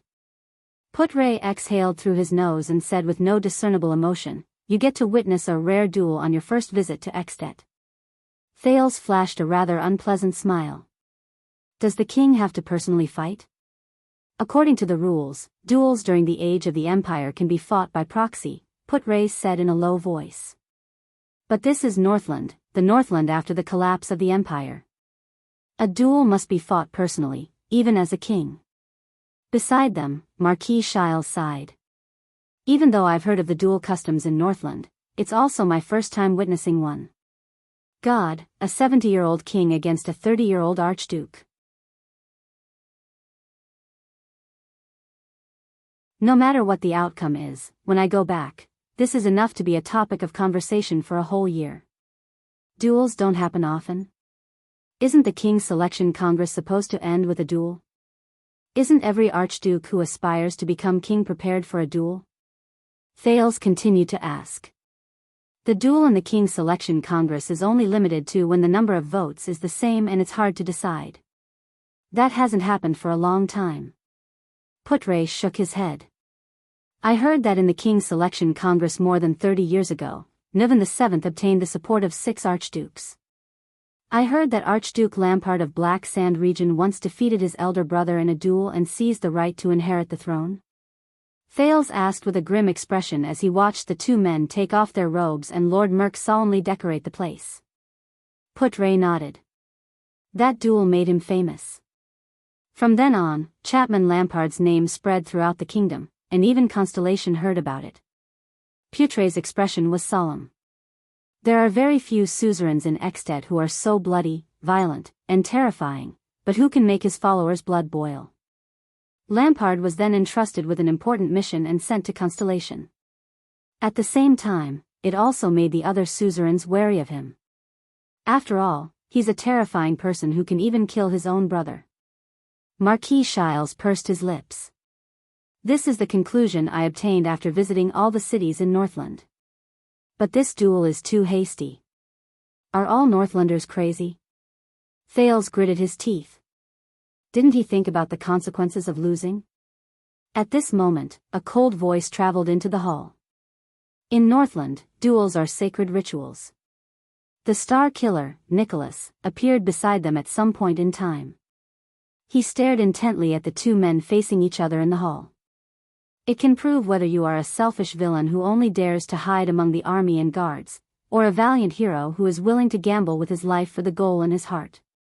Thales exhaled and shrugged. In the center of the hall, King Nuven was only left with a convenient, tight-sleeved battle robe embroidered with the emblem of the Cloud Dragon spear. Opposite him, Pofert was the same. The emblem of the blood shoe could be seen on his left shoulder. "I was the one who suggested the duel." King Nuven fixed his gaze on Pofert. "As for the weapon, it's up to you to choose." Pofert took a deep breath and paused for a few seconds. Great axe. The young Archduke raised his head and looked at King Nuvan with a calm gaze. The double-sided great axe. Just like this. King Nuvan's pupils contracted slightly. The people in the hall burst into a cacophony of hisses. Ha! Archduke Tranquil laughed at Archduke Alcius. What a cunning boy. Archduke Rockney snorted in disdain. Coward. Great axe. Is it what I think it is? Thales was struck by a thought. He turned around and asked. Double-sided great axes require a lot of stamina and strength. The destructive power of its slashes is astonishing. It was once very popular during the war against the orcs, Nicholas said calmly. But nowadays, this kind of cumbersome weapon is rarely seen on the battlefield. Even the axemen in Northland are more inclined towards the lightweight single-edged battle axes. A wise choice. Putre narrowed his eyes and shook his head. He's taking advantage of King Nuvan's age. Soon, the weapons were brought up. Thales stared in disbelief at the two large weapons carried up by the guards. The thick and heavy two-handed handles were almost half a person's length, and the two half-moon-shaped blades of the axe were as big as a man's chest. They reflected a ferocious metallic luster, and there were sharp spikes extending from the top of the axe's head. It was a clear indication of its power and fearsomeness. Thales gulped. The weight of this great axe is probably twice as heavy as my body. He remembered that on the battlefield at Broken Dragon Fortress, one of the opponents Araka faced used a great axe like this. However, in the end, the kingdom's wrath snatched away his weapon and even slashed his opponent's face with the great axe. Pofert shifted his gaze and glanced at King Nuvan opposite him. He chuckled. He grabbed the great axe handed to him by the guard with one arm and tested its weight. Immediately, the young Archduke's arm muscles trembled and he raised the great axe. Pofert smiled in satisfaction. He turned around and swung the great axe back and forth. The sound of the axe blade slicing through the air could be heard clearly. It seemed to be quite easy. Thales stared at his relaxed posture and was speechless. This thing is terrible. Pofert rested the great axe on his shoulder. He raised his head and stared sharply at King Nuvan, who was also standing in front of the weapon. Be careful not to sprain your waist, Your Majesty. King Nuvan ignored him. The old king only extended one hand and pressed it gently on the axe's handle. He pinched a few spots, then took a deep breath and grabbed the handle with both hands. Thales furrowed his brows. His thoughts were similar to Pofert's. After all, King Nuvan is already 7. Before he could finish his train of thought, he saw the old king clench his teeth and raise his giant axe steadily. King Nuvan even gently tossed the axe. The blade flipped in the air and returned to his hand along with the handle.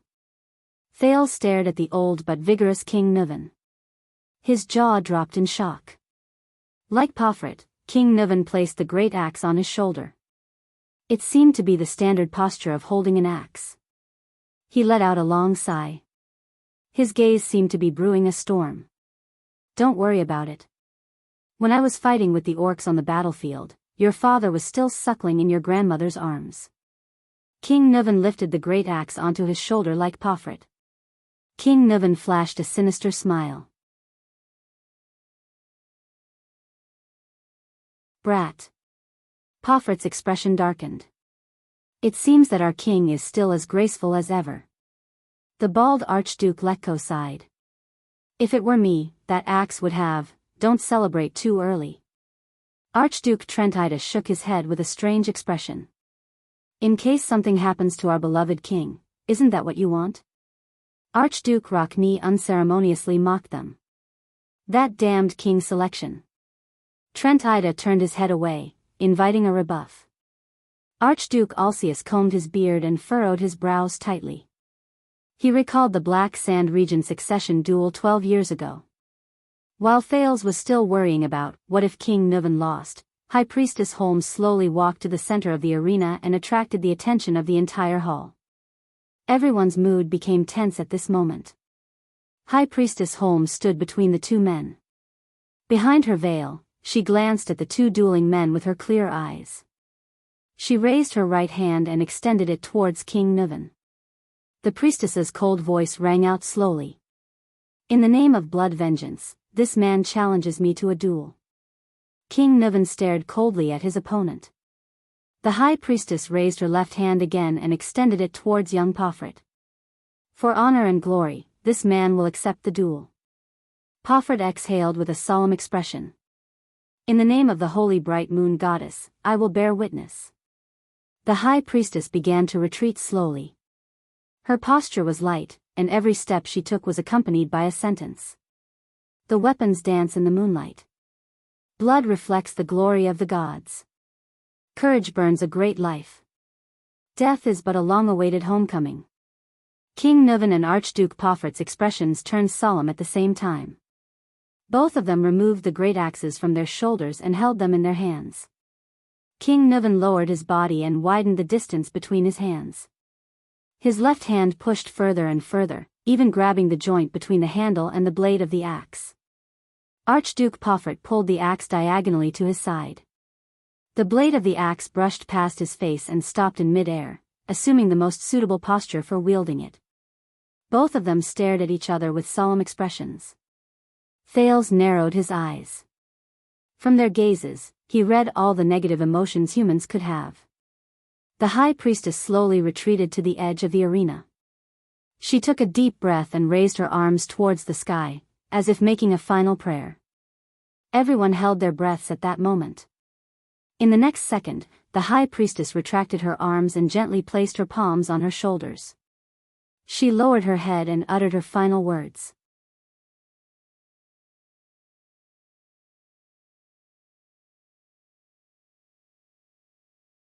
Chapter 150. In the next second, without any delay, Archduke Pofret's figure moved. He attacked head-on, roaring as he swung his great axe at King Nuven.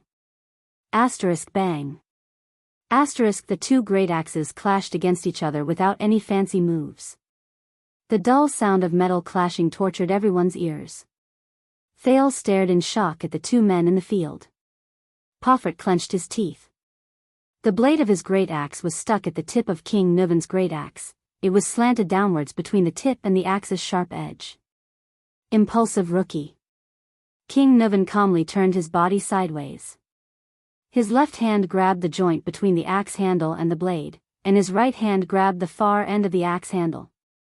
Like holding a spear, he used the axe to block Pofret's slash. The old king blocked his opponent's axe. His tone was cold. "On the battlefield, with your weapon stuck, you would have been beheaded by now." As the two wrestled, King Nuven used all his strength to push away his opponent's great axe. "You know this is not a good idea, old man." Pofret solemnly took a step back. He withdrew his great axe and moved to look for an opportunity to strike again. "This is not a battlefield, this is a duel." The young archduke circled around the old king. His expression was indifferent. "There are no white blade guards by your side, to protect your noble head." Like an experienced warrior, King Nuven followed Pofret's movements and turned, the tip of his axe always pointed at his enemy. "Only you and me." As he spoke, Pofret's second strike came.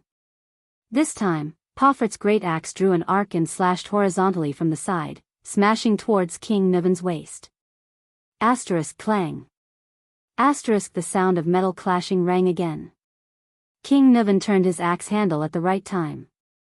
Holding the axe in his left hand, he once again blocked Pofret's horizontal slash. "Yes, only you and me." King Nuven clenched his teeth and deflected the enemy's axe. He panted slightly. "This is much more exciting than the battlefield." Thales asked in a low voice, puzzled, "Are they all so familiar with swinging their axes?" "His Majesty is not a child who has never touched a weapon before."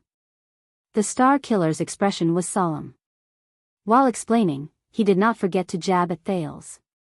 As the king of Extet, he once stood at the far north 38th century ground and personally fought against the invasion of the orcs from the north of the glacier.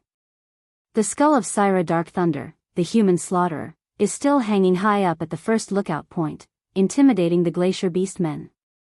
He also led his troops out of the Golden Passage and broke through the elves' defensive line in the White Mountain. Wherever his troops went, Camus Union, the White Elves, and the Alliance of Freedom were subdued. A brilliant light shone in the Star Killer's eyes. He was also the first northern sovereign in 300 years to conquer Broken Dragon Fortress and cross the border between Extet and Constellation. When it comes to battle experience, he won't lose to any of the battle-hardened warriors in the White Blade Guards. Putre raised his eyebrows, and Thales stuck out his tongue. In the arena, Pofert swung his great axe again and collided with King Nuvan's weapon in the air.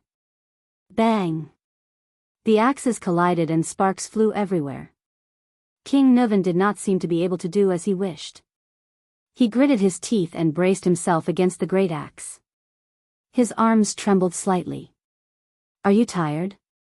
Pofert seized the opportunity when King Nuvan took a breather. He roared and shook his arms. Old man. King Nuvan was forced to take a step back. While he was still adjusting his body, Pofert swung his axe again and chased after him. Clang! King Nuvan once again parried the enemy's fierce attack. From the beginning until now, he had been passively defending. But this time, the enemy's attack did not end so easily. A surge of power surged into Pofert's arms. His eyes were burning like a warrior who had gone berserk. He roared and swung his axe again, striking the king's left leg. In Thales' wave vision, Pofert was filled with bright light. It was concentrated in his arms and flashed continuously. The power of eradication. Seeing that his king was in danger, Nicholas remained calm. He briefly explained, Beacon Illumination City's unique combo axe technique has given birth to at least 3 types of power of eradication. The old king roared and used all his strength to pull back his great axe. He struck Pofert's great axe away, and the 2 axe blades clashed in the air, creating sparks. Clang! The king blocked Pofert's axe. But unlike before, the old king did not manage to lock Pofert's axe in this strike. Pofert had no intention of stopping either. His axe spun in the air. Under its master's crazed expression, it brought with it a strong gust of wind as it chased after the king's head. Panting, King Nuvan struggled to adjust his posture.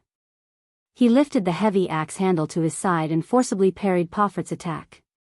Bang! A loud noise was heard. Thales subconsciously covered his ears with his hands. But Pofert, who was supported by the power of eradication, did not get his axe stuck like the previous few times. He reacted quickly and reversed the axe. It slipped away from Nuvan's block in an instant. The next moment, the young archduke pursed his lips and pushed with both hands, thrusting the sharp tip of the axe forward. It was a sudden stab at the opponent. In the face of the enemy's sudden attack, King Nuvan, who was powerless, had no time to retract his heavy axe. He could only watch the tip of the axe stab towards his face. Until the tip of the axe pierced straight into his left cheek. Ah! King Nuvan roared indignantly. At that moment, Thales felt his heart skip a beat. In the nick of time, King Nuvan suddenly turned his head sideways. Rip! The tip of the axe grazed the king's face, drawing blood. It also caused a wave of exclamations in the hall. With a terrifying scar that stretched from his cheekbone to the side of his left ear, King Nuvan narrowly avoided the fatal tip of the axe. Blood dripped onto the ground. The king then gritted his teeth, mustered all his strength, and swung his axe horizontally, forcing Pofert to retreat. This was also Nuvan's first counterattack. Pofert nimbly retreated 3 steps, dodging the wind from the king's axe. At the same time, he left his opponent's attack range. Like many people in the hall, Thales heaved a sigh of relief and patted his chest to soothe his nerves. Perhaps all of you have forgotten something? Thales turned around and said worriedly, that old man. King Nuvan is already 70 years old. As the king of Extet, a duel is a test he must undergo.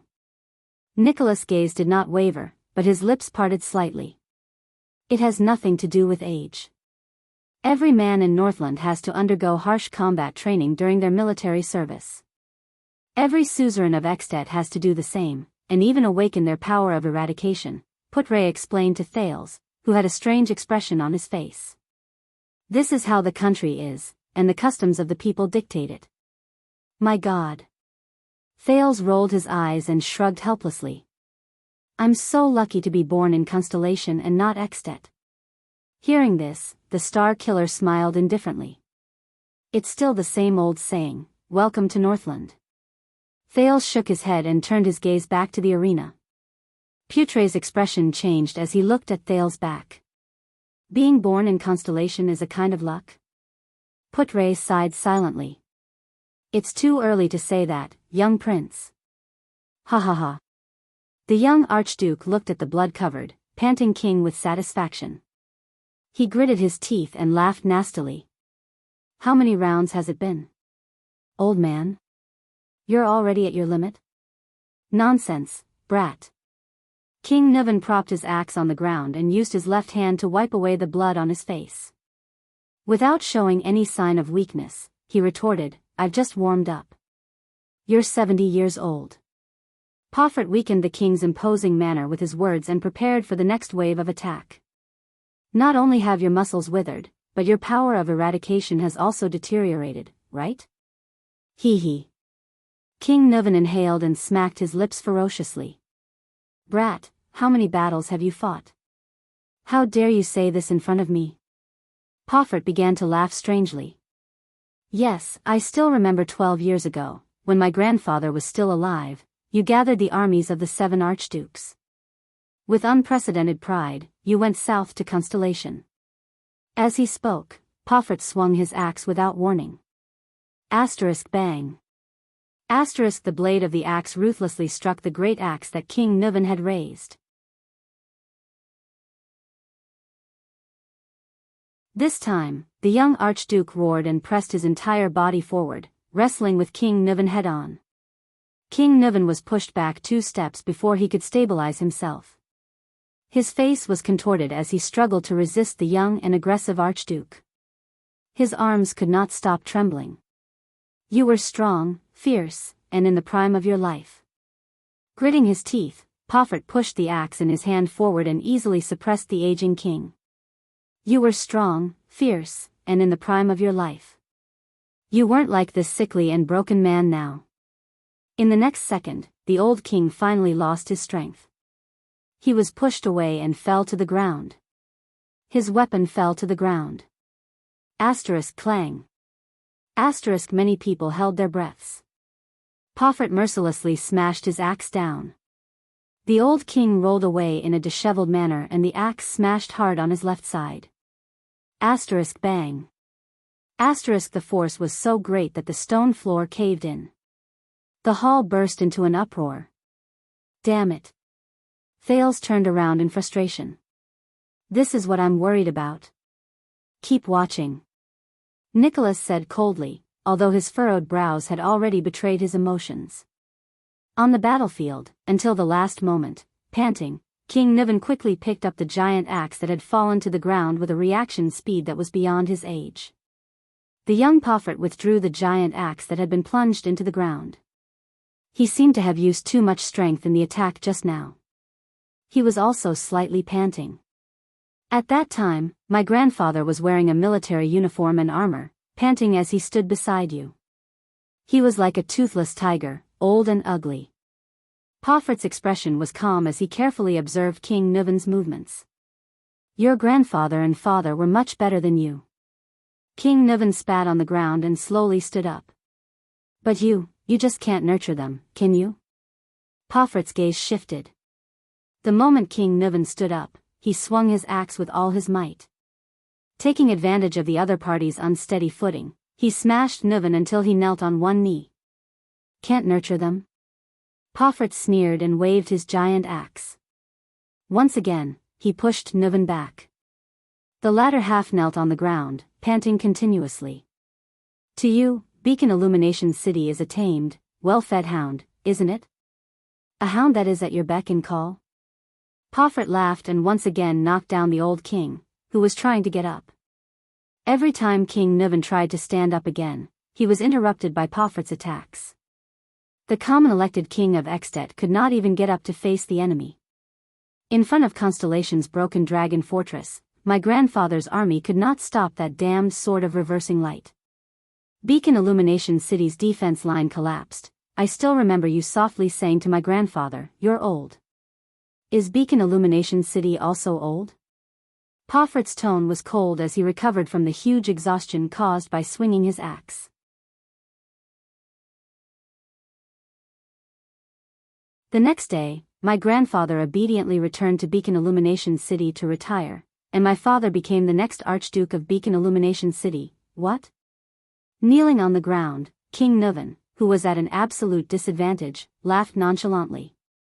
Don't tell me that you're going to betray Dragon Cloud City because of this? As he spoke, the old king swung his axe and struck Poffert's leg close to the ground. The three archdukes of the south are arrogant and unruly. Poffert took a step back in a relaxed manner to avoid the strike. He looked at King Nuven, who was kneeling on the ground. Their supplies are lagging, and their progress is slow. Hence, the war with Constellation is all on Beacon Illumination City's shoulders. The supplies, military expenses, reinforcements, suicide squad, and even the nearby prostitutes in the camp. Don't you think something's wrong? Poffert said through gritted teeth. That's the responsibility you've been assigned. King Nuven's gaze was frightening. His voice was laced with anger. It's also the king's order. Poffert mercilessly swung his axe again, causing King Nuven to roll away. This time, Nuven, who had expended a lot of energy, could not completely parry his opponent's attack. The axe grazed the old king's left arm, causing blood to spurt out. This is bad. Thales thought to himself. This is bad. To hell with your order. How many soldiers and men have we sacrificed in order to take down that damned broken dragon fortress? More than half of them are from Beacon Illumination City. The young Archduke shouted angrily. I watched the dead and injured soldiers return to their tents with numb expressions, lamenting about when they would be able to go home. The next day, they were sent as the first wave to attack the fortress. Like targets, they depleted the fortress's crossbows, arrows, kerosene bombs, huge logs, rolling stones, mystic guns, and soldiers. Poffert pounded his chest. His gaze was fierce. They were sent to their deaths. On the other side, the elite soldiers of Dragon Cloud City were laughing and singing, enjoying the best wine, food, and women. And the privilege to attack the fortress at the most critical and relaxing moment. After father took office while trembling with fear, what else could he do in front of you? He could only be crazier, more magnanimous, and send all of our soldiers to their deaths at the fortress regardless of the cost. In exchange for your trust. King Nuven grabbed the handle of his axe and parried another attack from his opponent. Then, he lay on the ground and panted. Poffert began to pace around King Nuven. He switched the position of his left and right hands at the right time to reduce the consumption of holding the great axe with both hands. You actually sat in the tent, under the protection of the White Blade Guards, and righteously questioned grandfather and father why Beacon Illumination City couldn't stop Horus Jadestar.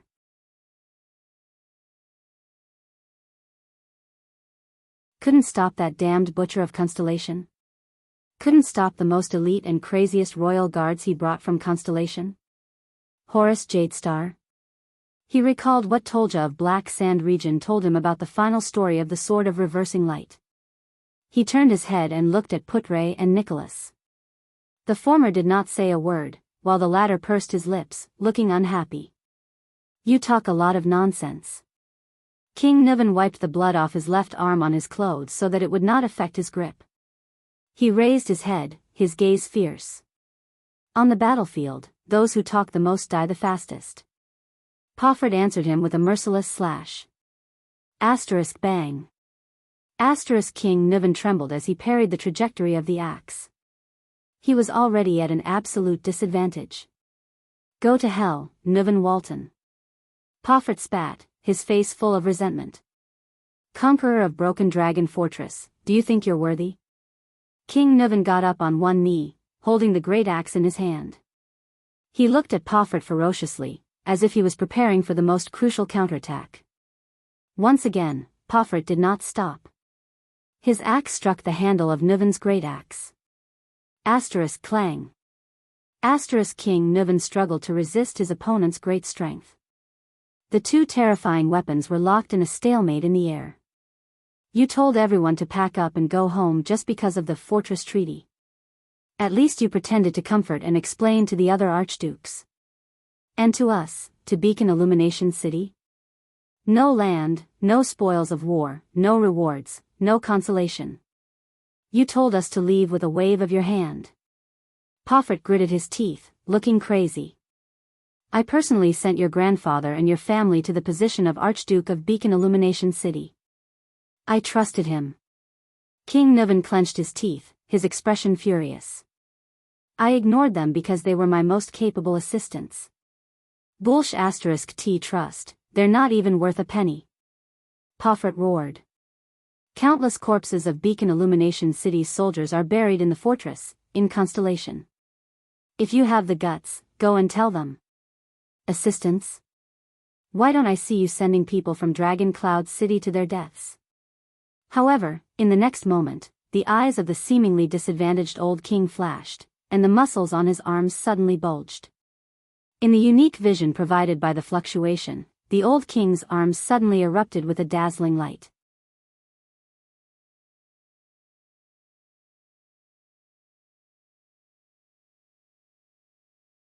Chapter 151. Pofert's expression froze and his pupils constricted. King Nuven, who had activated his power of eradication, raised his arms and forcefully pushed his great axe to the side. Pofert held on to his great axe with all his might and stared in disbelief at the old king who had suddenly attacked. Within a second, King Nuven's movements became swift and powerful. He decisively let go of the great axe in his hand and pounced on Pofert like an eagle. The old king ruthlessly struck Pofert's chest with his right elbow. Thud. Caught off guard, Pofert grunted in pain and took a step back. Clang. Two great axes fell to the ground. In the hall, the spectators' moods were instantly stirred. Thales could not take his eyes off the king. He almost forgot to breathe. The king's counterattack had arrived. Without the great axes restraining him, King Nuven's movements became as fast as lightning. He did not stop after the elbow strike. Instead, he steadily hugged his right arm and did not stop his feet. With a terrifying momentum, his right shoulder crashed into Pofert's chest. Pofert instantly lost his balance.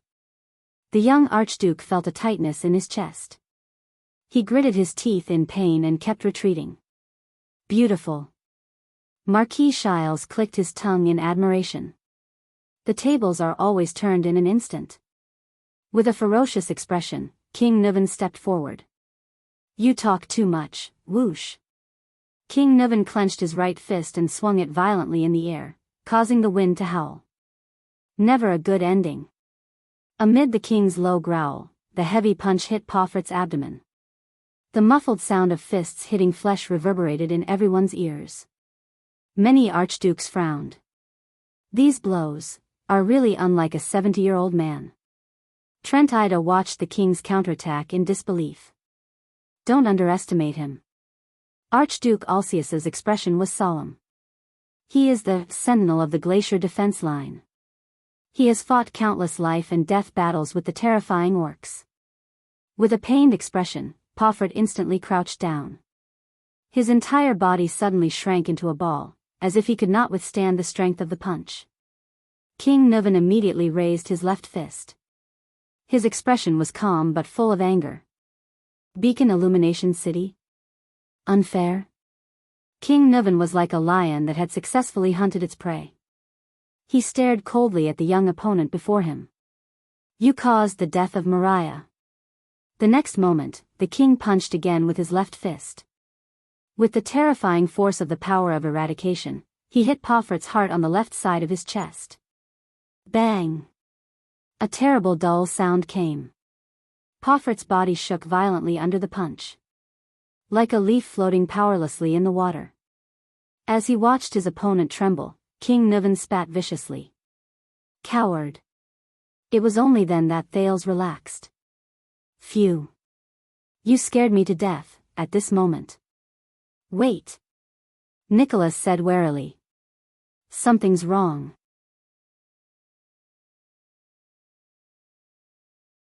King Niven's expression changed drastically as he punched. The next second, Pofert roared and raised his head, straightened his chest, and stretched out his curled body. His gaze was fierce. Only then did everyone see the battle situation clearly.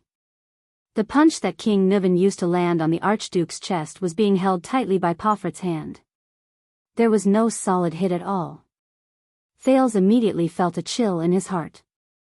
In the next moment, Pofert grabbed King Niven's fist with his left hand and abruptly pulled it backward, pulling King Niven towards him at lightning speed.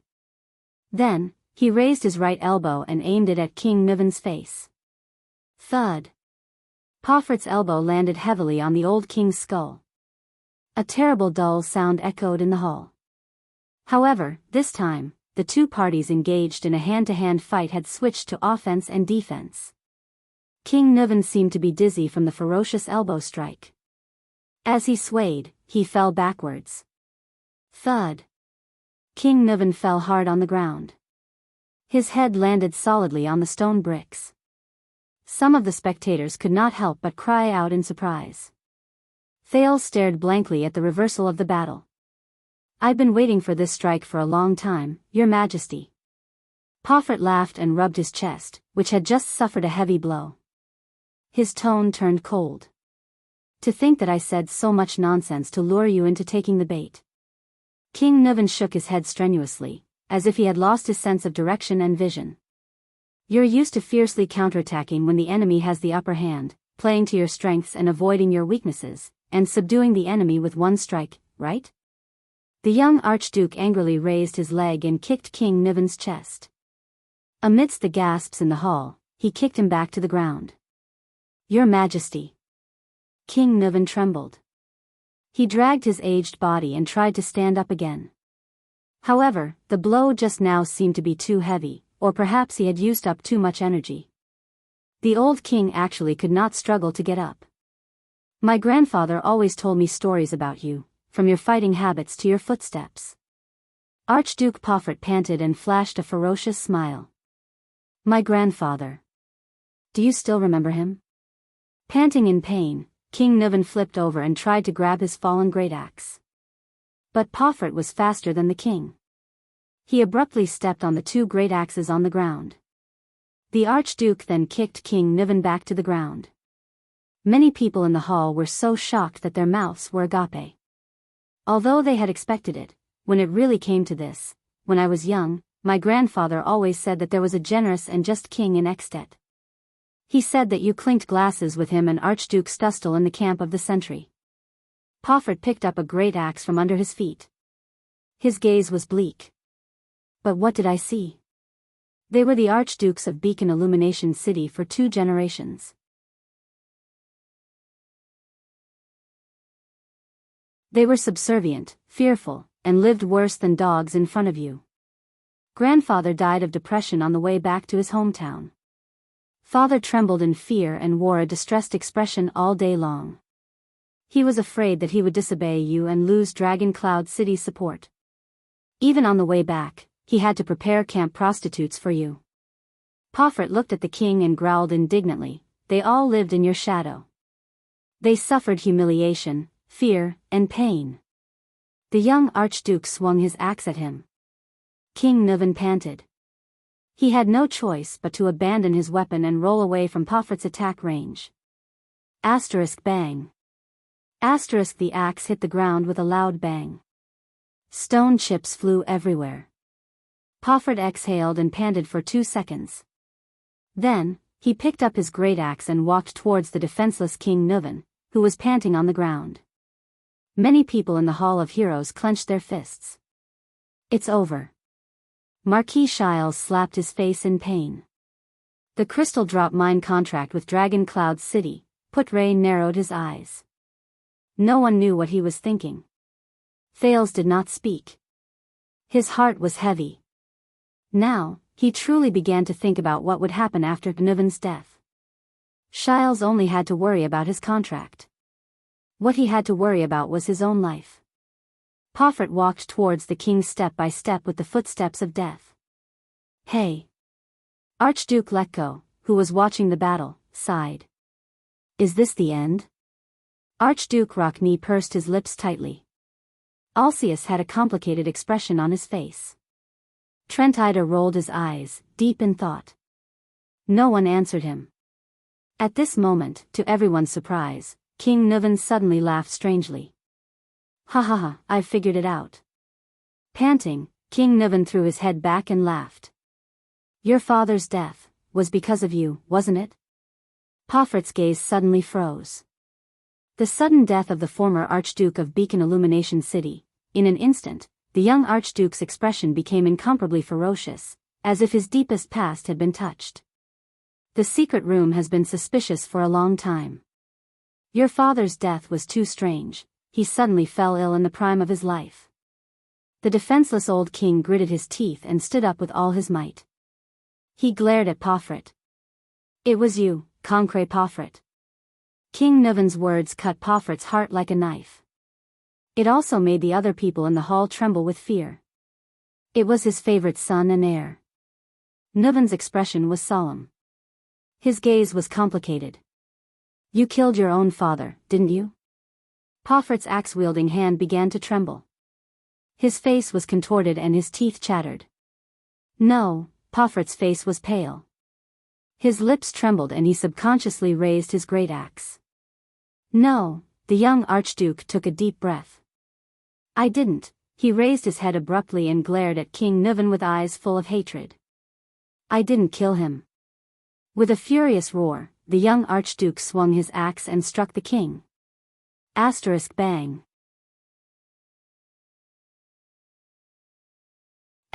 King Nuvan dodged the fatal blow in a flustered manner.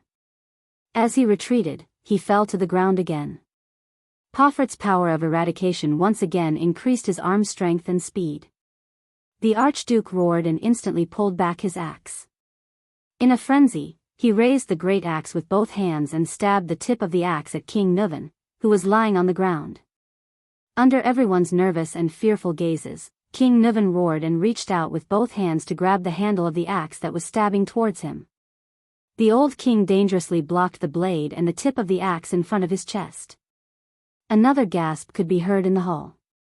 Thales was dumbfounded as he stared at the king who was forced into a corner. My father was accidentally injured. It was bad, very serious. Pomfret murmured with a sorrowful expression. I did nothing. I just let him sleep in peace. He didn't live a happy life anyway. From then on, there was no more anxiety, no more fear, no more anxiety. At the same time, the Archduke who was wrestling with King Nuvan did not stop. He pushed the blade of the axe towards the king with all his might. He roared madly, no more nightmares from Dragon Cloud City. King Nuvan gripped the handle of his opponent's axe tightly and moaned in pain. But his face was flushed and his arms trembled more and more violently. After roaring, Pomfret came back to his senses. His gaze gradually focused, becoming firm and numb. From that moment on, I will bear the humiliation and pain of Beacon Illumination City. I will end it. Watching the tip of the axe getting closer and closer to his chest, King Nuvan's old face contorted in pain and suffocation. Even if you kill me, you are still a coward. The powerless old king refused to show weakness. He gritted his teeth and said, even if you kill me, you are still a coward. Pomfret shuddered. He raised his head sluggishly and looked at King Nuvan. He slowly narrowed his eyes. Yes. Pomfret continued to exert more force, causing the old king to moan again. This is all our fault. We are too weak. The muscles on Pomfret's arms swelled to the limit. His eyes burned with indignation. Look at the 3 archdukes in the south. None of them are obedient. Trentida of Reformation Tower always obeys your orders and cuts corners. Alcius of Prestige Orchid Region has a special identity given to him by Rikuru. He ignores you. Lampard of Black Sand Region is a thorn in your side. The spectators tensed up, especially the 2 archdukes whose names were called. Their expressions froze. but they have gained respect. Pofert gritted his teeth and spat out words at the exhausted king. You treat them as worthy opponents, while we, Pofert of Beacon Illumination City, a dog that crawls under the dragon's shadow, wags its tail and begs for pity, are the weakest targets to be bullied. You do whatever you want to us just because you support grandfather and Pofert to become an archduke.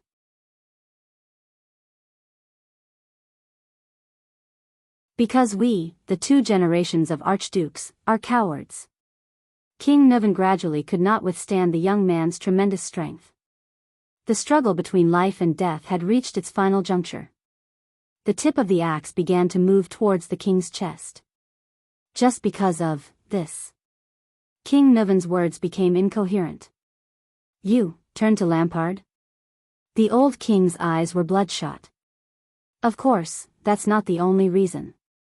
Pofert's expression became cold again. But why should I tell you? Nuvan howled in indignation. When you arrive at Hell's River, please send my grandfather and father my regards, the young archduke said coldly. My beloved late king, your majesty. King Nuvan let out the most sorrowful and indignant roar in pain. Pofert's pupils shrank. His power surged and he thrust the axe in his hand. Rip. The ferocious spike at the top of the axe sank straight into the old king's chest. King Nuvan stared at Archduke Pofert in front of him. It was as if he could not believe what he was seeing. Blood stained the king's robe. Thales gently lowered his head and shut his eyes tightly.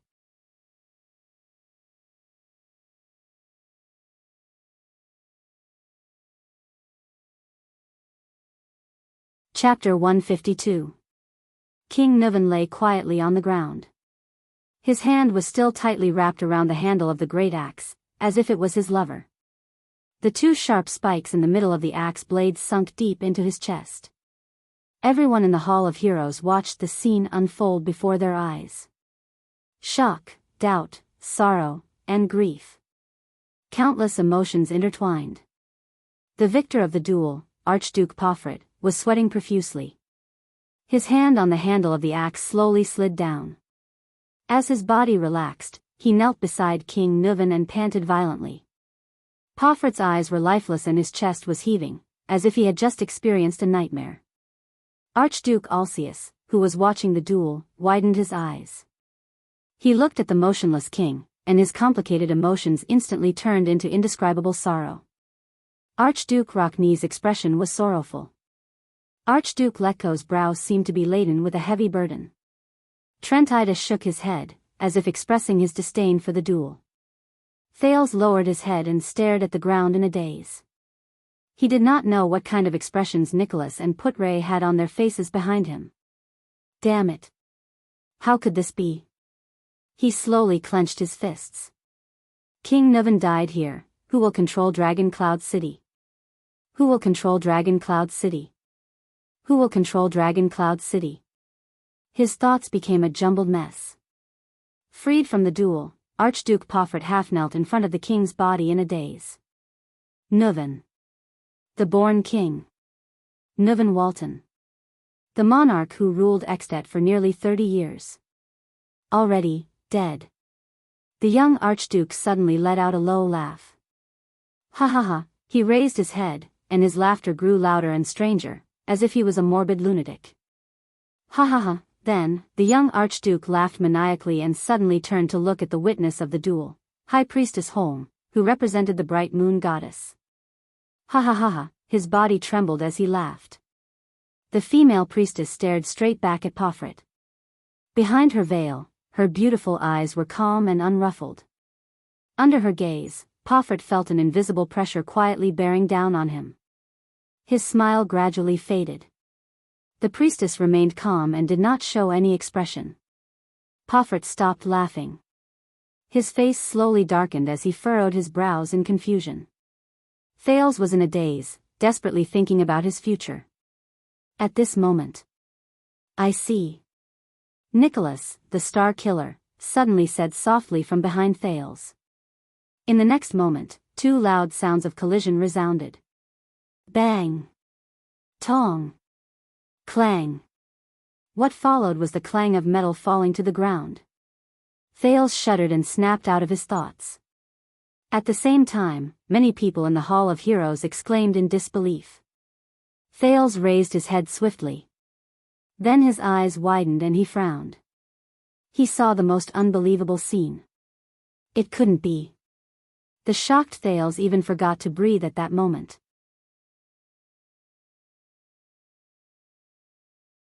King Nuvan, who was supposed to be lying dead on the ground, had somehow struggled to his feet. Instead, he pinned Pofert face down onto the ground. The great axe which had pierced through the king's chest lay at their feet, still trembling. Like the others, Thales stared fixedly at the scene before him in bewilderment and confusion. The old king of Extet had a fierce and aggressive expression on his face. His left arm was in the shape of a ring, tightly gripping Pofert's right forearm from behind.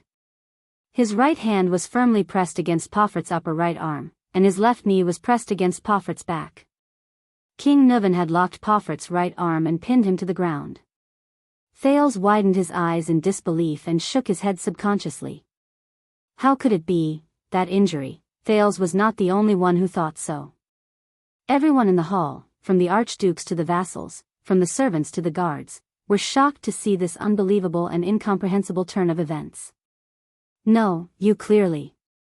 Amidst the intense pain, panic, and fear, Grand Duke Pofert, whose right arm was locked and whose head and face were pressed to the ground, desperately exerted his strength in an attempt to break free.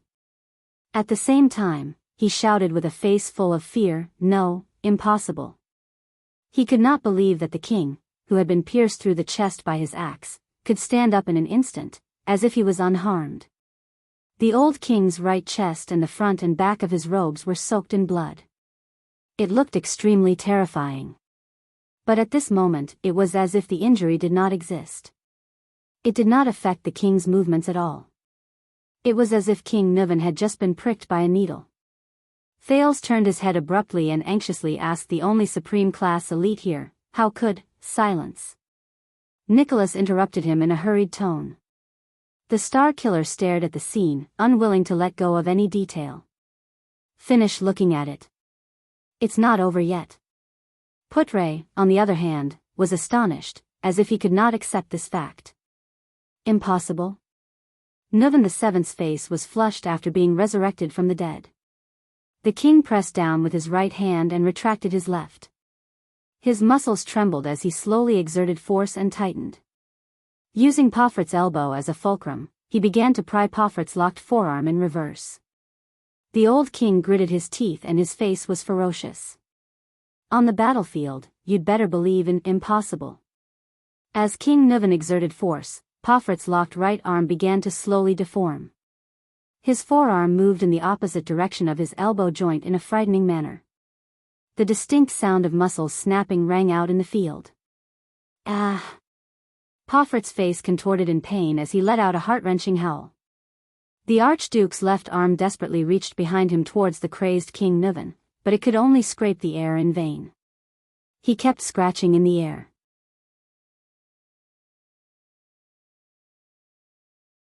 He could not break free from such a fatal lock at all. "I killed you, I clearly killed you." Pofert's neck was pressed against the floor, and he could not stop twisting in inhuman pain. He screamed in pain, "You're dead." "Is that so?" King Nuvan, who was firmly suppressing his opponent, revealed a ferocious expression mixed with hatred and madness. His words were as piercingly cold as the wind. "Perhaps, I'm not completely dead enough." As he spoke, Nuvan VII continued to exert force with his hands methodically. The frightening cracking sound from Pofert's forearm continued to ring out. It sent a chill down Thales' spine. The young Archduke struggled frantically. He could not reach his enemy's left hand, so he desperately slapped the ground. But under King Nuvan's experienced and ruthless strangulation, all of Pofert's struggles seemed to be in vain. He could not exert the strength in his young body at all. He could only frantically twist the other parts of his body that could still move. He was like a fish waiting to be slaughtered on the chopping board. The next second, slap. A crisp sound rang out from Pofert's arm. Pofert's head, which was pressed against the ground, could not be raised any higher. His face was contorted, and tears flowed uncontrollably from his eyes. His mouth was widened to its limit in pain, and he let out an unprecedented, frenzied howl. Ah! No! No! No! Ah! His right forearm, starting from the elbow joint, had been forcefully bent in the opposite direction. Under the intense pain, Pofert trembled as he resisted King Nuven's strength. He even lifted his chest an inch off the ground. But Pofert's nightmare was not over yet. King Nuven suddenly raised his right hand, which was pressing against Pofert's upper right arm. He abruptly clenched his right fist and hammered the back of Pofert's head. Thud. Pofert's head was smashed to the ground again by the punch. His forehead hit the floor with a dull thud. But King Nuven did not stop. He let go of Pofert's crippled right arm and extended his right hand to grab Pofert's left arm. Then, using the same posture, he switched his left and right arms.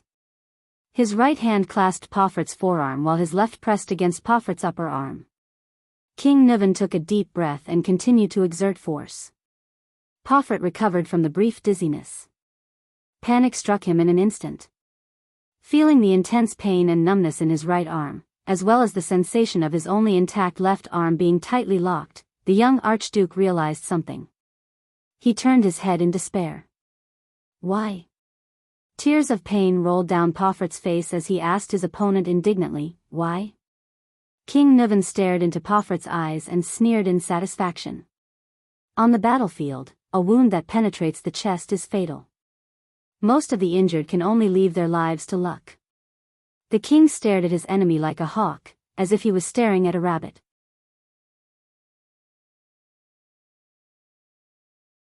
This is especially true for a wound that penetrates the chest. King Nuven continued to exert force on Pofert's arm. He did not stop talking and exuded a chilling aura. Your lungs will become like broken bellows.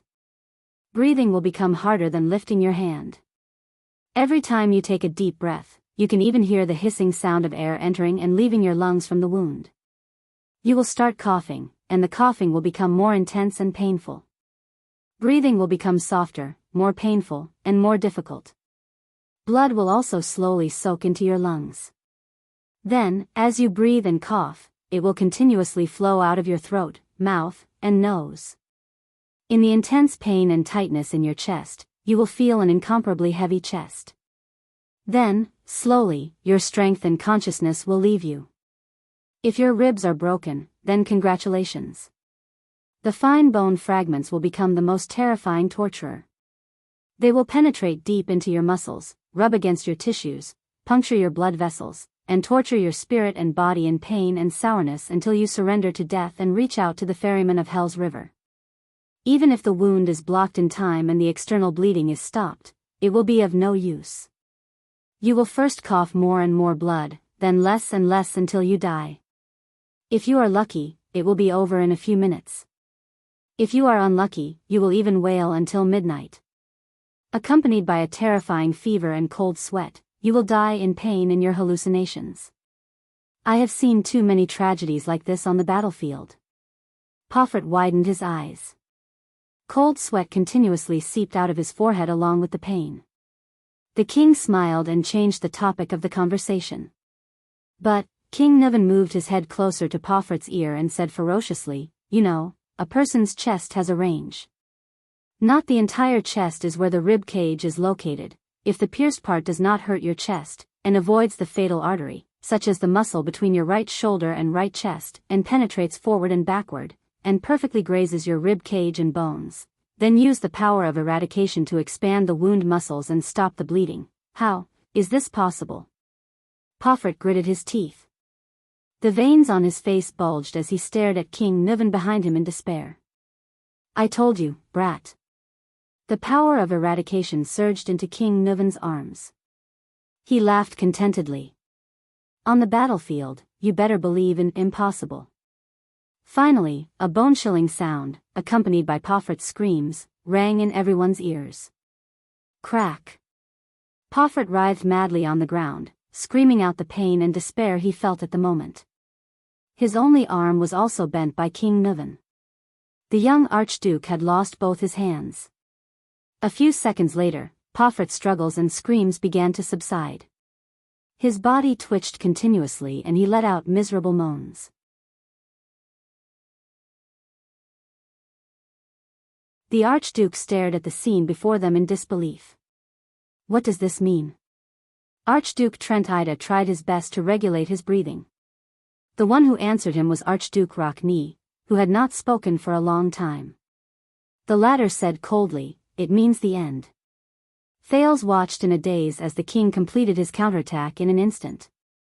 It was quick, violent, and effective. It was a counterattack that ended things once and for all. He did not even have time to see how the king's reversal began. His Majesty was lying on the ground and was pierced by the axe. Nicholas sighed behind him. Whether it was us or Pofret, we only knew that His Majesty's chest was pierced, but we could not clearly see the penetrating position on his back. There was no way to tell if it was a fatal wound. And that was exactly what the king calculated. Calculated? Thales stared at King Nuvan's chest, especially at the area on the right that was soaked in blood. King Nuvan panted. He flung away his enemy's useless arm and stood up. At that moment, Thales felt that this valiant figure was incomparably tall. King Nuvan looked around at the people in the hall. He was greeted by different gazes and breaths, ranging from excitement, surprise, and doubt. Wine. King Nuvan suddenly roared loudly, "Strong rye wine." Thales was momentarily stunned. The strongest kind. The servants and guards in charge hesitantly looked at the High Priestess of Bright Moon Temple and the Archdukes. However, High Priestess Holm was still unmoved. The Archdukes only stared at the king in a daze. Pofret, who was on the ground, stopped moaning. He struggled to lift his head and looked at his opponent with a face full of despair and numbness. Enough. King Nuvan roared impatiently. I won't suffocate him to death with a wine cup. Motherf *Ker, bring me the wine. In the name of the king. The king's administrator, Lord Merk, sighed and waved his hand, granting the king this privilege. A wooden barrel full of rye wine was quickly carried to the hall. King Nuvan grabbed the metal wine cup that was brought over, opened the lid of the barrel, scooped up the wine, threw his head back and poured it into his mouth. Wine seeped from the corner of his mouth and flowed through the king's short beard that stretched from his chin to his neck. The old king downed the wine in the cup in one gulp, wiped his chin happily, and scooped up another cup. This time, King Nuvan tore off the clothes on his right shoulder, revealing his aged but still firm muscles.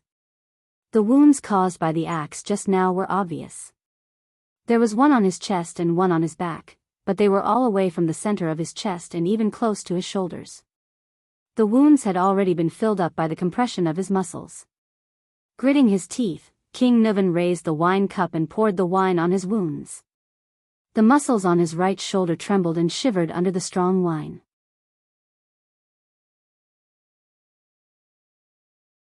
However, King Nuvan's expression was as cold and indifferent as usual. It was as if the wine that had soaked his wounds was not strong wine. Everyone in the hall watched this scene in silence. No one interrupted him. On the ground beside him, Archduke Pofret, whose arms were broken, growled in a low voice. Once again, his eyes were filled with indignation and hatred. He used his head to prop up his upper body and tried to get up with the help of his knees. What welcomed him was a heavy, merciless kick from King Nuvan on the Archduke's back, forcing Pofret back to the ground. Pofret first let out a painful groan, then his groan turned into an indignant roar. No, how did you do it? The young Archduke's face was gloomy. He glared at King Nuvan as if he wanted to dig a piece of flesh out of him. Did you think you could pierce my chest with the axe so easily? King Nuvan's expression remained the same. He scooped up another cup of wine and drank it in one gulp. Brat, I lured you to stab me. My strength is not as good as yours, neither is my endurance. In a battle with a great axe, I would lose sooner or later. King Nuvan stepped on Pofret's back and spat at him in disdain. But even a supreme-class elite, once he lets down his guard, King Nuvan's eyes shone brightly. You're useless. Pofret's eyes widened. He pressed his face against the ground and his lips trembled. Once again, he let out an indecipherable roar. It was filled with desolation and pain. I'll give you a piece of advice. Before you break your enemy's neck, don't relax. King Nuvan slowly exhaled. Feeling his exhaustion and fatigue, he said in a cold tone, "This is the most valuable experience we've gained in thousands of years of bloody battles with the orcs." King Nuvan raised his head again and drank the third cup of wine in one gulp. Behind Thales, Put-Ray asked faintly, "Is this what the army often talks about, the so-called fighting instinct of a warrior?" Instinct? Nicholas, the Star Killer, replied with a cold chuckle.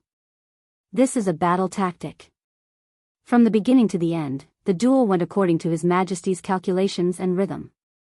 It went according to the pace he planned. Put-Ray revealed a puzzled expression. From the beginning, His Majesty lured Pofert to stab him with the tip of his axe instead of slashing him with the blade. The Star Killer crossed his arms.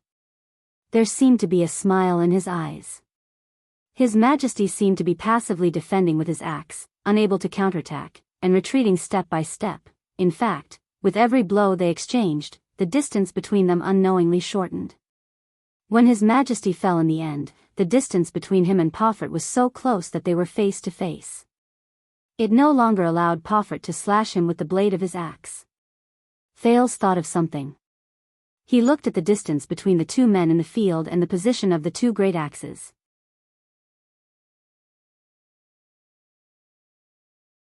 Pofert was led by His Majesty to end the duel with the thrust of the axe. The leader of the White Blade Guards replied faintly. His Majesty, on the other hand, was lying on the ground.